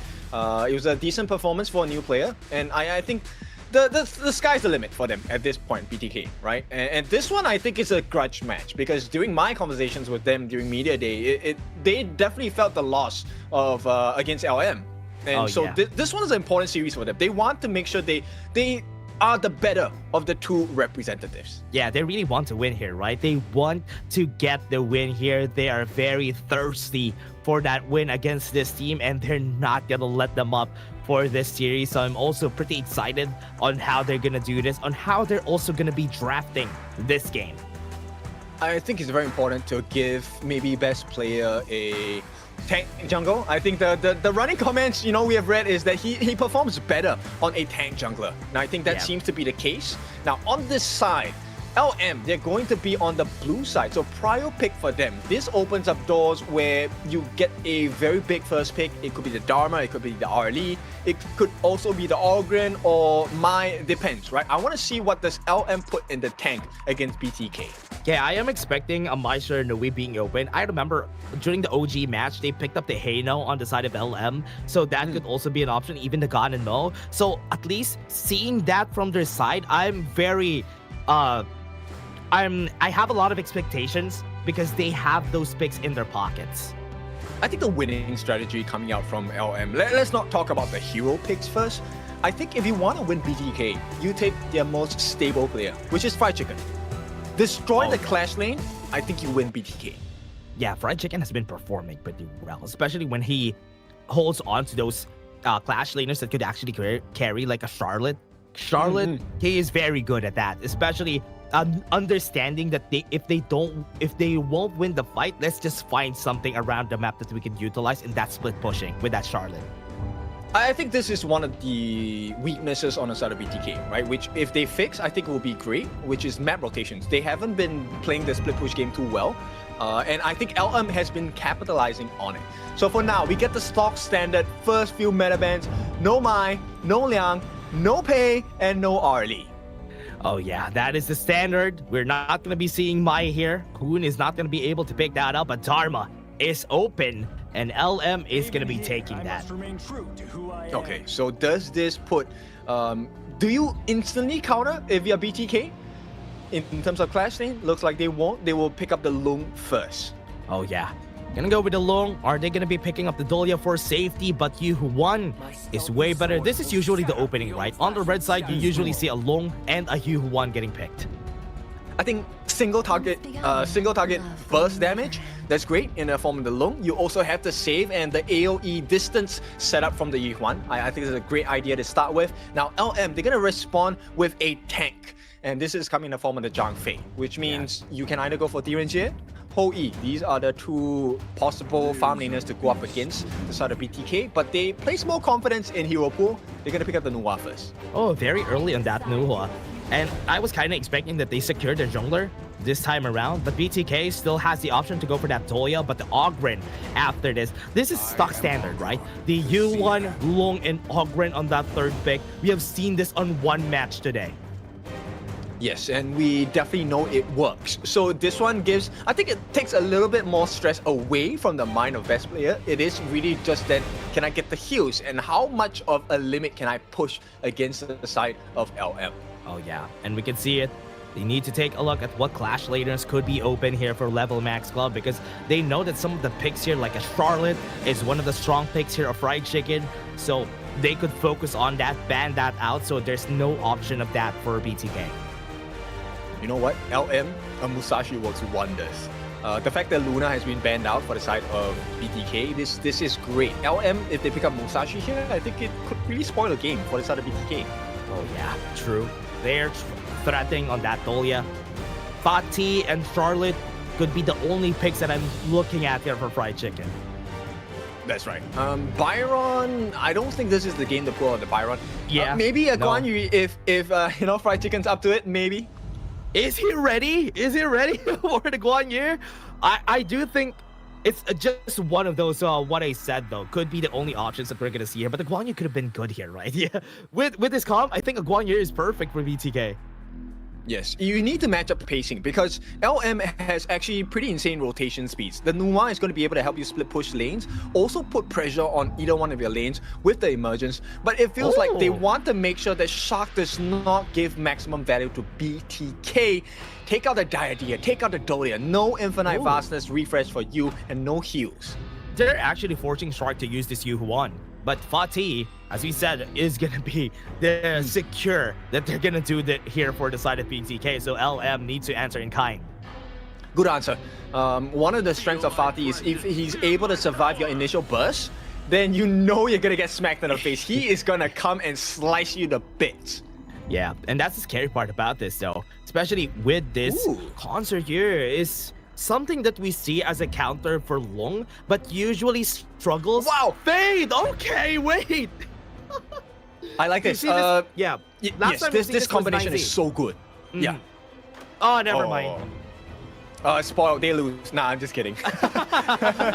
So LM, I like this. Okay, Musashi does wonders here because number one, you can stop Oghren, but more importantly, you also are able to tank quite a lot. You can get rid of the Yu-Huan, get rid of the Lung in the late games pretty easily as well. Oh yeah, that's true.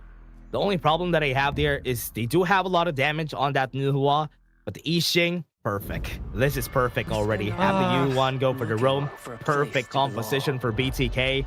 So LM, how are they going to answer this? Once you go in with the Musashi, drop the board, let him stay on that cage. Yes, I like this composition. This truly is, in my eyes, a 50-50, right? But it really comes down to the execution. Mid lane, I think wave clear is pretty good, right? Noir definitely needs help. Now needs help in the mid lane. We'll see if Ash provides that support. If he doesn't, then it's definitely going to be Hun and Shark having Prio in the mid lane. Then that rotation coming down to help in the farm lane. We'll see the timing for this because there's many cards they can play. I'm just curious whether they will even play in the first place. I believe it's going to be faster, right, for the side of BTK, so they have more chances of rotating on the top side, take the space sprite, then teleport back again. So it will be faster on their side, and giving advantage to Afati is always going to be helpful. For sure. Gold advantage, item advantage, EXP advantage is very vital, especially in the clash lane, because it's very hard. Once your lane gets frozen, you kind of have a losing lane. You're stuck clearing, and then maybe at the 4-minute mark during the Tyrant rush, you're gone. Oh yeah. Let's see if they're gonna be doing just that. I'm kind of liking the BloodThirstyKings lineup here with their composition. I'm just very wary of picking up a Concert U because most of the time that I see them on other leagues, usually the Concert U doesn't do anything in the late game. Usually struggles. Maybe it's not the blam Console U. I think his Console U is pretty good, right? But you know, I find value in the pick. I think, but the timing is so important, right? Protecting wins. Yeah. The second skill, it gives you physical immunity, so you're able to soak the damage from the Loom. But this is also why they pick up the Yuhuan as well as the Yixing. Magic damage, there is no protection against that. Yeah, even the Fati could just delay his attacks whenever you're whenever he's chasing you down, so that could also be something scary here. But as we were saying a while ago, this is not gonna happen. He's gonna go to the bot side. Ash is not gonna help out in the mid lane, so the rotation is gonna be faster for Hoon here. Yes, it's stock standard from both teams here, LM and BTK. Let's see how this works out. This then means last hits are even more important. Oh yeah. Getting this Firehawk on the bot lane is also important, getting that extra gold. There you go. And now, Yixing Hoon is just going to be going to the bot side and maybe try to steal this on the other side. Remember, taking liberties has a lot of damage, though, so they can secure this pretty easily. If he gets stolen, LM are not going to have a good time. There you go. And it does! Oh no! Hoon does get it! Zane should have this as well. Yeah, so man. Everything in contention and in value for BTK. Consolation prize, space sprite maybe? Yeah, I think that's a good thing. They're gonna be getting the space sprite. It's good. Use the teleportation circle to circle back to mid lane. So far, very standard. Not really a lot of what you're seeing here. Everybody is a lot of micro things that could lead to an advantage. Yes, and the difference maker now it's not too big. It's about what 200 gold yeah. between LM and BTK. So the first blood is going to matter quite a lot here. Yeah, whoever gets the first blood, whoever gets this space, so far. With the space that they have here on the mid lane, I think Numo is going to be teleporting there to share some XP. But on the bot lane, it might be a little bit threatening. Wait, Wuching is also... Okay, never mind. He canceled it. I don't think it's a good idea to rotate down there. Yeah. Right? Yeah. At this point, it's about the timing of the waves because we're at 2 minutes. There's still a lot of time to rotate around the map. So you have to make full value of the rotations. And you can start to see BTK already starting with that gold sharing mechanism in the mid lane. This is going to allow them to rotate to back into the jungle. So best player one. I like this rotation coming in from him. They need to make more moves like that. Yeah, usually at 2 minutes 20 seconds is the second jungle camp waves that we're gonna have, so we're gonna see the jungler again trying to clear out all his jungle camps before he joins the fight in the mid lane again. So this is where we're gonna see them try to contest it because the timing is almost the same on both sides. Yes, and you can definitely tell both teams have been learning. Right now, those brush checks have been great. This has been one of the weaknesses of BTK. If you've been watching the game, they don't check brushes. So they need to stop doing that. And if they do that, I think that puts them in a much better position because BTK actually having a decent lead. Not the biggest once again, but a lead nonetheless. Oh yeah, small lead. It's gonna be ballooning after this next fight. 2 more waves, everyone, and we're already gonna be starting on that next objective. The Tyrant is gonna be coming out after this, or rather 3 more waves, and that is when we start to see how people are gonna place themselves. Wuching going for the TP, or rather now is going for a TP on the bot lane. Okay, the little things matter here. Actually, the draft on the side of LM. hurts Mobile Zane quite a bit because you have the illuminating slash coming up from Noah. He can cancel out projectiles. At the same time, Legend also negates the damage by Mobile Zane with the protecting winds because of the physical immunity. So the other teammates on the side of BTK will have to find value in like give him value elsewhere. Infinite Fastness is also countered by the Annihilation from now, so...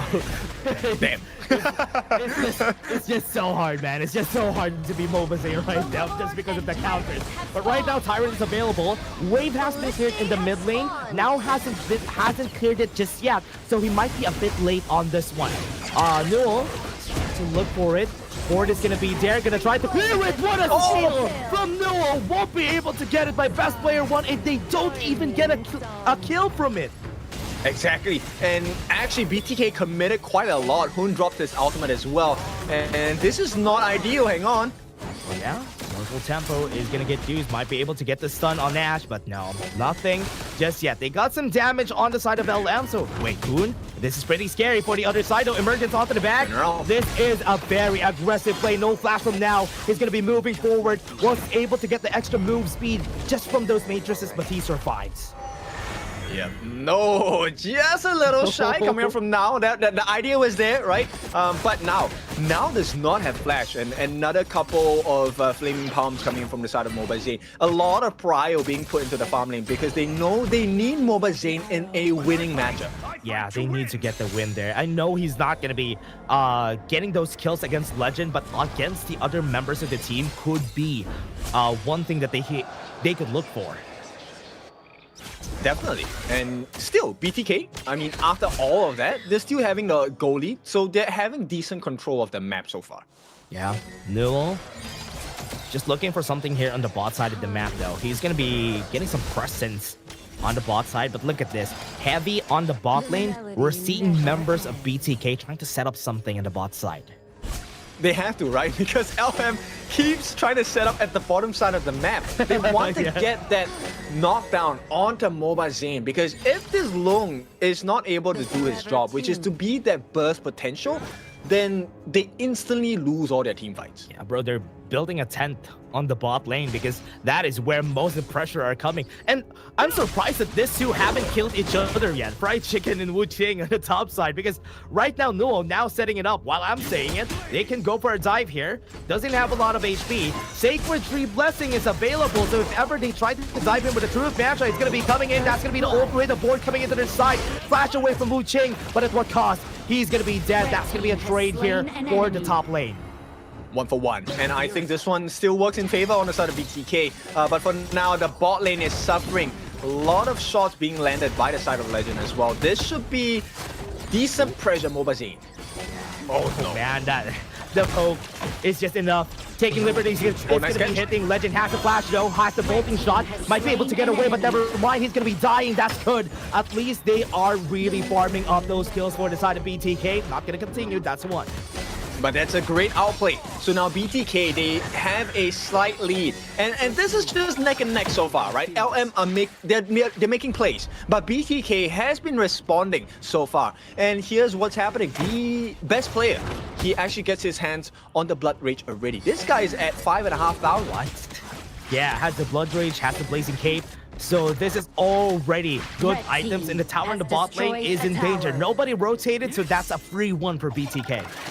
They have 1,000 gold ahead. They have full control of their own jungle. The next step here on both sides is, can we invade your jungle instead, right? Yeah. So LM and BTK, this is the next step for them. Let's see whether they can achieve it. Because the next few fights, not say they're not important, but I don't think they want to fight. You don't want to give any more of a lead to BTK. Yeah, and they also have to learn how to manage the side waves, and that's good for BTK because they manage the bot lane wave, force Newell to go for the teleportation circle, and that rotation is going to be good because they're letting members of LM follow to whatever they want to do on the map. Yeah, they're really influencing their movements. Oh yeah, best player one. Yeah, it's going to be in danger. Annihilation already used. 6 seconds on the Tyrant, so no Annihilation in that fight. Not the biggest loss. I mean, these are not the Shadow variants, and I don't think BTK will oblige to a fight right now, which is very rare, right? Because we know BTK as the fighting team, they want to wrestle with you all the time. And this time, BTK actually going for objectives. Yeah, just going for the Tyrant because you know what, man? They want to fight and the Tyrant helps them fight. So they want to take anything that they can get. Yeah, okay. Then maybe now is the time, right? 80 seconds. Do you want to put up a fist fight right now? This is the invitation. Yeah, this might be it. Okay, good steal for the side of LM. But topside tower is going to get taken down. Nobody's there. Nobody's home. But bot lane also. Nobody's home, so this is free. This is a very different BTK. They are pushing turrets. They take the T2. They're winning the macro game. Oh, yeah. And even the top side, look at this. Huin is also rotating on the top side at this point, so that's already good. LM could have pushed further, but they were looking for that Overlord. That's why they didn't push further on the top side. Okay, so LM now, they have a slight wave advantage because the Vanguards naturally win the 3 minions, 2 minions in the Ballista. But 10 minutes, 30 seconds before the neutral objectives come up with the Shadow variants. If there is a time to fight, that would be the time. Yeah, not great. Yeah, force the infinite dances out of Mobazane. Annihilation almost kills him though, that was very scary.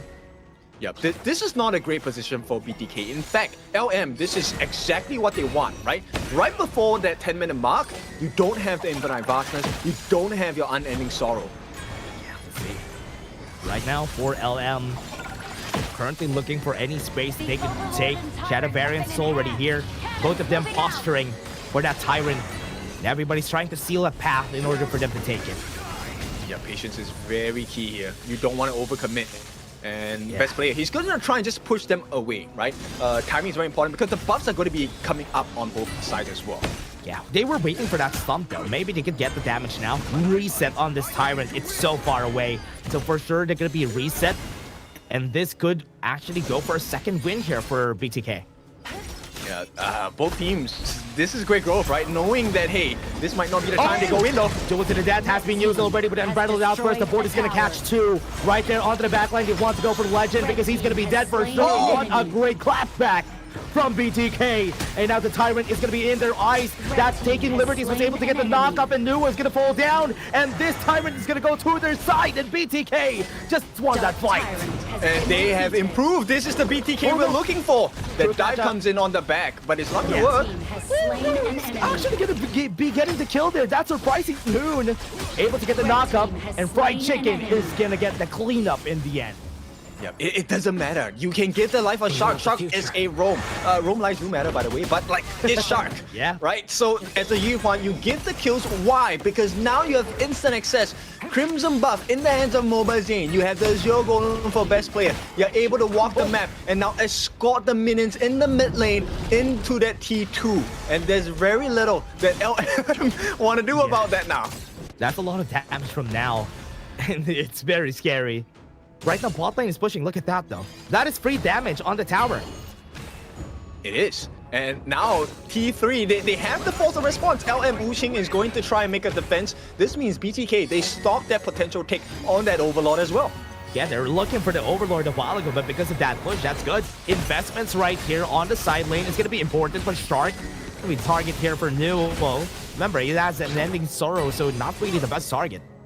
And things are going to get more difficult for LM because now you have to make a choice as Nuwa, right? Musashi, your duel to the death, you can't hit everyone unless they're grouped up together, right? Yeah. If you use it on best player 1, Hun and Mobazane are just going to wreck you. Shark's going to get the heals. Fried Chicken's going to jump on your backlines. So who do you want to actually use your duel to the death for? That's an important question that needs to be answered for LM. That's true. And right now, LM are really looking for it. I think Wu Qing really needs to find a good truth mantra here in order to turn the tides around and get this in their favor. A 5k gold lead is a very big lead. No more Primal Bond for BTK, so they're already starting on that Overlord. It's going to be for free. Yeah, it's a buff of a new team, the Bloodthirsty Kings. Rightly aptly named at this point. Shadow Overlord going to be secure. They get themselves the Azure buff as well. No contest coming in from LM. And this is a rarity. But BTK, they are looking strong. Yeah, they're looking really good. Shadow Vanguard onto the top side. BTK positioning to cut them off so that they won't be able to go to the second tier tower. Yes, that's good. That's exactly what you need to do in order for you to get the push here. And BTK is going to get a 2-for-1, or rather a 2-for-2 on those towers. Yeah, and look at what they're doing. They're trying to go for the catch. Get the flash out of Wuching. This is horrible for them. BTK, they play their cards right. They get another T3. Yeah, they're gonna force the board. Shadow Vanguard is gonna be here. Start it right now. Now, 1/3 and that HP is already down. They can start this.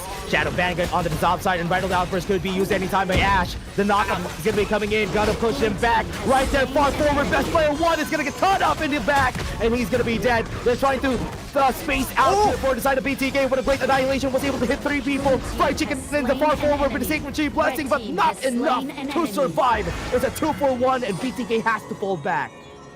They take 2 on the side of BTK. LM, they survived that initial aggression. But this is not looking that bad for BTK. Number 1, Momazane is still alive, has his hands on the Crimson Golem, and they can continually poke down the T3s. If you take a look at the map, LM has only taken the T1s on the top and the bottom. There is still a lot of work to do. Yeah, 5 more seconds on the Tyrant. LM, as you said, they have to clear a lot of things before they would be able to contest this. Enough time for BTK to have Fried Chicken in this fight. Yeah, Shark is just going to hold this here and make sure that there is enough time bought, right? BTK, I love this improvement, right? Yes, the goal lead has kind of shrunk a little bit. It is now just 3,000 goal ahead for BTK, but it's an advantage nonetheless. Yeah, still a good thing. Find a way to collapse on the right target. LM has the right idea here. You just need to collapse on the right target, then kill them as fast as you can, because they have the burst. They just have to utilize it perfectly. Yes, Ash, I think he has done really well. Right now, it's about can he land his perfect ultimate. Bro, he's already half HP. Oh man, I know, that's not a good fight to take at this point. He needs to back off. Somebody needs to stall for time so that Ash can regenerate. Now you have to back away. Yeah, Momazane, look at that. He is just getting the punches in. The Flaming Palms definitely hurt. And like you said, Ash was low before. Ash is low now. Yeah. There is still a potential for a steal though, right? Now does have his annihilation. They just need vision. And also there is the Unbridled Outburst available for Ash. Good positioning for Wuching, but he has been discovered by Shark. Right there on the mid lane and the bot lane is where the fights are gonna be. And Wuching, the target. Right now, Ash is not in the area anymore. They don't know that, but he backed off. So now this is a good time for BTK to try and risk this. It's gonna be a bit fast, half HP already. I'm gonna go for this Tyrant. Gonna take some time, and this is not gonna be seen. LM doesn't know that it was happening. Yep, they didn't know for sure. Now the catch. Okay, Board is gonna be here. Tyrant is already on their side. They were able to catch him. Backline, what a great stun onto Momazane. Wuching is cooking, and he was able to get the right target. And now this is it. Best player 1 is gonna be the next target on the chopping block. Duels to the death. Got them to low HP. Fried Chicken is gonna be next, but that's another 2 kills for LM. Yep, and nobody fell on the side of LM. This could be the start of a comeback. It is still goal advantage for BTK. Map is definitely looking a little bit dire for the side, but hang on. Yeah, to the top side, Food Mantra, Fried Chicken could fight this actually, but the damage is going to be there, almost killing both of them, but in the end, LM still wins. And this is not looking good because LM, this is what we talked about the Musashi pick. It's a much better pick in comparison because he is so tanky. He's able to negate damage as well. BTK in danger. Emergence. Got the good pull. Board is going to be there. Almost hitting that annihilation. Could have been a pop on that passive from Hoon. Yeah. But the biggest win here is not the fact that they didn't get a kill. It is the fact that they got the Crimson buff away. So Legend now has the Crimson buff. They start working on that Shadow Overlord. And LM, this is the start of their comeback. The comeback is happening. Second tier tower on the bot lane also has been taken down by the minions that they invested a while ago after that fight. And now this time with the Shadow Vanguard, it's a potential push on the top side too. Yes, but LM, they have to play the cards really safely because if BTK wins another big fight, it's instant access into the crystal. T3s are guaranteed. They need to play it smart. There's no more gold gap at this point. They're very much equal. LM needs to play this right. Wuching doesn't have the flash. So he has to wait for it. Just get the flash, then find the fight. Yep, less than 10 seconds to go, right?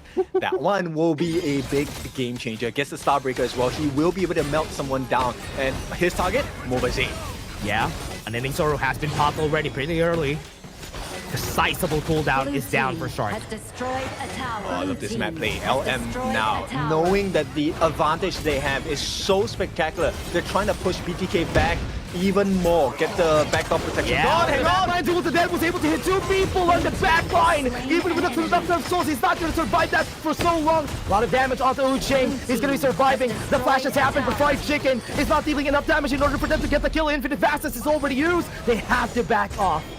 Yep, and they saved themselves on the side of LM, summoning that Shadow Overlord on the bottom side as well. BTK, they cannot catch a breath.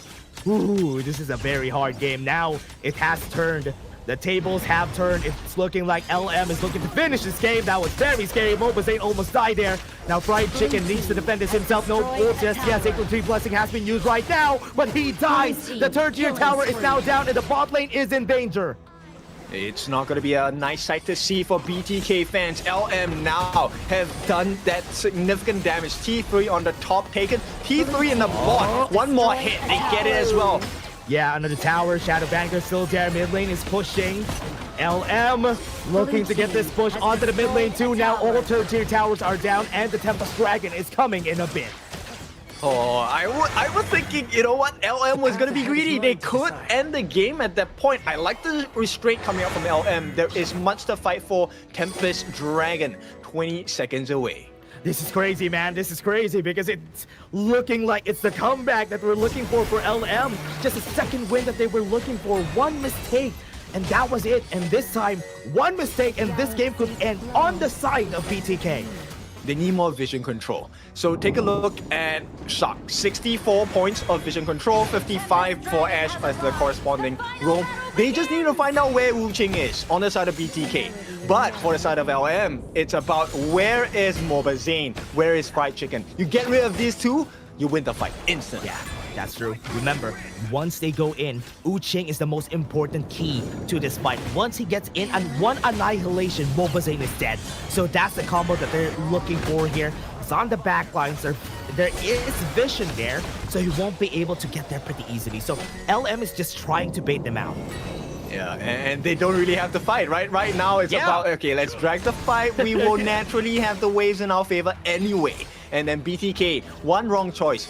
You will lose your life, you lose your crystal. Yeah, they just have to force something. Force an ult out of anybody. Those are big cooldowns on the other side, but they're already starting here very sneakily. Shark has caught wind of it. They see the HP falling down. Fried Chicken is also in the area. They have some flashes and bridled out for Fried Chicken onto the back though. Was able to flash in. Will they be able to get the steal? They got it! They will! Best player one was able to get the steal, and that's exactly what they're looking for. This might be it. Fried Chicken onto the back line. This might be the fight that they are gonna be winning, and that is the ender for now. Legend and Ash are down, and everybody needs to back off and recall back to their base. Yeah, BTK, this is the time to make things work. Shark trying to clear the lane in the middle. They need the minions to get the damage in, and I think they have just bought themselves more than 30 seconds on the side of LM. They should be able to survive against the aggression of BTK.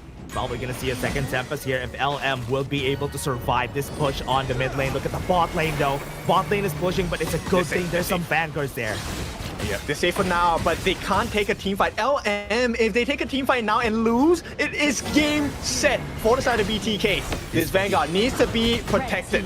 Yeah, they have to protect it. That's gonna be it. One Vanguard is gonna be down, and they have to take down as much as they can. 2 seconds to the clock. Legend and Ash are already here, but remember, Ash doesn't have any more rage, so he doesn't have the ultimate. Yep, get out. I think right now BTK is just get out, get the buffs. Play safe. Oh, hang on, they go in. Onto the back line though. That damage is going to be what they're looking for. Best player one is in front. Wu Qing still not using his ultimate, so he's trying to play it safe. Half HP already on Mobazane. They still have that last wave of the Tempest Dragons here, Tempest Vanguards. There is a T3 on the top and the bottom right now. Mobazane does get that Crimson buff in his hands. True damage available. BTK, can they win this fight? Yeah, last wave. BTK, they have to win this. Half HP on most of their members.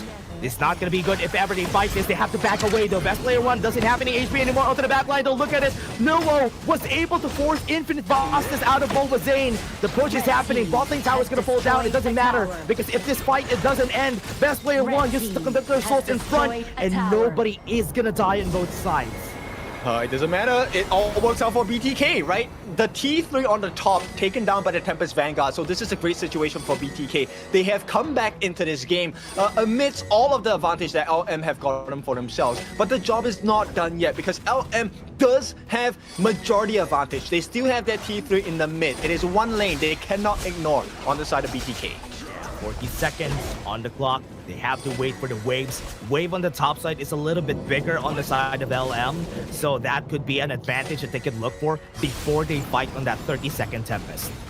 And finally, you know, BTK and LM, the two teams, they're finally playing with vision, right? Playing with the brushes as well. The vision score is insane. Wow. 59 onto Ash, 80 plus for Shark. Shark has provided so much information for the team. Yeah, very, very helpful. 13 seconds. Fried Chicken already pushing on the top side though. This is good investment so that they can pull away attention onto the bot side of the map and where the Tempest is. Yeah, right now it's about wave management, right? They need to clear the waves, make sure they have an advantage. And you can see, now it's just throwing annihilation after annihilation, trying to make sure that they get their prior, but BTK have the prior here, and now it's about pulling the waves in their favor. Yeah, remember, minions are very fast at this point in the game, so missing out on the minions is going to be big. They could finish the game for you. Right now, Shark walking in very untested waters, and both of the waves actually on both sides are equal again, except for that mid lane that Fried Chicken is pushing. Yeah, you don't want to take too much damage on either side, right? So BTK and LM, this now becomes a poking game. Who is able to put the other in a very uncomfortable position, of which when the dive finally happens, it would cost you the game here. Oh yeah, both of them trying to go for this. In the top side, even Fried Chicken is having the 1v1 against them. Right now, this is still scary. Uching needs to look for that big truth mantra to win this fight. Yeah, you can tell. LM is trying to scout for information about where the different members on the side of BTK are at. At the same time, they want to see whether they can take prior over this Tempest Pit or not. And for now, map control is a little bit better for the side of BTK. Yeah, Uching could be in danger though. Mobazane is looking for him. Good thing he had another dash. And that could have been in. Good thing he sniffed that from a mile away, because if not, he could have been dead. Yeah, but they are giving away the Zero buff. Best player has it. Yeah, that's true.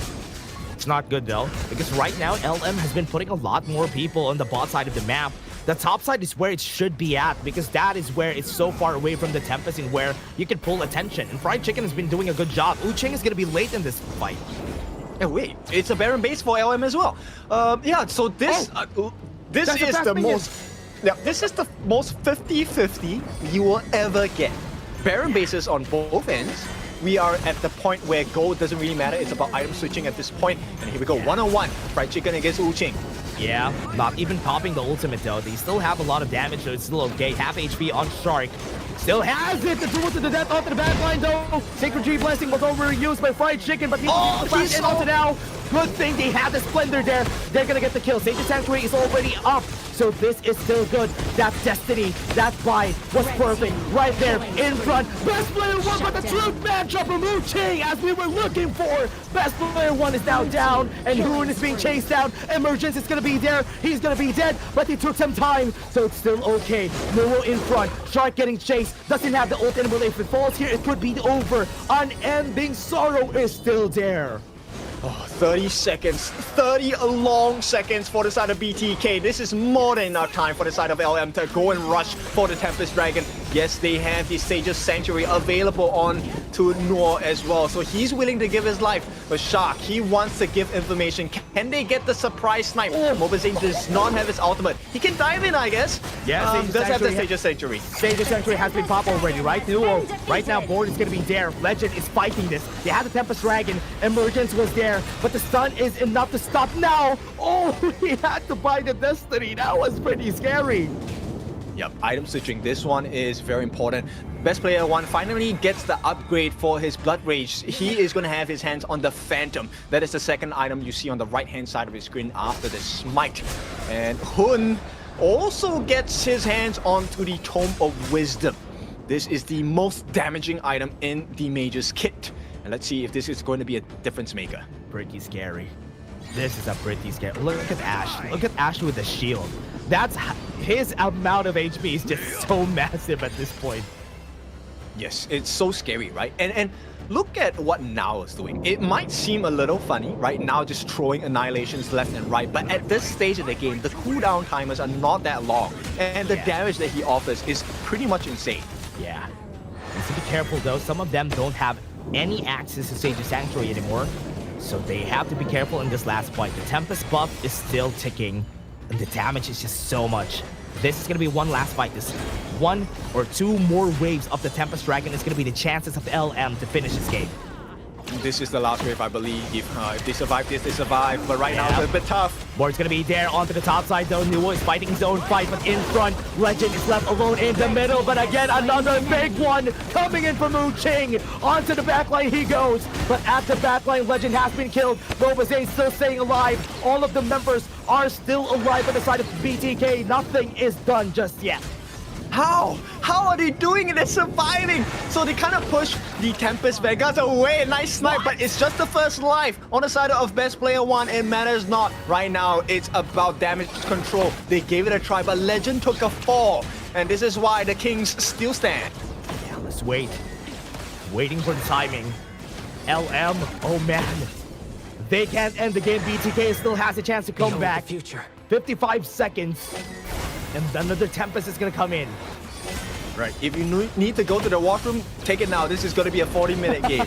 No, I'm just kidding. Look, this one is tough. I think the next Tempest Dragon and Tempest fight should be the one decision maker, but this also then, all right? This is why it's so important in HOK to manage your waves. This is where BTK can shine if they get that spot here. Oh, they're going for the kill. Nuo's gonna be the target though. Good Unbridled Outburst. That is perfect. Stop everybody from getting in. Yep, and now they will have that Crimson Golem going into the side of Best Player 1. And take a look at that. All the annihilations coming from Now. They want a TP! Yeah, oh no! They're gonna go for it. What a great timing again for the Resplendence, and this might be it. Another Sage's Sanctuary has been burned. Hoon is gonna be dead. That is big. Now they don't have waves on the top side though. They have to chase it down. Wu Ching is gonna finish the game right here, right now. The crystal is down, and LM takes the first punch. That's what we said. Wave management is #1. And BTK handed their loss once again. Finally, LM, they have their first game win in this fall season of KMW 2025. What an intense game for both of our teams. That is actually crazy. That was a very long game, almost 30 minutes. We already had our third Tempest at that point. It is a scary game. What a good comeback from LM. That one took 1 life from our health bar, right? So we have Sage's Sanctuary as well, so we survive. We go into game number 2 shortly. But what a game, LM and BTK. Now, the question was, are they any good? Have they improved? The answer is yes, for both.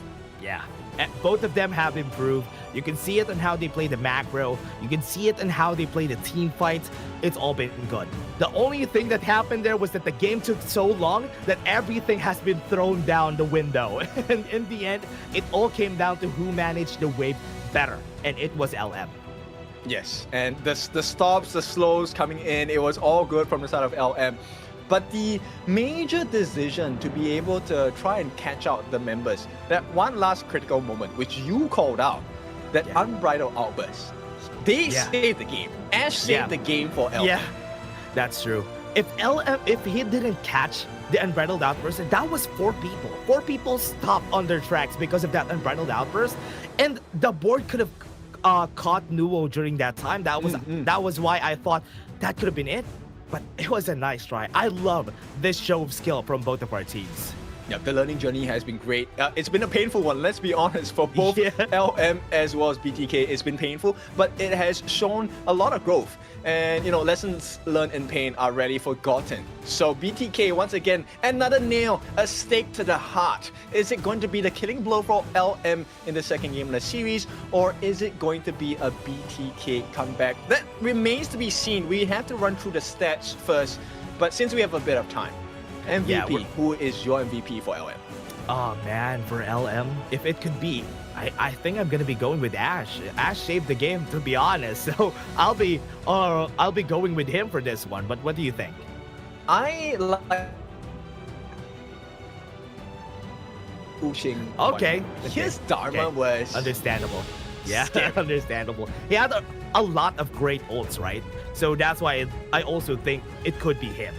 So let's take a look at the stats down here. 1-0 on the side of LM. Of course, they level max taking the win in this one.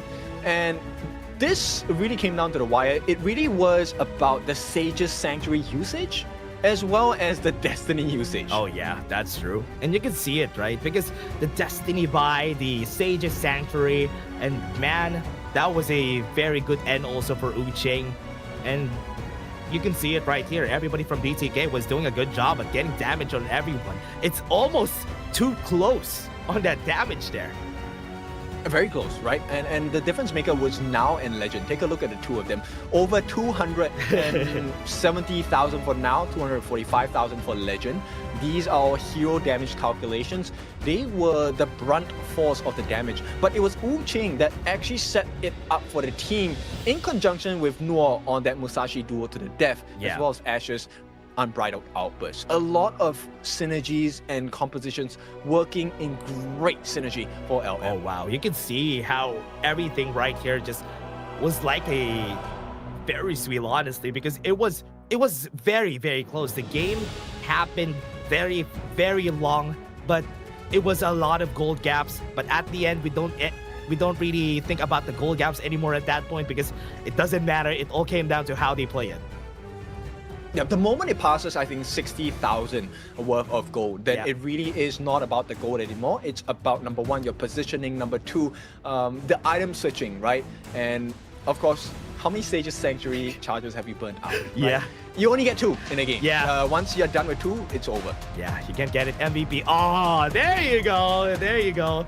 Your boy Uqing is going to take the MVP in this game. 326, 22% damage taken, 13% damage, total gold at 21%. But what you don't see there, everybody, is the times he got a good set on the stats. Yes, this turnaround, he caught Best Player 1, very nice ultimate. They clamored onto him with this one. This could have been very well a winning moment for the side of BTK. Unfortunately for them, LM had other plans. Yeah, it was good. Right there, you could see that in this game, we have seen BTK really struggle on this part of the game, but they were able to come back. Again, LM also doing the same thing. They struggled, they came back. Oh man, this game is just too intense for us. Yeah, it definitely was, right? The initial steal or secure by the side of BTK to get that first Tempest Dragon, that would really change the game because the base was barren on the side of BTK. They fought with their lives, got the barren state back into the hands of LM, but unfortunately did not win that macro game. Oh yeah, it all came down to the macro, right? But it was a very close game. Game 2 could still be the same, I'll be honest with you. Game 2 could be that long again. It could happen just because of how this game stayed too long. That was such a great truth mantra. Yeah, but no longer available. Uqing does not have access to the Dharma anymore. That's the beauty of the global band pick format. So let's see. Fried Chicken, do you have a Dharma in you? Oh yeah, that's it. Because ever since he hasn't put out the Dharma, he hasn't pulled out the Dharma. Only Fatih, only Charlotte. But before that, guys, we're just going to be taking a short break. Also us, we're going to be taking a bit of a break because that was an intense match. See you guys in just a bit.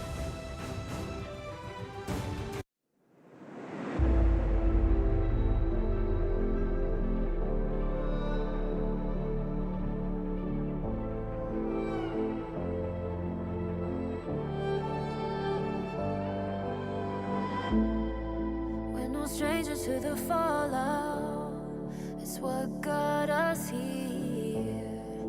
Ever changing, some chameleon, blood, sweat, and tears. We'll never make it if we fall to everything that brings us down. With a comeback is now. Blood, sweat, and tears. Fight for what we want.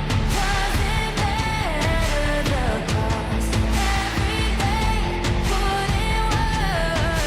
Blood, sweat, and tears. Nothing comes overnight. Strength in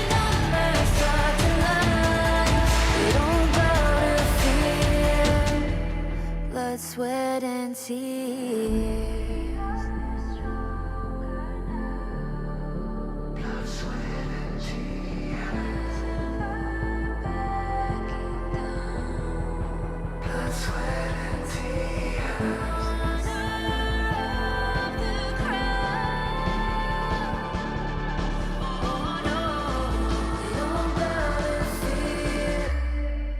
Blood, sweat, and tears.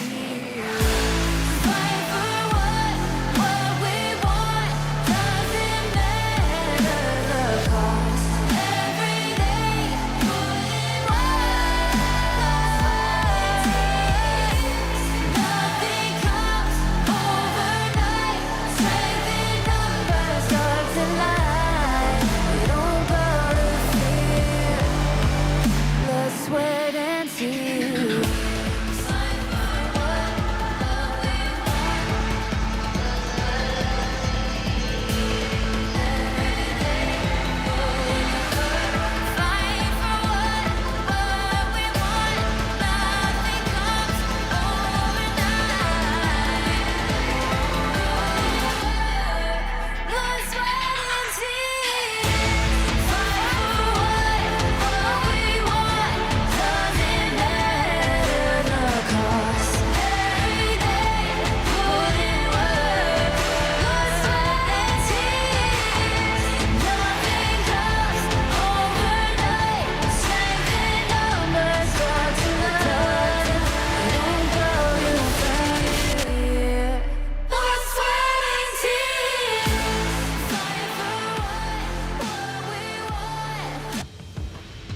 Take a deep breath because we are going in deep for this one. This is the second game, series point for LM, and of course a comeback factor for the side of BTK. It is your favorite kind of tofu, Kindofu, and with me again, Dash. What do we think about game number 2? Oh man, I'm excited to see what's gonna happen here because right now for sure, both of our teams were really tired from that game. Who has the better endurance coming into this next game, and how are their mentals in this next game?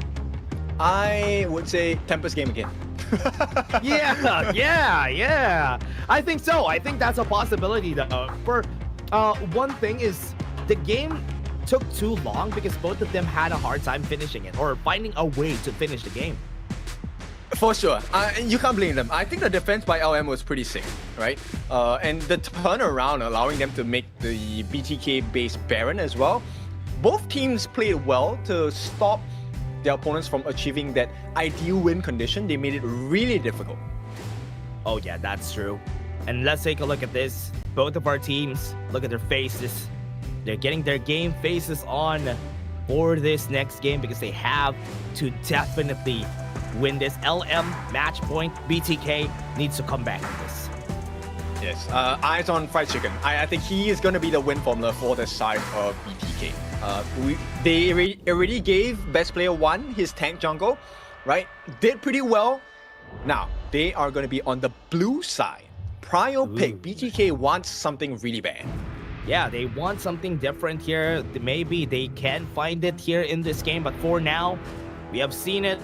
We are looking for it. For now, BTK with that ban on that pay, definitely needed. Might show Nui Arlie for sure for the next ones. Here's what they would ban at this point, right? Do you take out the Arlie? They can take the Arlie for BTK if LM is not going to ban it. Oh, but remember, it might be really hard if ever they're going to be taking it for BTK. Yes, it might be a difficult one, but okay. They say Arlie first. Okay. Stock standard, this is a great thought process. MOBA Zane, all eyes in you. Late game. Yeah. Single target burst hero. If he doesn't show up, BTK will lose. Good cancel on that idea for LM. Just picking that up so that they won't have the bread and butter and pick the channel also. So that's really perfect for LM. They do a double whammy, right? So number one, channel 50-50 matchup against Arlie. And number two, Diadea, the signature pairing for a Arlie is not available. Yeah, that is going to be really hard here for them. So I hope they would be able to play it. pretty well here for the side of LM if they want to finish this. Agado together with the Zhang Fei. There's a lot of frontline power already for BTK. I like this. It also cancels out the potential of big picks like Kaiser, like Ogren. These are heroes that suffer against the picks of Agudo. So LM, they're gonna last pick their jungle, I presume, and Lady Zhen will come into the hands of Now.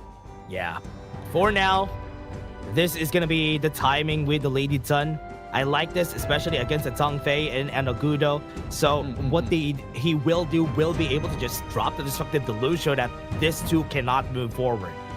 Exactly, right? You want to deter them, disrupt them from doing what they're meant to do, which is to be in your face. Especially more for Shark, I guess. But we'll see.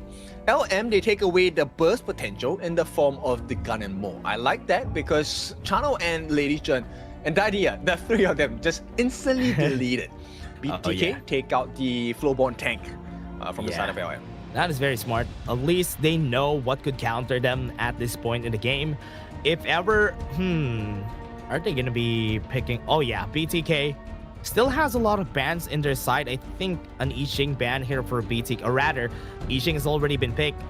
So there's still a lot of things that they could go for. Oh, hey no for BTK. Oh, that's a good idea. So Heino definitely would be a big problem because long extended fights, that's what already Agudo love as well.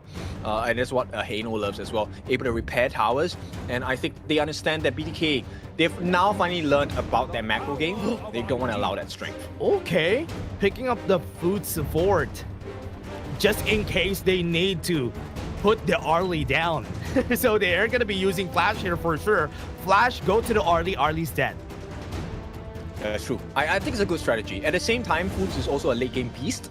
So if it goes into a situation of a Tempest Arena again, then I think LM have a slight advantage here. But BTK, I like this Xiao Xiao pick, right? Great AoE setups, and along with the ultimates as well, big burst damage, can instantly delete a Chano as well as a Lady Zhen off of the map. So we'll see how this goes. Yeah, Hoon just needs to hit.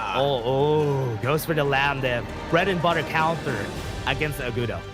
Yes. So for those of you that don't know, the more targets there are, Lam actually is able to use the space split dash in between, stay invulnerable during that moment, and benefits off of Agudo having so many critters around him. Yeah, that's why it's easy for Lam to just play around whenever an Agudo is on the other side. So this is a very, I think LM has been very greedy with this lineup because they do have the food, so they have a lot of late game potential with the Chano. The damage from the Lady Zhen also comes out in the late game, so they need to stall this until they get there. Level 4. Level 4 is where this game is going to be decided, right? Because okay, this is the ideal situation, but on the side of LM, if Noor actually gets his death from below, his ultimate catches majority of the people on the side of BTK, he can actually send them right into the face of Fuzu, number one, and also send them into the face of Destructive Deluge, the ultimate of Lady Zhen, of which you will not be very happy with that. Yeah, that's true. And right now, we are seeing something good here. At least on the other side, I love that they're really picking up the Arlie here for BTK. They're trying to put this, put more confidence in MOBA Zane in this game. It needs to be his early performance. Not the best yet, right? I think there's a lot of room for improvement, but pulling it out today, I think is an important chance for BTK because you have to keep trying. Yeah. For now, we're going to be seeing the lineup here from both of our side. We have the Charlotte. The Fati Charlotte has been expended in these games, and that's exactly what they want here for BTK. Right now, it's already good. We're going to be starting the game number 2 of BTK versus LM.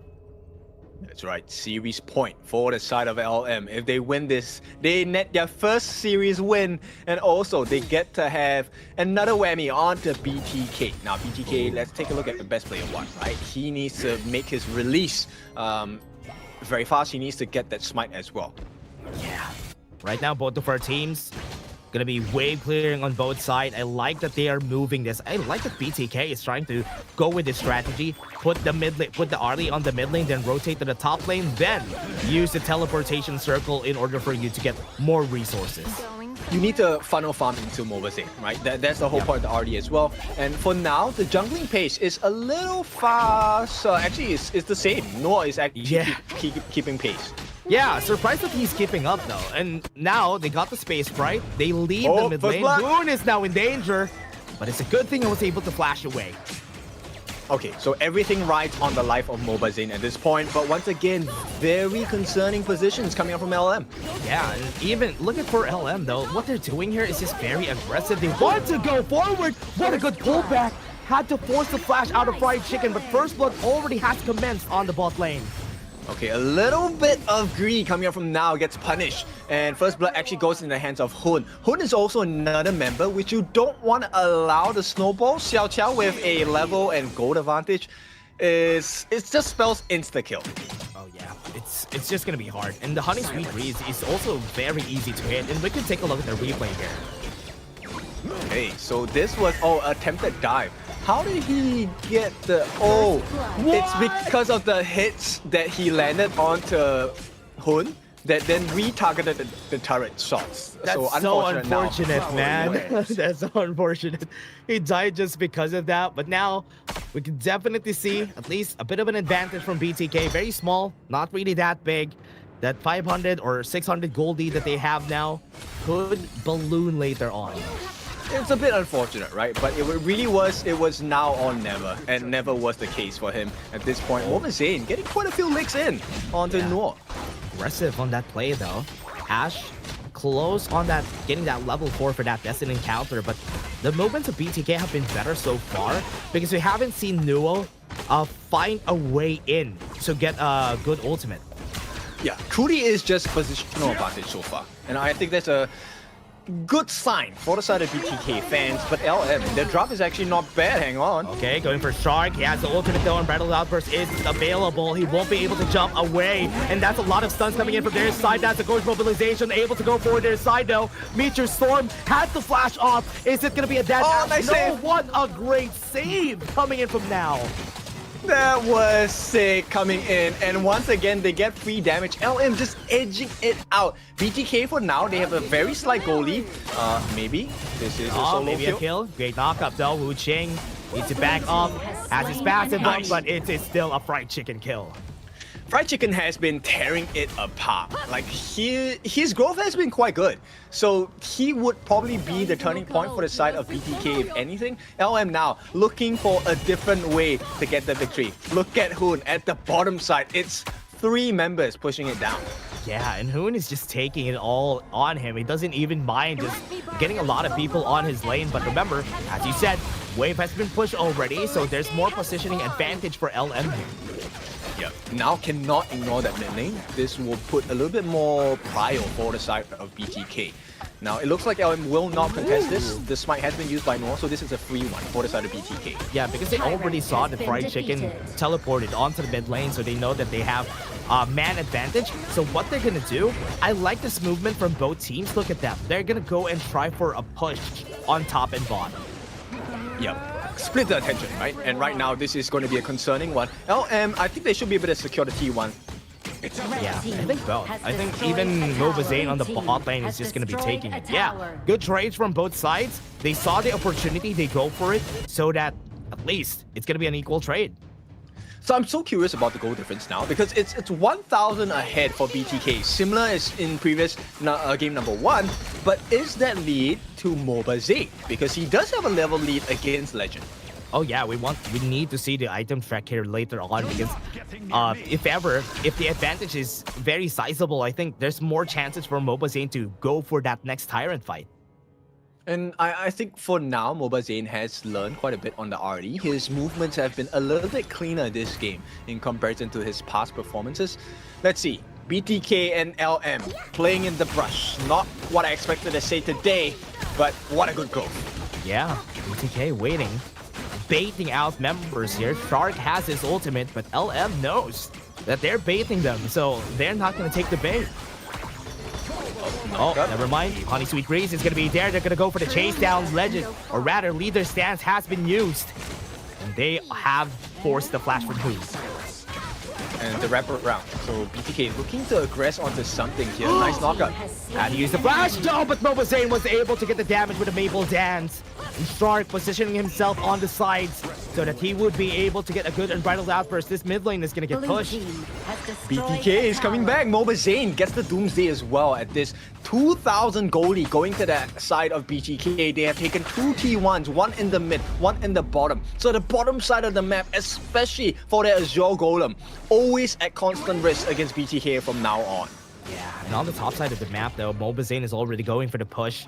Leader stands available for Legend, but he's not even going to be able to push forward because Shark's positioning is too strong, and an Unbridled Outburst is an instant death for him. Red half of the map getting a little bit more darker. Okay, Hang on. got the Sage's Spike. He's not going to be surviving that. He's dead.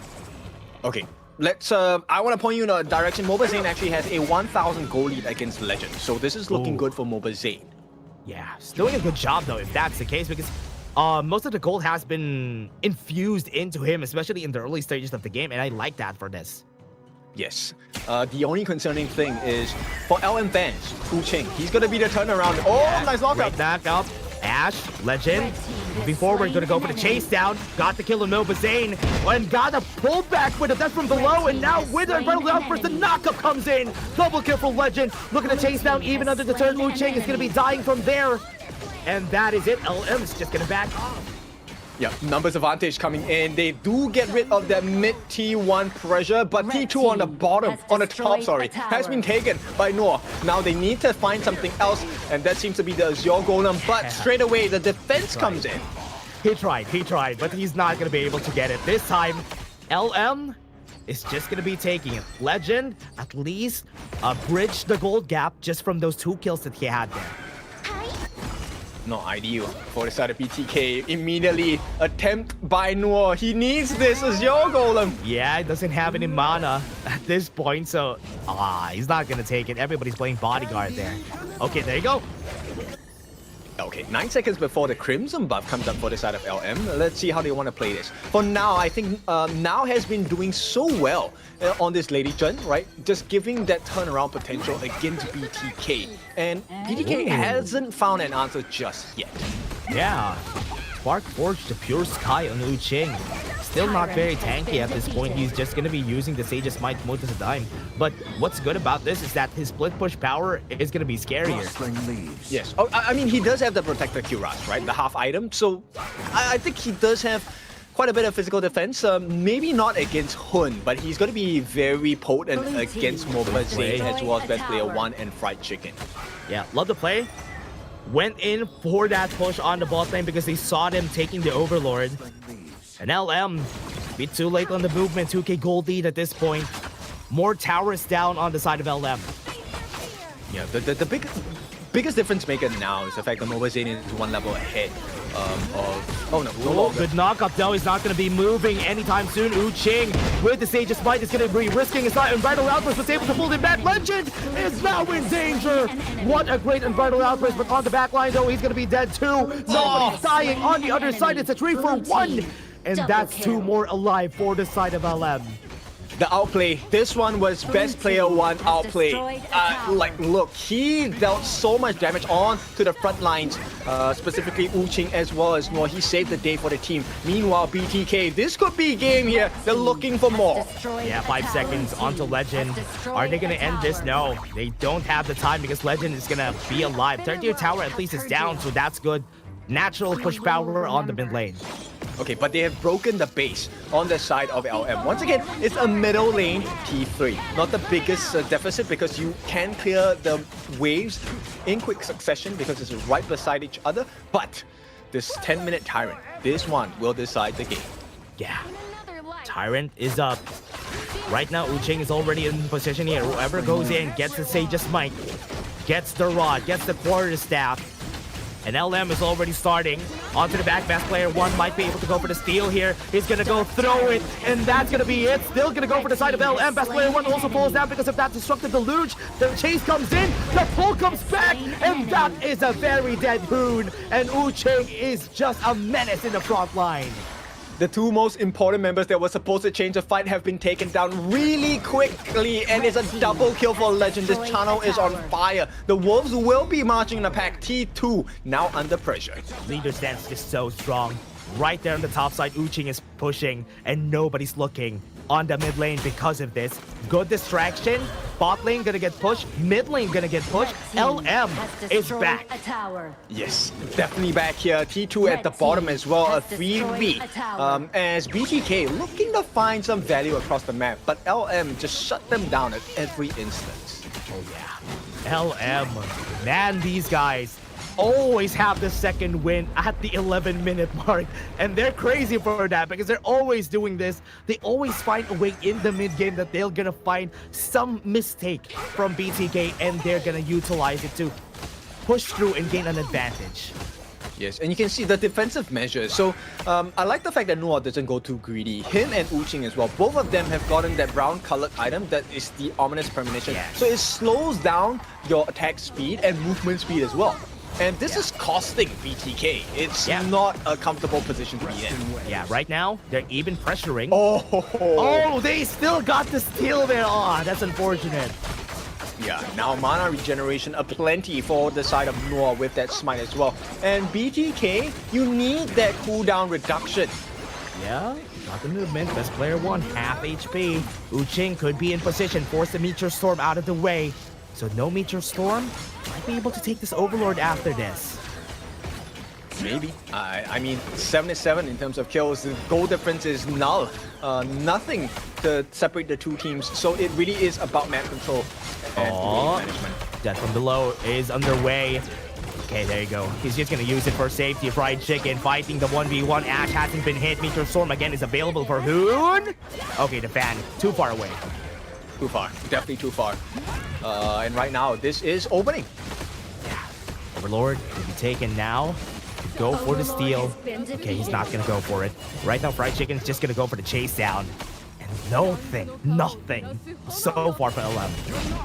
Okay, so LM, I think they play this safe, right? Because BTK now have a major map advantage with the Shadow Overlord. Right now, Uching hides into the brush. Good information. Vision score this game much more valuable, right? Because there is an insta-kill combo available for LM, right? Uching gets the Sage's Smite down and you're kind of dead. Yeah, that's why Mobazane should be careful. Hoon or Mobazane should be careful of the Sage's Smite, because whoever gets hit is definitely dead. The combo together with Now, that's a death sentence when you get hit. Oh, for sure. But on the flip side, it's the same story as well. Hun as well as Best Player 1 or even Fried Chicken, if they get the multi-man setup knockup, it spells the end of LM's composition. So that's why I say the vision is so important in this game, right? You need to have the information, know who and where they are, make your decisions based off of that. And for now, this is ideal for the side of BTK. They have a Shadow Overlord flying down on the bottom side. They also have a Shadow Tyrant available for the taking. Yeah, Shadow Vanguard already there, already in position. LM wants to contest this, but they have to clear out the wave on the bot lane first, because if not, that could spell their doom. Under the turn, tower takedown could be very dangerous right there onto the back line. They got the kill on Hoon, but now it's also in danger on the back. They're trying to get the kill on Fried Chicken, but no, it's not yet available, but the Splendor is still alive. But here in front, they get the damage, they get the front line. Legend is gonna be dying, and LM is losing all their members. What a triple kill coming in from their side. Mid lane is pushing. This could be the end, and BTK could be turning this around, and this could be the last fight. They're gonna go for the push. Destructive Deluge is available, but is it enough? Yes, it is. But they survive for just a few seconds more, because BTK is gonna punch back in game number 2. Comeback! That is what we're looking for, and BTK have achieved it 1-1. This is what everyone wanted. A beautiful game from the side of BTK, playing the map a little bit better this time. And Best Player 1, you can hear him cheering now. LM, is this defeat going to cost their mental sanity? Oh man, what a game. What a game here. BTK able to come back. They got a 1-1 here. And you know what? They tried their best on the side of LM, but it was a better setup, better front to back in that last fight from BTK. It would look, that's the craziest thing, because every single fight setup on the side of LM was perfect. It was looking much better. They got the Flash, Sage's Might, they got rid of MOBA Zane. But then on the backlines, now was getting pressured by Fried Chicken, and then you also had a setup by Best Player 1. He was just going ham with the Gauss mobilization, and with the help of Hoon as well. The synergy this time for BTK in game number 2, much better. Way better. I love it. I love to see it from their side that they were able to pull this off, got this to a 1-1, and was able to finish a game, and that was out of a team fight in the bot lane, which is what we expected from BTK. Yeah, BTK, like I think we were talking about this yesterday. This is a team that is like a wrestler fighting against a shooter, right? So if you play from range, shoot them with whatever artillery you have, they always lose. But the moment BTK gets their hands onto you, they're gonna wrestle you down on the floor, and you're gonna be choked out alive. Yeah, and that's what's happened in this game though, because they were so good at doing so. They were so good at team fighting that they know their strengths. Yes, we are very good at team fights, so might as well take the team fights as much as we can. Okay, so the big question here is, yes, great for BTK, right? They get that 1-1 tie against LM. I mean, we expected this series to be close, but then now you kind of wonder what kind of options do they have left, because Agudo is still available for the pick on the side of LM, and they still have Kaiser, they have Flowborn Tank, there's so many different options. But for now, let's dive back into the present, take a look at the builds on the side of BTK. Yeah, one thing that I was surprised with is that Ucheng went with a Pure Sky. I was kind of expecting a lot more tank items before going for that Pure Sky. That Pure Sky was the second item. He could have tanked more in the early parts of the game because most of the time he just throws the Sage's Might anyway. I was just thinking, why didn't he go for the Doomsday instead, right? Yes, it would have been a huge risk in comparison because he needed the Ominous Premonition. But as a diver, you just want to kill people as quickly as possible, right? Now, take a look at the damage of it. Now, I think was a huge part of the success of the early game for LM. 93,000 worth of damage. But team play just better on the side of BTK. A more evenly shared damage dealt. Oh yeah, also. Just seeing it, it's also hard for Nuvo to fight value in this game because, you know what, even if you counter the Agudo, there is a presence of the Xiao Tao. The Hoon has been making it hard for Nuvo to stay on those fights. And, wow, okay, BTK actually had a decent lead. Look at that though, after a few minutes, after the 10-minute mark, you see the up and down, right? It is a very close lead. Yeah, so LM, based off this graph, shouldn't be fighting, right? That is the domain of BTK. They're called Bloodthirsty Kings. They love to fight. So LM, I think the winning strategy is maybe play the map a little more. But let's take a look at the MVP. Oh, for sure. MOBA Zane is going to be the MVP in this game. 414, 12% damage taken, 26% damage, and total gold of 25% in this game. Crazy farm. A lot of highlights coming up. And look, I had a conversation with BTK, right? And I was told, you know what? Can you give us a little bit more hope? Can you glaze us? And here we go. This is the honey glaze I promised you. Like this team play, right? Just a better team in comparison to LM in game number 2. Yeah, I love it. I love to see this growth coming in from BTK after that fight a while ago. And now this time, we're seeing the rise of Chano, right? Chano has been very strong, especially when you're picking it up against an Arlie. And when he pops the leader stance, it's easy for Legend to just go in. But BTK was able to fight back against it, especially in this last fight. What a great ult from Shari. Yes, and one of the things they really did well was to buy space for Mr. MOBA Zane, who's the MVP, by the way. He was always in a great position. Take a look, he's far away from the fights, but he is trying to find an angle in which he can enter, deal the most damage without being at risk.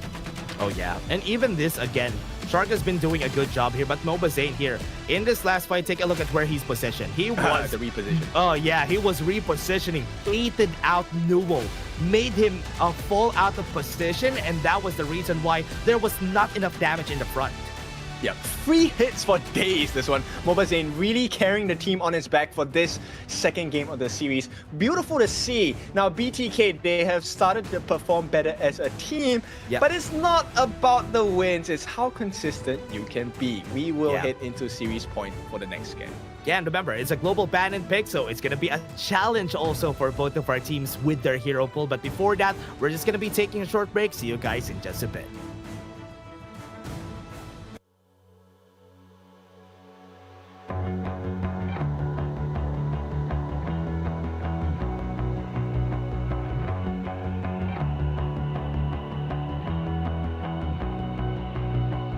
You've walked through the darkest nights. You've heard the crowd, felt the blinding light. You were standing there where your heart comes alive. It's a dream of a hat, and it never dies. Right here, right now, give it all, get it out. Never a surrender, I fight and never fail. I am a contender, a challenge I can feel. The smallest lies become the brightest enemies, relentlessly. And even if you fall, you gave it everything to be a king.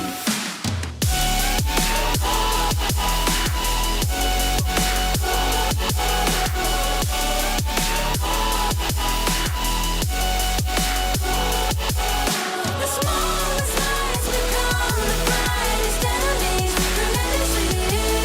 And even if you fall, you gave it everything to be a king. You carved your way with a sharp attack. You watched it all burn, and you never looked back. There will come a day when your fears will rise. You protect your crown, so it never dies. Never a surrender, I fight and never fail. I am a contender, a challenge I can feel. The smallest lies become the brightest enemies, relentlessly. And even if you fall, you gave it everything to be a king. On my way, on my way, find my way, find my way. On my way, on my way, dream my way, dream my way. Never a surrender, I fight and never fail. I'm a contender, and challenge I can feel. The smallest lies become the brightest enemies, relentlessly. And even if you fall, you gave it everything to be a king.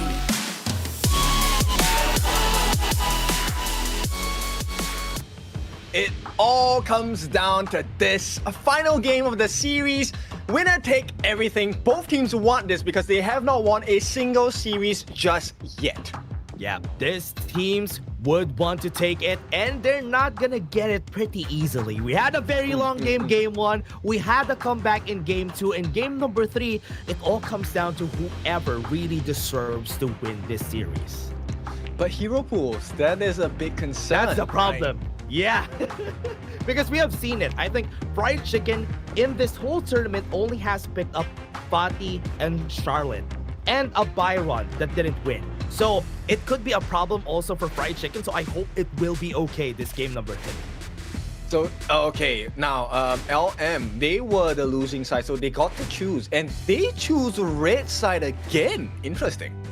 Ooh, they want to go for the red. They want to just get the 2 picks whenever they can. And looking at the picks that they already had, I think LM has a lot more in their side that are still okay. Because remember, game number 2, they didn't really pull out a lot of meta picks.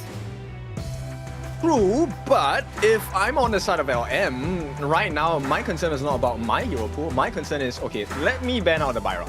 And then... Oh, yeah. Yeah. Then we'll be good. We'll be okay after this. One thing for best player, at least he still has the monkey, and on the other end, Mobazane still has the Marco Polo. Still hasn't pulled the Marco Polo. I want to see the Marco Polo, Mobazane. Yeah, but everyone knows about it. So like, nobody will let you play it. So and like, Hoon's my god, right? So BTK they ban out the Luna.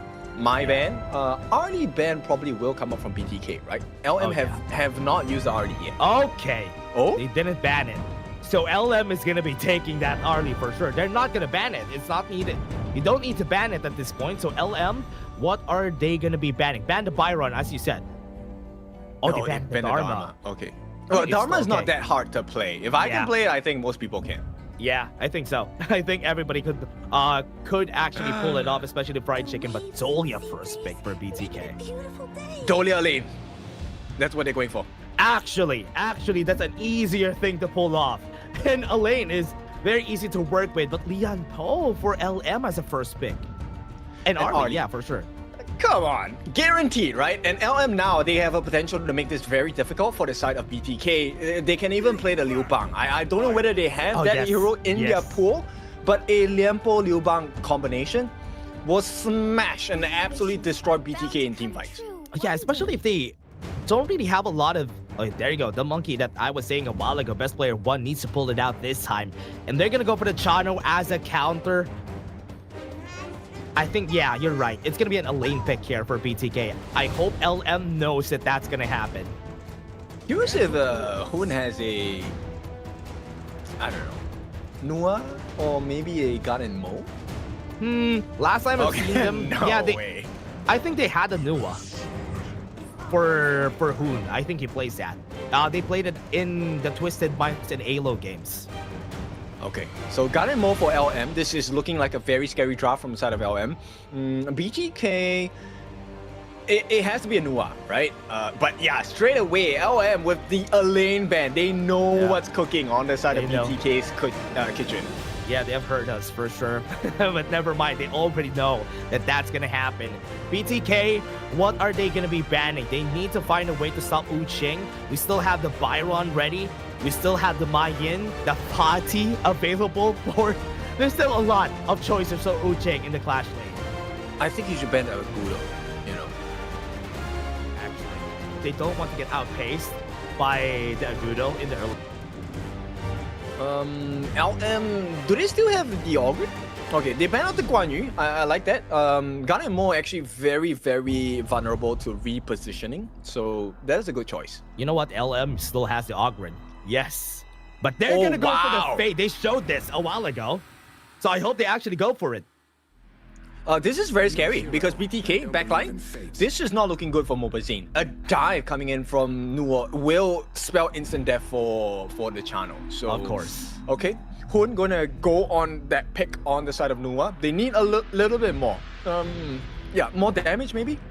Oh yeah. If they're gonna be going for what you said a while ago, a Lubang is gonna be perfect here, especially for Wu Ching, because Lubang, then the Lian Po is perfect because there's a lot of targets that you could latch onto. Yeah, and you can get the heal with the Battlefield Command onto Fade as well, right? Oh, yes. So, wow, no, they go double down. Lupu in the Clash lane. I love this. Oh, they're just gonna go in. Even if they go in, they have at least 3 bodies that are gonna move forward. So yeah, the Lubu is actually good for this, especially against the Byron and the Menki. So their shields are gonna be ignored. I'm not looking too forward for this for BTK. This is a very strong draft coming out from LM. There is 3 forms of entry. One in the form of the Liempo, one in the form of the Lupu. The third one is in the form of the Fade. All of which cause absolute destruction.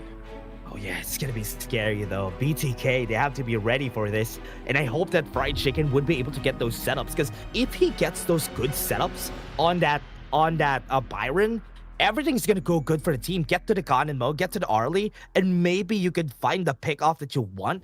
Once you take them both down, it could be a potential for BTK. All right, this one. I mean, if there's any day to do it, you have to make today count, because you can tell best player 1, they need to play the cards right. This one is super tight. Game number 3, series point.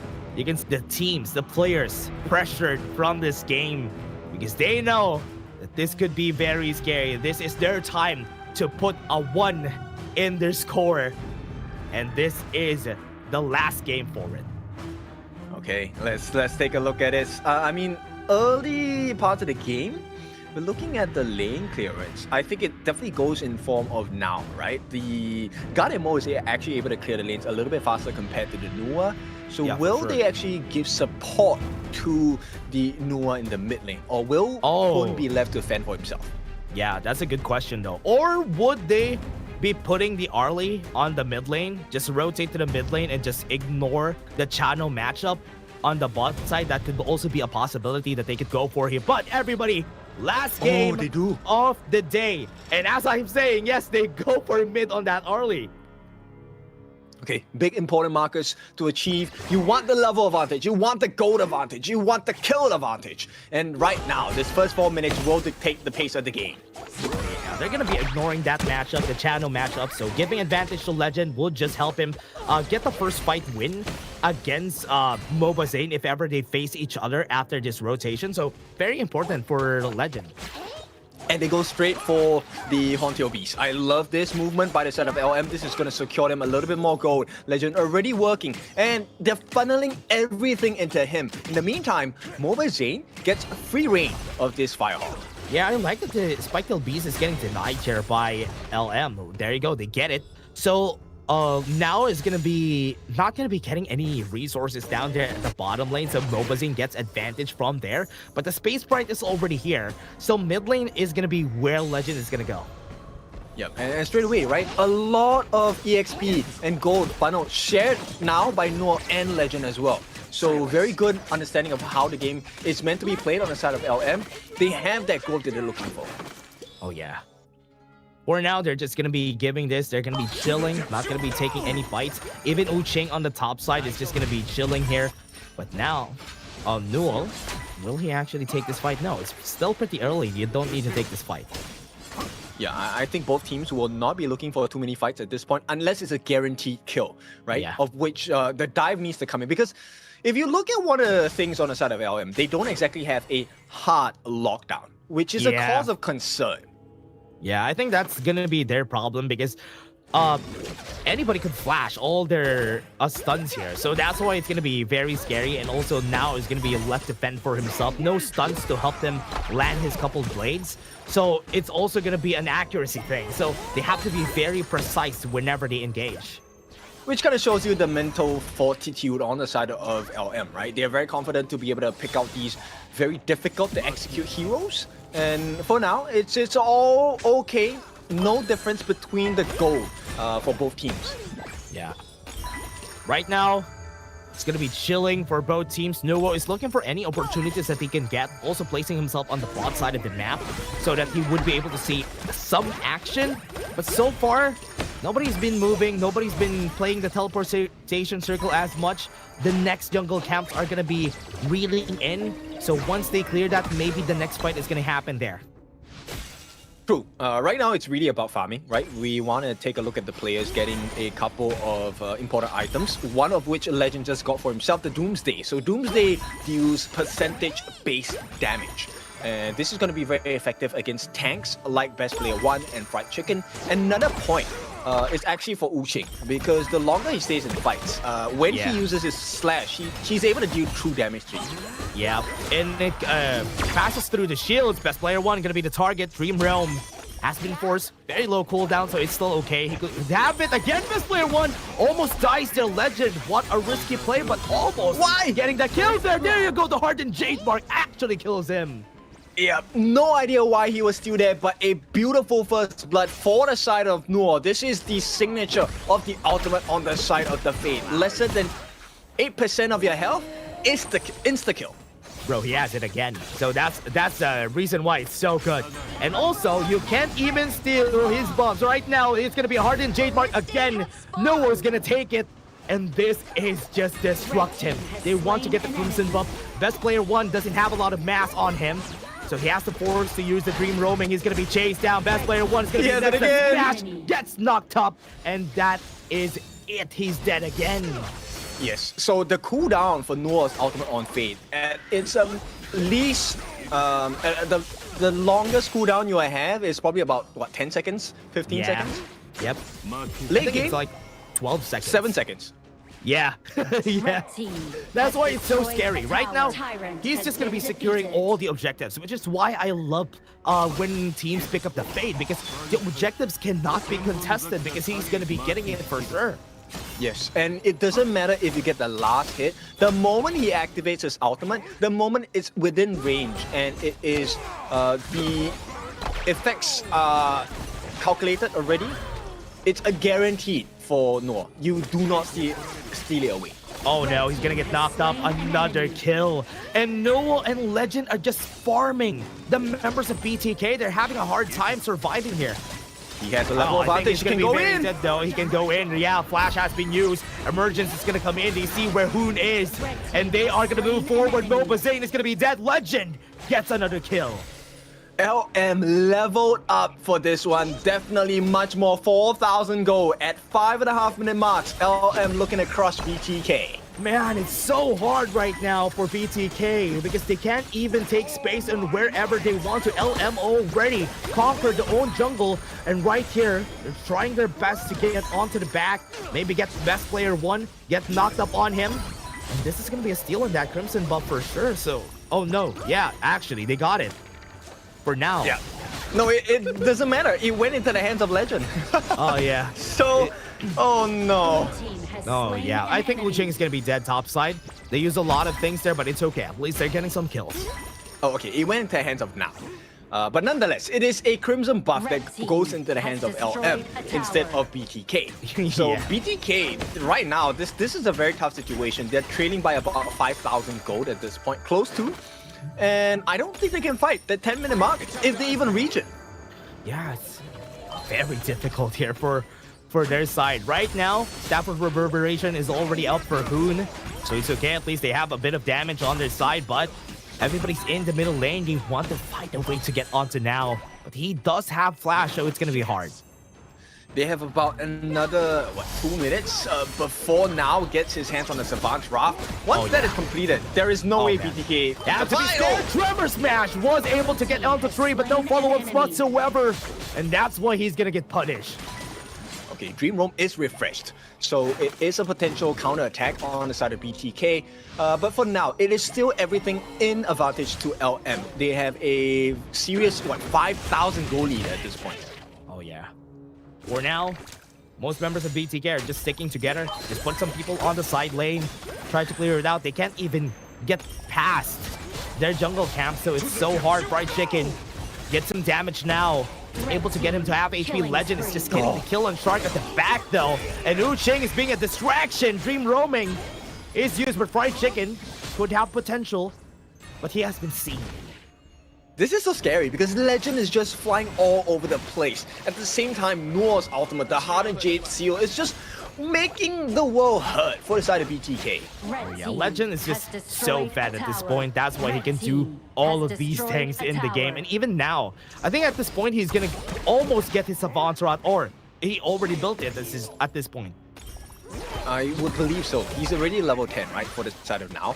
And it's a 6,000 goal lead. The numbers just keep adding on for LM. And there's no stopping them because the jungle is free for the taking. Every snipe that comes in from Now is an increased chance for Noah or Legend to come in, get the kill, get out safely. Fried Chicken tried to intercept at the backline. Dream Roam didn't hit. Best player one in front. Tremor Smash is going to be used. Got the reset from the Celestial Melody. Had to force the leader stance so that Mobazane would be able to pump the brakes on the side of LM. Yeah, and right now you can see all of the negation. Maple Dance to get rid of the Nua creation block as well as the coalescence blocks as well. Nothing is working out for BTK. Yeah, they're having such a hard time. Tyrant for free. They can't even get close here. With the Hardened Jade mark, that's it. Oh, it's so easy for them to take objectives. Yeah, it looks easy, but when I use it in the rank, it doesn't work out like that. So unfortunate for me, but here we go. Contest once again. Oh, there's no way you get this. You can't even contest it. Man, is it so hard to get anything on the jungle. Best player one left alone. Dream Roam had to be used. And BTK is just left to fend for themselves here on their base. The only way this works out is, hang on, the only way this works out is if they get a 5-man dream roll with who's landing everything. I hope so. If they get that, that will be good. But that is honestly a miracle if that happens. But right now, LM is just pushing on the top side. Emergence is going to get used. He is going to be popped. Was able to get away. Legend comes back. That was a very risky play. Best player one trying to fight him, trying to win the fight. He didn't. And 30 seconds on the clock just because of that death. And Legend now pay attention on the side of LM. He does have lifesteal available. He will be able to take longer fights. And for now, everything going straight into the hands. Now is just going to keep shooting those couple blades. That is really scary, man. With a couple blades, they're doing so much damage at this point. And even Nova Zane is not safe.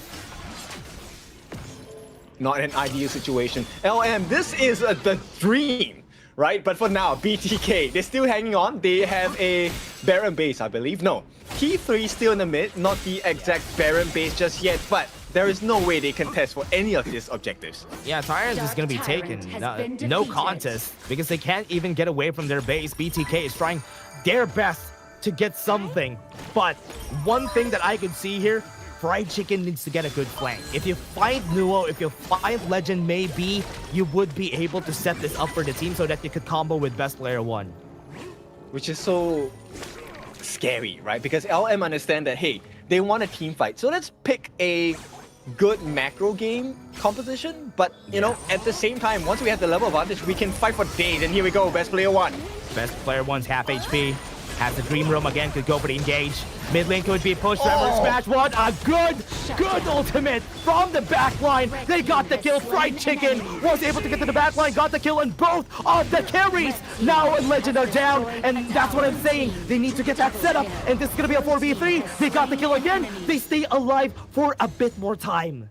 Yep, the Dream does stay alive. Noah did not hit that Harden Jade mark and seal to be able to take out Fried Chicken. You were talking about him making the plays. He was the one responsible for turning the game. He did. He got his hands onto Legend. And now they have taken out Now as well as Uching. This is a great position to be in for BTK, but only for the moment.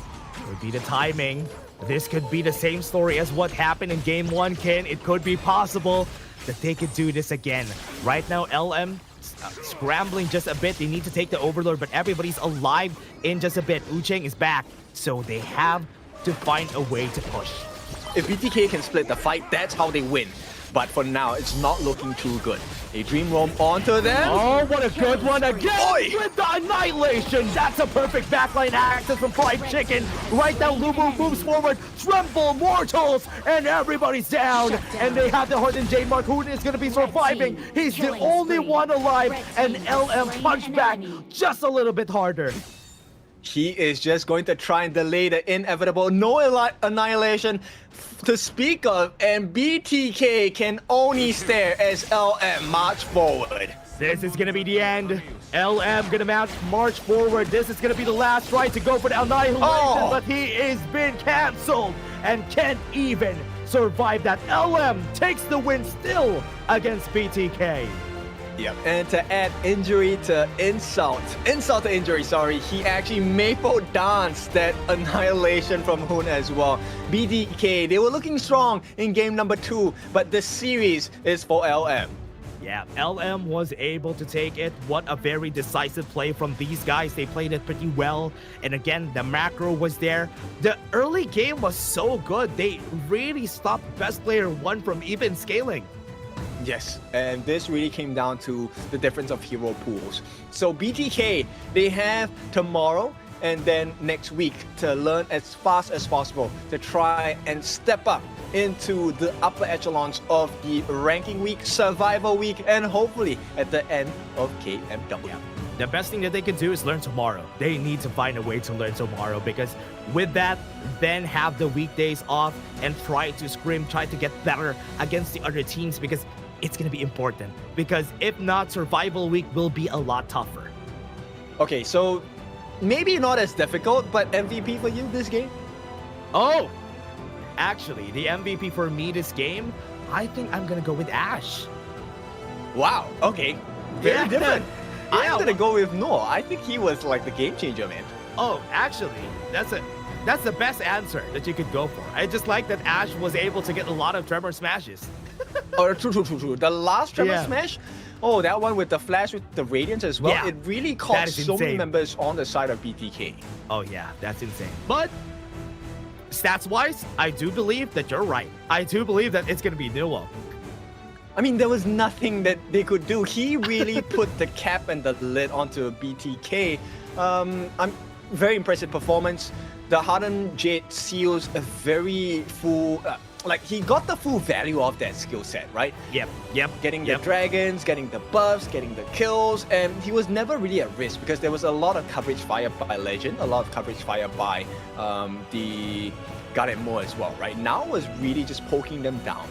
Yeah, I'll be honest with you, he doesn't even need it. Most of the time, he doesn't even need the Hardened Jade mark on those objectives because they already had position. They already established dominance in the jungle camps, which is why he doesn't even need it most of the time. But it really helped.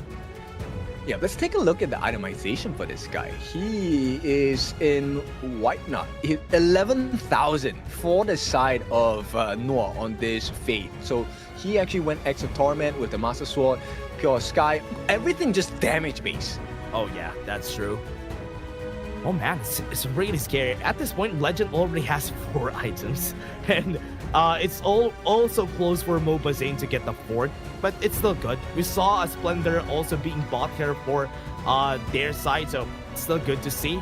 But now LM, I think it's gonna be Legend, man. Don't you think? We're just gonna get the MVP.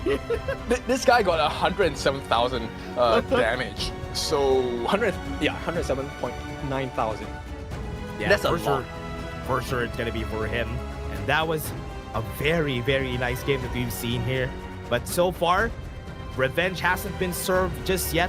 Look at the stats here. Look at the graph, everyone. It was just LM all the way. That is red ocean, saturated. There is no space for another, right? So BTK, unfortunately, this one was a tough one to swallow because LM, they show no signs of weakness in this game. Yeah, they didn't. They just showed up. We're this good. Game number 3, we were just stronger. You know what? If game 2 they picked the Fade, that could have been a different game because that Fade game was just so good. Exactly. But I think this was also due to the hero pool. But let's take a look at the MVP. Yeah. There we go. It had to be Legend. 6-1-6, dealing 33% of the team's total hero damage. Oh yeah, it was so good for Legend. He had a lot of opportunities to dash forward, right? And look at this. When he is dashing forward, there's nobody to punish him because there's not really any lockdown, except for that one time that Fried Chicken was able to do so. But most of the time, there was no lockdown for Legend. And with this positioning, it opens up the doors for now as well, right? So he was able to get those snipes coming in. And Uching, I think he did really well to make sure that he held Fried Chicken in place as long as possible, really delaying the potential of the team fight. Because we saw what happened. Fried Chicken, the moment he gets his hands on the Legend, he can take him out. Oh yeah, that's true. And he did that. He showed it to us that he will be able to do so. But it was scary this game, right? Even though that Now wasn't able to get a lot of kills, he was also hitting a lot of good couple blades, which is why most fights, everybody's half HP, and it's hard for BTK to fight them like that. Yep, and then like honorable mention for Ash. Look, he pushed everyone back with that one. But this one was a little bit of a mathematical miscalculation coming out from Noor. He thought he could kill off Fried Chicken, did not manage to do so, had to give the exchange at the cost of now Legend. Yeah, and look at the plays that Fried Chicken has been doing. I do think that BTK, Fried Chicken is just so good for the team at least, because he has been showing up in this moment in where somebody is needed to put some kills, put some good plays. Fried Chicken is going to be there. For sure. Now, a lot of people are actually asking, so what happens to BTK here? BTK will head into the lower rankings of Survival Week. I think it doesn't matter whether they win tomorrow or not. Yeah. Actually, it does, because they are the only team that has not won anything yet, besides Boars. So we'll see. This has been the result for today. 2-0 for OG, standing strong atop Twisted Minds. 2-0 for 9Z Globant against Boris. Twisted Minds got their revenge with their own 2-0 against AYLO. And LM, as you have just seen, took a 2-1 nail-biter series against BTK, but ending it flawlessly.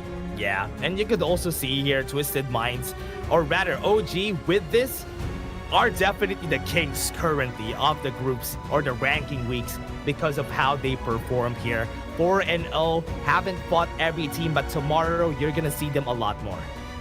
Okay, so we'll see how this plays up for the Survival Week. Survival Week is where we will really put the teams to the test. Number one, are you able to be the number one in KMW? Number two, are you going to get the second place to fight for that last chance into KIC? Yeah, the question also is, for everyone watching, on the left side, this is Group S already. That's why it's divided like that. This is basically Group S. Right side is going to be Group A, so you need to get to the first to third place in order to get to Group S, because Group S, they won't be eliminated. They are just going to get better placements. On the other side, that is going to be survival for those guys. For Group A, that's definitely the reason why it's called Survival Week, because whoever is in Group A, somebody could be taken down. Or three teams are going to be taken out. LM is not going to be in a very safe space just yet. But let's see for tomorrow. 9Z Globin going up against OG. Can they perform better? BTK going to go up against Boars. Another 0-win series for both teams. One of them will walk away a winner. 9Z Globin will then fight against Twisted Minds. And then OG will go against BTK as our last series of the day. Yeah, I want to see some comebacks. I want to see some upsets for tomorrow's game. So maybe we can find some upsets from tomorrow. But I am very excited right here, Kendofu, because we have been seeing a lot of development from the teams just being championed by Twisted Minds and even OG. And that's why it's really helpful. But Kendofu, any last words before we end it? It's been your favorite kind of tofu. We had a lot of fun today, a lot of new growth, and of course with me, it has been Dash. That's it for today. We will see you tomorrow.